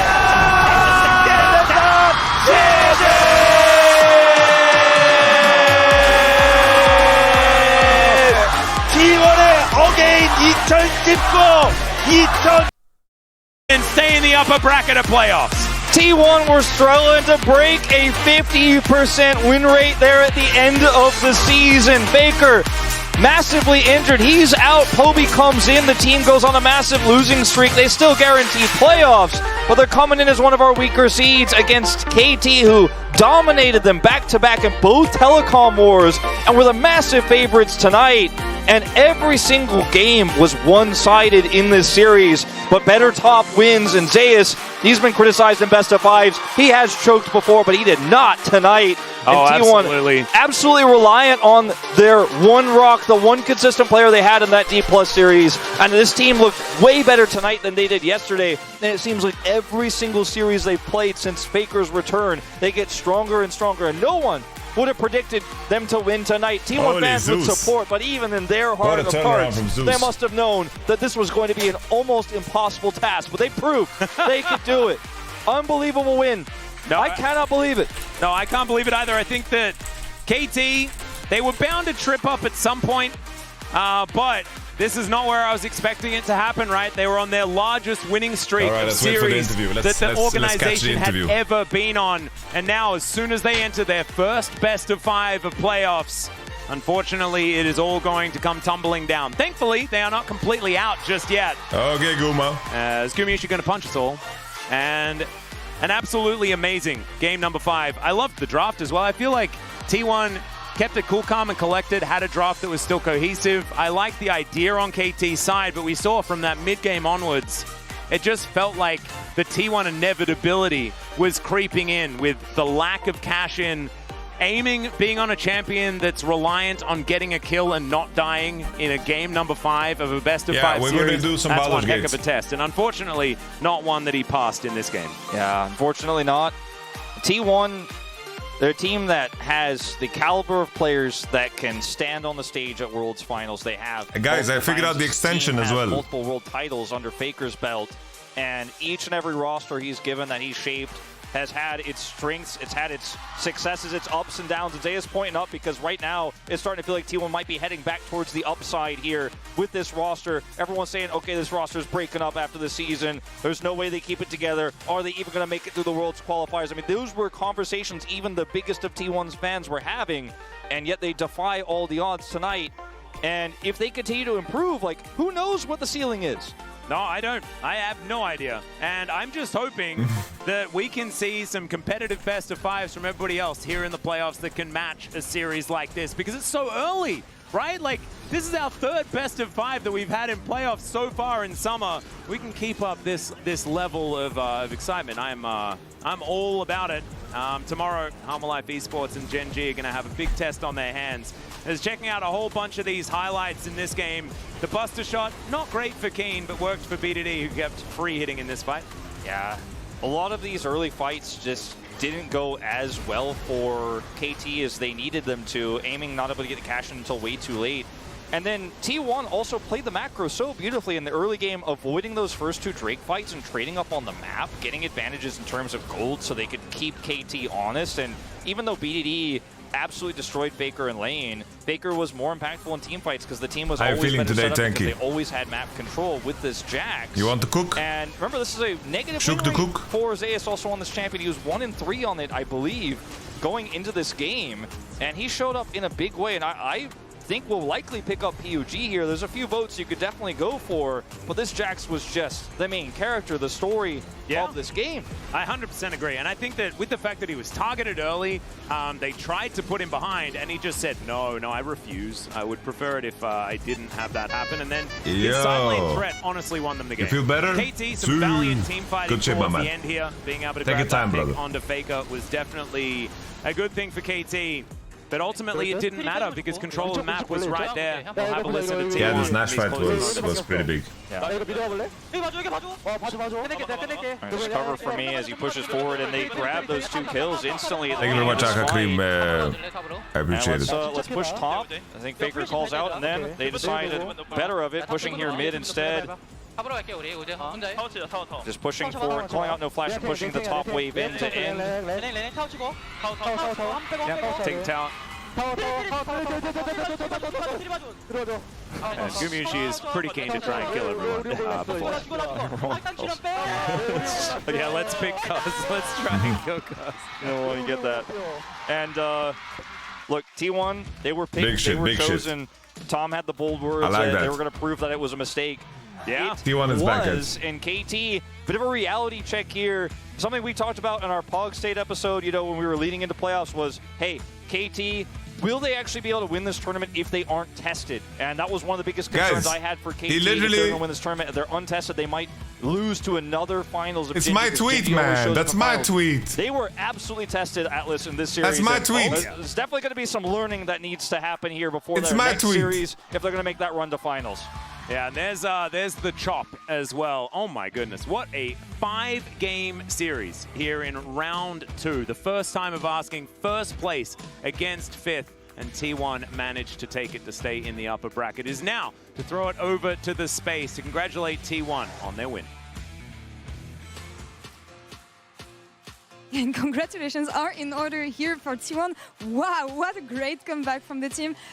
At the right moment. I'm really happy to see them pop off in playoff. I'm just wondering to see if this is going to continue for them. But man, what a game 5 banger all the way. Yeah, I mean, what a great series. It's like actually, like, it was a game 5, but didn't feel like it was like long series. I mean, it was a short series because there was a lot of dominance, like between like game 1, the KT actually dominated, and game 2, 3, like just back to T1 just turn around. It was overall, like, I really enjoyed the game. Ignite Rumble effect. Wait, did they like upgrade it? It kind of got upgraded. It's getting better.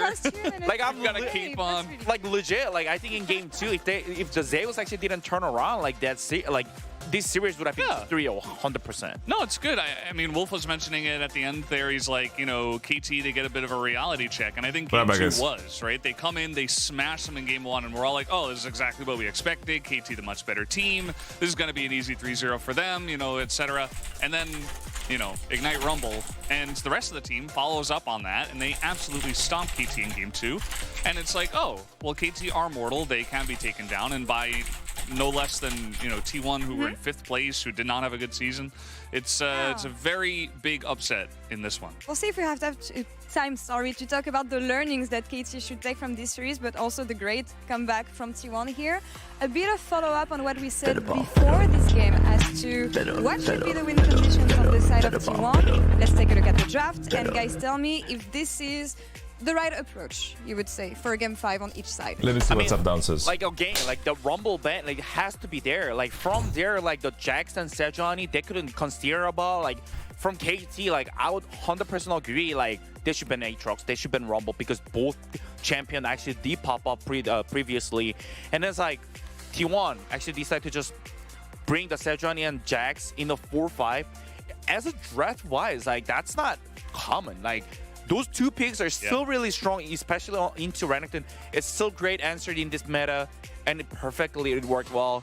And it's like the rest of the, like Azir, like surely like all the game was like it's really tough against the Tristana, but like as I said, I think when you go to the 5 versus 5, the face, I think it's like Azir, no matter what, is easier to DPS like than compared to Tristana in the team fight. Tristana has a better side laning. That's why the Faker DPS was like way higher. Yeah, he's just chipping away at all these melee champs. And yeah, I mean, it really came down to the 3 target bans from the side of KT that left so much OP stuff open to... You see, like, each stage of the draft is like, fine, you know, Zirel, that's fine. You get the Renekton for Keen, that's fine. But then, like, I feel like the only change-up that you and I were talking about really is, like, maybe you ban the Sejuani instead, but, you know, maybe the Aatrox alone can get through the lane anyway. But, yeah, they were able to get Jax Sejuani. It ended up being pretty critical, at least for the early stages of the game. Yeah, and to me it came down to, as you said, early stages of the game and execution. And here, thank you, production. That's exactly what I wanted to see, because you should not let Keen end up in this situation when you're on the side of KT. And again, beautifully done by T1. Yeah, I mean, like one time, like Zeus did kind of make a mistake, but it didn't really matter because like already by the time the King got so much punished by getting Dove and like this is like already 2nd time, and there's gonna be 3rd one, like there's a 4th one, like all the team fight, he was actually dying. The Renekton was not have a good time this game. Yeah, you remember our how to win for T1 was get Owner and Keria in the top lane and help Zeus. what did they do in this game? They did it like 5 times. Even Carry Twitter like, revenue sharing is live, guys. I need to fucking, I need to get engagement. Anything, and I'll just give it over to Zeus. What should I tweet? I need a good tweet. I need a good tweet, guys. Huge because I'm choking. we have this Fed Jax. The Renekton's not as big of a problem. We don't see what happened in Game 4 I need engagement. really ever occur in this game. And on top of Please that, engage in my tweets. As much as it should, and it leads us to the Battle cruiser operational. Thank you very much for the 6 months. I appreciate it. Thank you very much. I mean, you have to see like the Fat, as we mentioned, the Fat Jax actually just staying on the bottom side and be able to pressure on bottom. And you see like the T1 already, the positioning is already better. They already summoned the lead turret on the mid, so the pressures are higher. And the Jax, he find a great flank, so make sure the enemy team can't to put the DPS on it. And also the counter-strike value against a 280 carry. Everyone knows it. And it's just like, he is even better. He just go back to base and then come back to the TP. Meanwhile, Faker might just make a play make and it's just win the team fight hugely. Yeah, great patience from Faker. You know, it's pretty obvious he's not on 100%, but time and again, you know, he comes in at least once per game, makes a good play, and Keen, you know, as you mentioned, Huni comes back. We're not going to mention whatever Guma did there. Gave a free kill over to BDD, but it was still a huge team fight win for T1 and the TP. Yeah, what's concerning right now is just Faker's performance for T1. Faker's performance. Over to this highlight, and it's like, well, why is Jax even in this game? Like, how did Zeus get his hands on this pick? An owner, like, his way, strange way of playing the game is actually a lot more viable in the current meta than it was in past metas. On every play, setting up for the position, setting up for the wards, and having the good vision control to initiate everything when they should, leading to this play as well, because again, they have been patient and they had the right target control. Like, seriously, like, Owner was not great. Like here, like in this moment, like in this situation, but it doesn't matter. Look at the carrier. He's just magnetic in the middle of the air. Come on, BDD right here. This is your spot.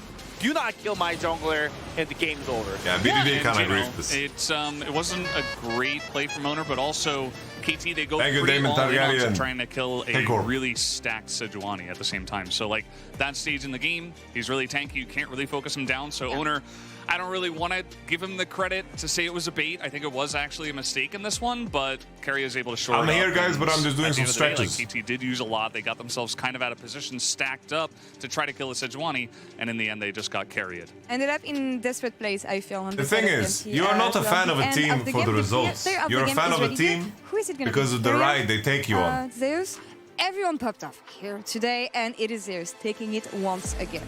Like, the reason why we couldn't give to Zeus, like, personally me, he did make one mistake that is really, it was unacceptable. Basically, they put 3 people on resource on top side, and still it was like they were wired on the Tribush, and the Leona just loop around, just kill him, was no good. But overall was pretty good.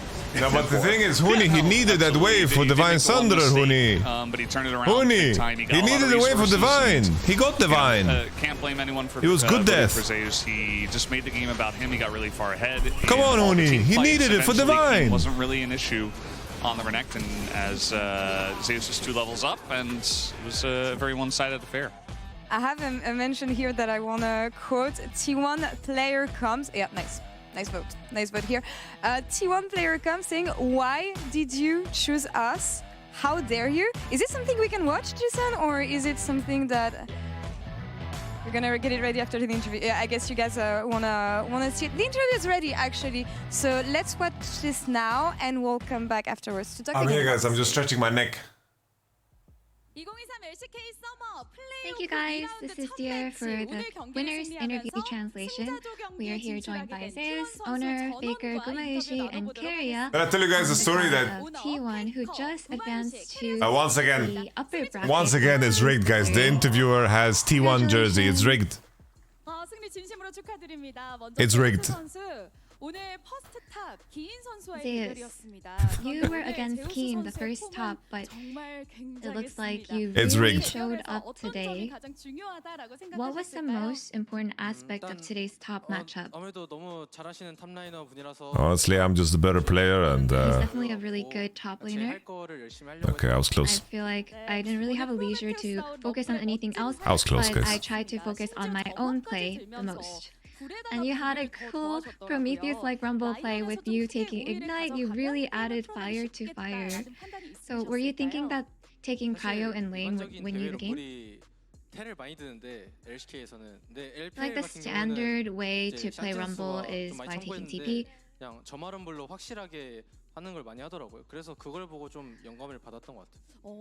But I think I was inspired by watching. Bro, they don't all have the same haircut, bro. And I saw. And then it's like you talk as if in the West it's so much different, bro. Every motherfucker in this chat, you know what they say when they go to the barber? It's like, yeah, I want the fade and short on the side, and I want to keep the length on the top. Bro, everyone in the chat says the same. To perfect your form. I've always been working really hard. I feel like everything I play also involves in my teammates having to play very well as well. So I think that's probably why it makes my champion look so good. And so if you win today, or if you win in the upper bracket this weekend, you will advance. You're a long-haired baddie? Bro, the only long-haired baddie that exists is fucking Jason Momoa. And I know for a fact Jason Momoa is not sitting here watching my stream. I'm honestly really. You fucking spend 2 hours washing and shampooing your hair? I wasn't expecting to Nothing get daddy about PG, that. But I'm very happy that Fucking I have to use a fan to get it dry. Fucking need to comb it and shit. Beat KT. There are a lot of areas that we need to reinforce, so we'll make sure that we return stronger. 자, 이어서 우너 선수와 인터뷰 나눠보겠습니다. 우너 선수, 정규 시즌 Next up is Fucking can't go to bed because my hair is wet. Owner, you defeated KT, the first place team in the regular season. And we heard that you were saying in the voice comms at the very Hey, end. Amaro, it's me, Jason. So, Big how do you fan. feel? I honestly didn't think KT would pick us. 굉장히 이기고 싶은 마음이 커져가지고 무조건 이겨야 된다는 마인드로 왔는데 이렇게 So we all came here on the stage today thinking, yeah, we're definitely gonna crush them, and I'm really Hey, glad Jason, that we're able it's to me. tackle. It's me, Amaro. Big fan. fan. Your Otani's Poppy today. So how did that make you feel? I feel like KT had already put that into consideration because they like playing a lot of the jungle champions that are a little tough to play against Poppy. So I think we were pretty aware of that. 뭐 특별한 것보다는 그냥 뭐 우재랑은 아카데미 때부터 알았고 굉장히 많은 So in regards to my synergy with Zeus, I feel like we have been playing with each other for a long time, so it's just something that we kind of built up over time. That's probably why. What I want to say is I fucking hate going bot, so obviously that limits my options, so I just go top. Just really grateful that you guys showed up here to support us. I will not watch LCS Challenger Finals. Who we're against next. I hope that we are ready. That sounds boring as fuck. I'm sorry. And Faker, following Coach, I'm an ADC. Could you suggest a name for me? Back-to-back match against KT today. So Adonis. Minimal prep time. Was there any pressure? Yeah, we lack experience in playing back-to-back, but we tried to stay optimistic and we told ourselves that it would be a good experience.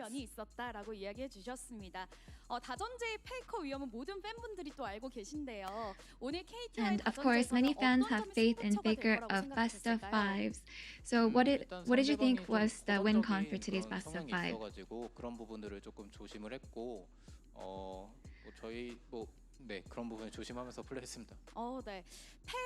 I think we were more aware of how the opponent play and their play style, so we were just trying to watch out for that. Yo, thank you very much for the gift of sub, Damon Target and KC. With a close 5-game series. So what do you think secured the win in the last game? I think it's just because my teammates played really well. And Gumayushi, you said, I'm ready to play another one while we're warmed up. So, and you were full of confidence in the interview yesterday. So how did it make you feel when KT selected T1? I feel like I had made my point clear, but since they selected us regardless, I think we just showed up thinking that we're just going to teach you a lesson. Damn. You guys were able to win back-to-back. So was there a strength of having to play back-to-back matches? I think it all really came down to how we manage our condition. But I think we did a good job. Okay. I do believe that there is a strength for playing back-to-back, for sure. And we saw that a bunch of tier 1 AD carries like Zaya and Kaisa got banned. So what was your approach in today's match for the draft? I think we predicted that they were going to ban those champions. So we tried to ban Zeri and Kaisa, which is something that they like to play, and try to focus on our own strengths. So you'll be up against Genji for Hana Life Esports. Do you think, who do you think you'll play against? Any predictions? I feel like Genji has been traditionally pretty strong, so I feel like we might go up against them. And any goals in the future then?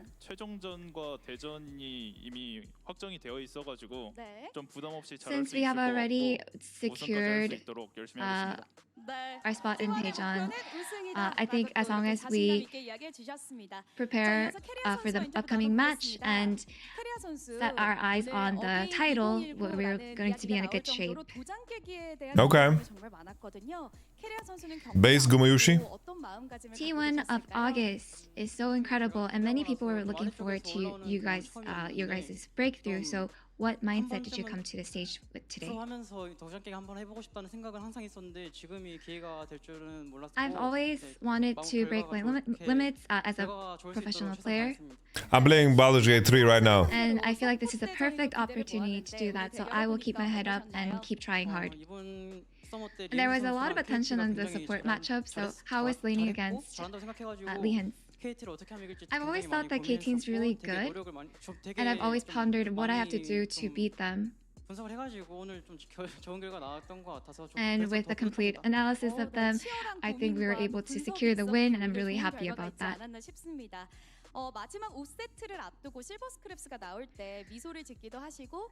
So we had a silver scrapes today, and before game 5 we noticed that you were hugging Sky, your coach, and we saw that you were smiling. What kind of conversation did you guys have? Yeah, we were honestly here thinking, you know, I'm really happy that we overcame everything and